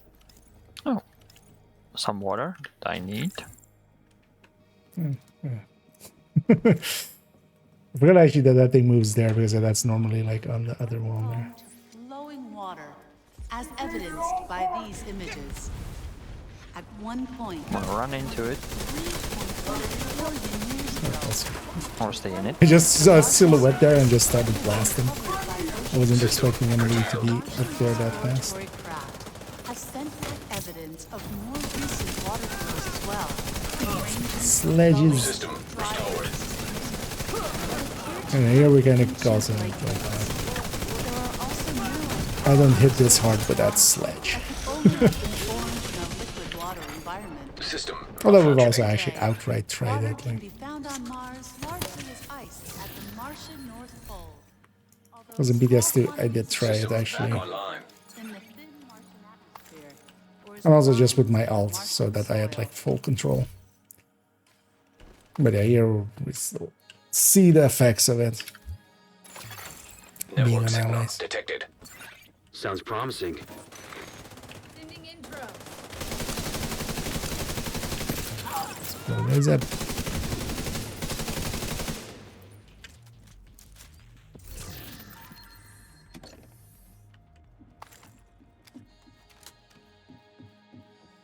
Normally I would toss my stinger hive down, but yeah, different hive I now. mean, you can heal the enemies and overheal them so they explode.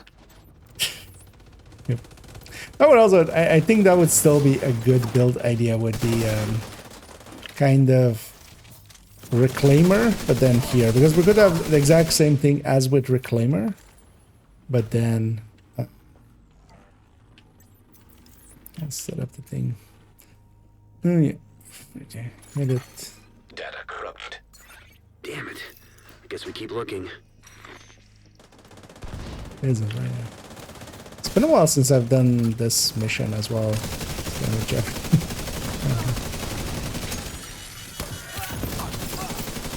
Secure the final hall. It's Maybe like, you'll find a terminal there. is that box there as well? But no. So we don't have secret room and we don't have a box back there.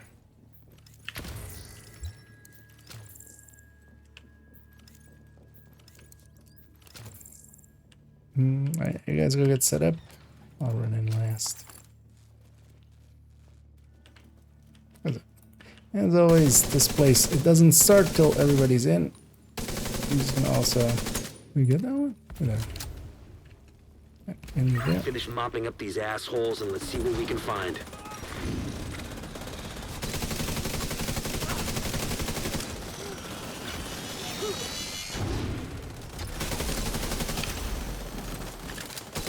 Hoping to catch that dog, but...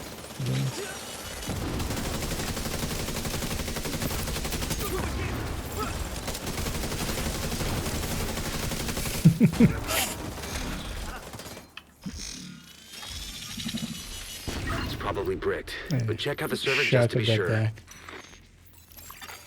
Reformat cancelled.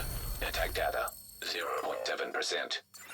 I'll send the data you were able to recover to our tech guys. There's 511 in one of the... I think museum it's is secure. Well campus, done. Here's so hoping I'm we thinking get some about value from crafting the data you backpack. transmitted. Oh yeah, you can. Yeah, I saw it indeed. Yeah, it is one of the settlements. Was it the last one? American. Americanish. Yeah, let me catch up here as well. I can get the foxes and contractors with skill damage for Oxybolt. Overall, just farming them. They are a little bit rarer. Friendly control point nearby. Because generally foxes will drop snitches here. Let's go get snitch as well. Also, we'll have them for tomorrow, but yeah, let's wait for everybody to be here before we got new contracts. interact. So this way as well, I will have Cassie and Danny's position basically for tomorrow and open. Wish you a successful hunt. I'll grab a outcast Banny. Order for a long time. Okay. If you... Yeah, they can just take forever. I remember struggling quite a bit myself with the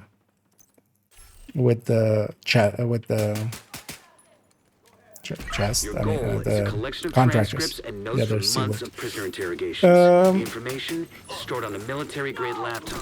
Oh yeah, there's Main nothing holding there. area I was like, downstairs. where's the heavies? But in Invaded, that's where they are.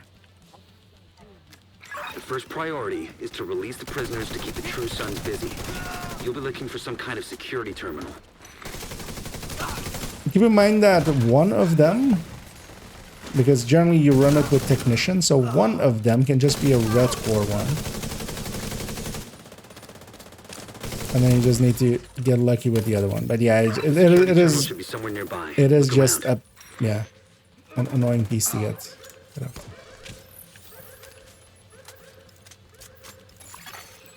Got lucky again by Sounds promising. getting the hit with Find the it and patch eyes destroyed again. ammo pouch. Okay, I'm in. Now Just to running open the past cells. it, it got hit And the again. cells are open. I mean, that's how you get exotics, right? The more hit you get by them. I mean, if that's true, that's the only reason why I have around 500 exotic components. Yeah, there's this place. Actually, it's Langmo here. Over here! The Pesty video also went up today. I did have the time to get it all stitched together Oh, and he's stuff. lying on the ground. Yeah. Also the time to actually watch oh yeah, the now video. I see it. glowing over top of Main it. holding Yeah. area is downstairs. Get moving. The key when it is in there, indeed. Just pokes out just barely.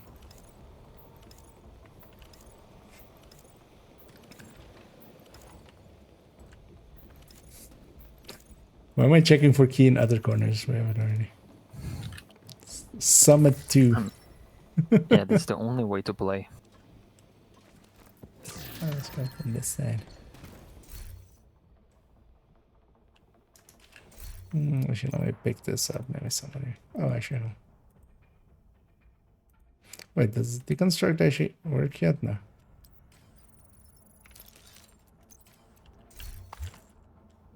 Sorry, full inventory.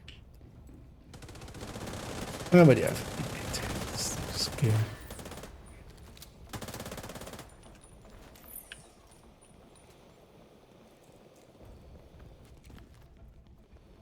I haven't even been using my superchargers much, but also we kind of don't need it. We're kind of melting through here with modifiers and stuff as well.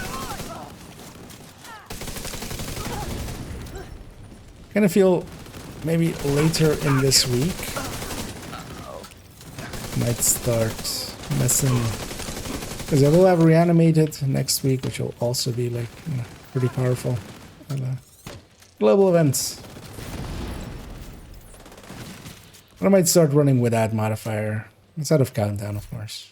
We don't really have a choice, but just to kind of feel alive again.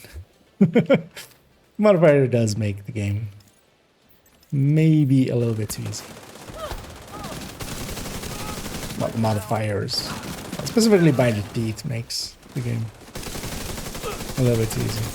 Because the only challenge remaining is Stellite. And I kind of like it for that, because yeah, it turns some stuff into that. Especially on Legendary, I do kind of like it.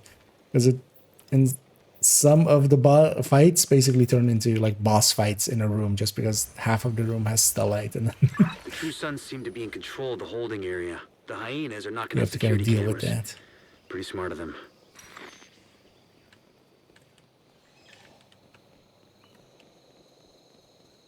Especially in Legendary when a bunch of enemies have Stellite. Or Hero Count, I don't know. It becomes about either dealing with it or dealing with it. Either deal with it just in the way intended, or in the... And this place is just a loading screen, so it takes a little bit before it actually spawns.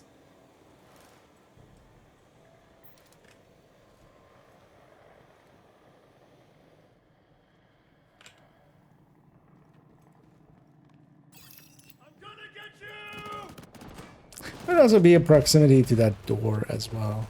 Maybe somebody does need it. Could actually try it. I definitely know it's also a loading screen, because you can't make it instantly happen.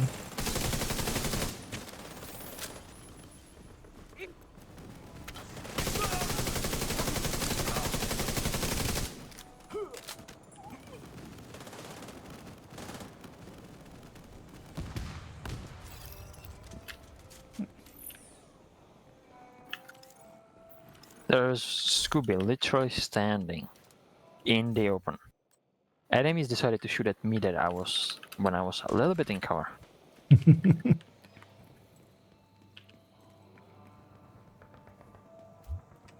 Yeah, his confidence threw them off. They were like, I don't want to shoot that guy. That guy seems very... It's like... Just lost the cameras in the he holding seems area. like he knows There what was he's a doing. bright flash and then static.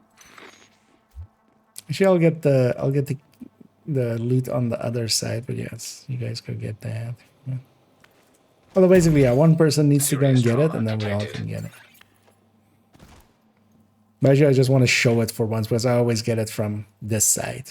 I'm gonna just show how to get it from the other side. For once.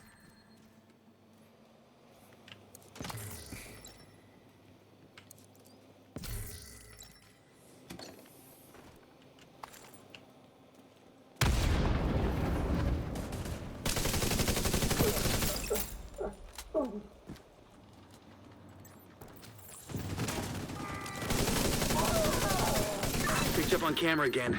The holding area is just ahead. Once you find that laptop, grab it and get the hell out of there.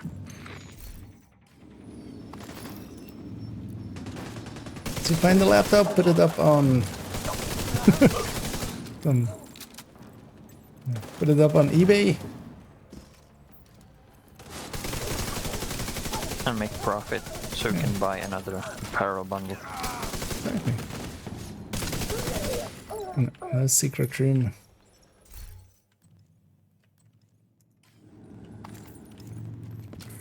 Yeah, key chest. That's how awake I am at this point. There's a key chest back here. That's that loot is. Actually, also really didn't want to grab it. Looks like you got True Sun's reinforcements headed your way. North or south side? Both. Heavier concentration to the south. With all those gates sealed, the north exit should be closer. I decided not to pick up the laptop because the last laptop I had is slowly falling apart, so... It's like there's some... You're afraid really to drop it. Information. Yeah, I don't want to destroy it.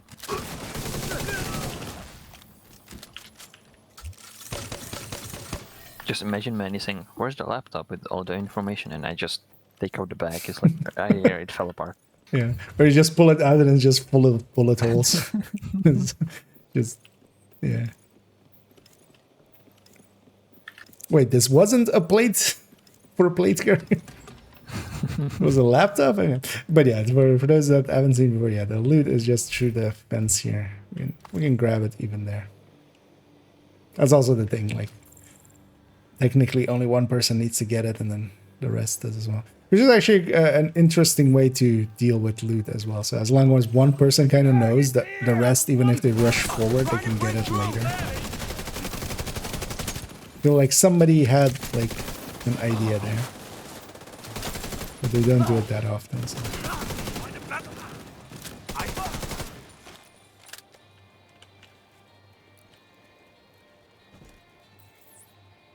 Just to make a move. What the hell is going on here? Let these fuckers down. I also love that line actually. Sweet galloping Jesus. You're in my sights, division.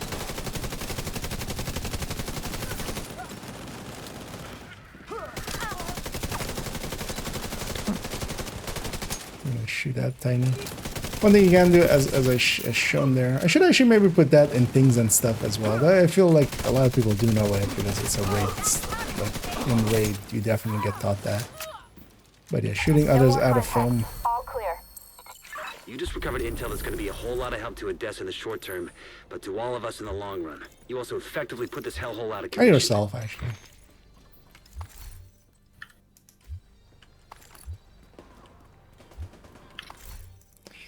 And now we got our projects finished.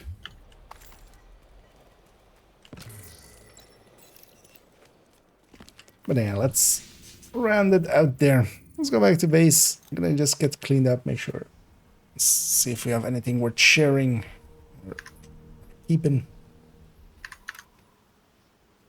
And then we'll send everybody on the Twitch end off on a raid as so kindly as well today. But Toasty and Metal raiding our way. We'll pay that forward.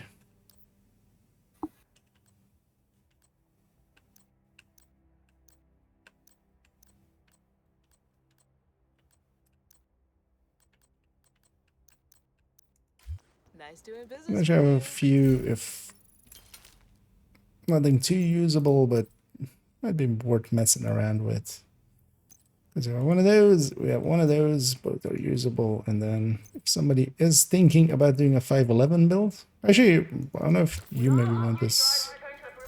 Because I do have a 511 with max that crit damage stats, so it would look better than. I'll put it down here. I have every piece except backpack and chest. Right. Yeah, that one just having max that crit damage. I don't see it. Oh, it's maybe. You're likely not in the list of shareable people. Yeah, it was only when. Maybe if Tiny wants it. Is it? Of course, we like filled up later. Yeah, let's pop these caches as well. It's level 40, and I guess I need to find groups to farm gear. Exactly. Although, one of the easiest ways, if you just want to get started and kind of get some build together, you can. Generally, I would recommend just getting a little bit of gear together first, although you can jump right away into challenging countdowns. So you can just match make for those. And they're not too hard, so even if you're not well geared, you're not too much of a hindrance. Basically, if on a challenging countdown, if 2 players, hell, even if 1 player is kind of really set up to kind of do the work, that's all it kind of needs. Especially if that player is familiar with the modifiers and such.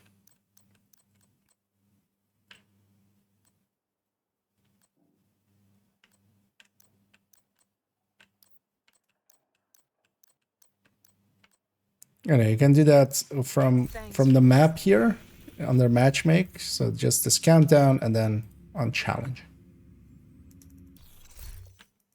Inviting viewers sometimes. Yeah, generally, for instance, here as well. Once we kind of... Sometimes I do play solo and specifically want to play solo, and then oftentimes, like now as well, we kind of just open it. I'll usually just go like, hey, whoever wants to join can join. Which is actually how this group got formed. As we got a few dailies in there. And also most of the way towards the weekly as well, because the weekly is basically... Well, it's a few more Black Dusk activities, a few bounties, and then just, well, Tidal or Capital. We're 1 mission away from Capital as well, so... yeah, we'll get one of those in. But yeah, sometimes... But now actually, we're about to run that. I'm also going to actually thank Pomek and thank Tiny and thank Scoobs. Yeah, thanks for having us. Yeah, and... hope you guys had some fun and some loot and some rewards, and I'll catch you guys around. Yeah, tomorrow for the descent. Exactly. Although, let me reach out to Cross as well. He really wanted to join, and let's double check that his schedule is also works. But yeah, around that time. Yeah. I'm gonna jump out of here, but yeah, I'll catch you around tomorrow. Yeah, me too. I'm gonna try actually go to sleep early. Yeah, as I'm here, I kind of got up way too early and I've been going for way too long. But yeah, catch you tomorrow. Yeah, have a good night. Have a good day. And yeah, we'll hop out of there. And yeah, indeed. Thanks to all my teammates. We'll trap group here as well. On the Twitch end, in a second, we'll go and raid and fellow Twitcher will Twitch their way. I'm gonna already go and see who is available for that. I should check in the category for a second as well, as see a few familiar names who we've raided already a bunch of times. And yeah, GG's. Potential forfeit at the sound. So, yeah, at the time we'll just kind of see who is up. But likely as well, I will, because on second accounts and such, because I might actually do both tomorrow and Thursday do a run. I definitely want to get the tier 1 patch for this season on main account. That's like really a goal that I want to fulfill, so that we have that tier 1 for this season, because I think I only on this account I think I only have the Nemesis one so far.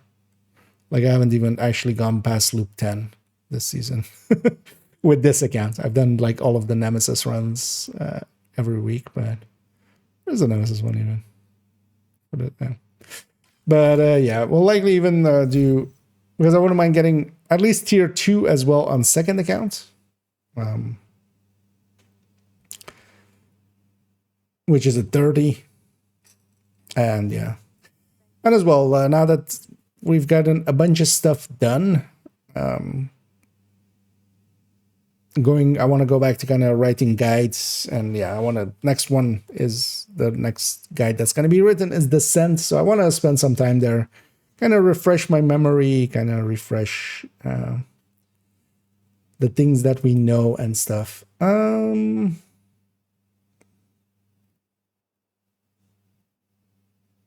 As I'm kind of quickly checking in the category, who's kind of up, especially some hopefully English speaking, preferably as well. PvE players. As I never mind taking a chance on someone. And sometimes as well, we find kind of cool people that way. And you know, if nothing else, we're spreading the joy around. Oh, I did see that. Okay, this person's playing Division 1 in the Division 2 category. Well, that's kind of fine as well. So that's an ad. This one has an ad, of course. Ads. I'm just gonna let this play through. I just briefly want to check these two people. Otherwise, we'll go with a regular. But yeah, we've already rated them kind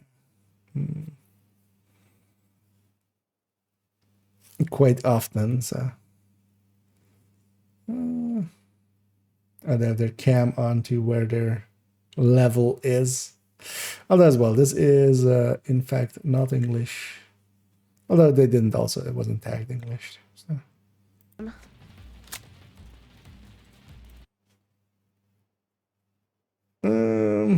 Yeah, we might actually go with somebody other than who we rated yesterday. So let me catch you on some of this last one. Here we go. Thoughts on y'all overall as a brand set? If you're going for pulse resistance, it seems to be overall the best pick. That's about it that it is handy for. There's of course one-piece hazard protection, but now especially Cheska being two-piece hazard protection, and then like generally if it's going into something that's, so for instance, you know, the backfire striker setup, you have two-piece Cheska, four-piece strikers. They're just Cheska already. You would want to have Cheska in there anyway, and then the second piece Cheska is 20 instead of like going, you know, like Yao plus Grupo or something. So it is not that meaningful for a lot of things except really pulse resistance, and pulse resistance is only really a PvP, like DZ/PvP thing. So it drops in the right places. And yeah, it's still on the clan vendors and such. Like they had a specific patch note of taking that out. That didn't happen. It is quite often on the clan vendors, and even failing that, there is actually another way to get it as well if you have watch alts, because you can craft purple Yal, which does not take those crafting parts, but can give crafting parts. I have a short actually on my channel explaining how to get that if you're kind of interested in how to get it. But yeah, you need basically watch alt, and then you need to not have upgraded their weapon or the crafting table to high end, which usually means that yeah, it's a new one basically.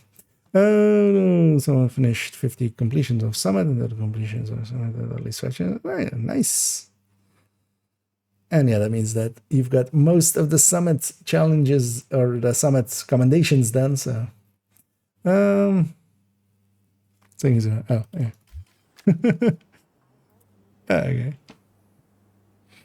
yeah, we haven't so many in there. Please approach the safe area using one of the designated checkpoints.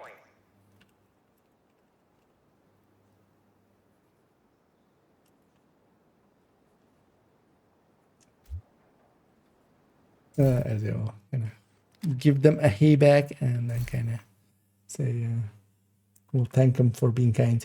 Yeah, kind of there. So rare for how impactful the three-piece can be. Anyway, thanks for the kind words there as well, Zoka. The thing is though that, yeah, the places where it's really actually useful is especially PvP, and there like it drops there. But yeah, if you want to get some of it it's not that hard to get, especially keeping an eye on the clan vendors. But even failing that, if you are kind of like a little bit more advanced and have like watch alts and stuff, give that short. It's in the shorts on the channel there. So, but yeah, it's very easy. Basically, it's just craft purple Yao at level 40 or below even. But at level 40, it's easiest because you can also get credits from the watch of a watch alt and stuff. Yeah, let's go. We'll go raid. I never know how to pronounce her name, but yeah, I think it's Faja Chico, and I think that's the Spanish pronunciation, or maybe even Portuguese or something like that. As we haven't raided them in a while. They seem to be going for a long time as well here. And yeah, I'll be back tomorrow, and we'll start as we kind of discussed there. I'll start likely 4:30 and kind of set up already, and we'll see about maybe at 5-ish, at latest 6-ish, but preferably 5-ish, starting a descent run. And we're gonna try to go all the way to 40. So, or maybe even a little bit past. I wouldn't mind extending my old personal best, which is like 48 or something. And yeah, let's find this person again for rating. I lost it again there. And yeah, we'll go raid out here. And yeah, I'll be back tomorrow.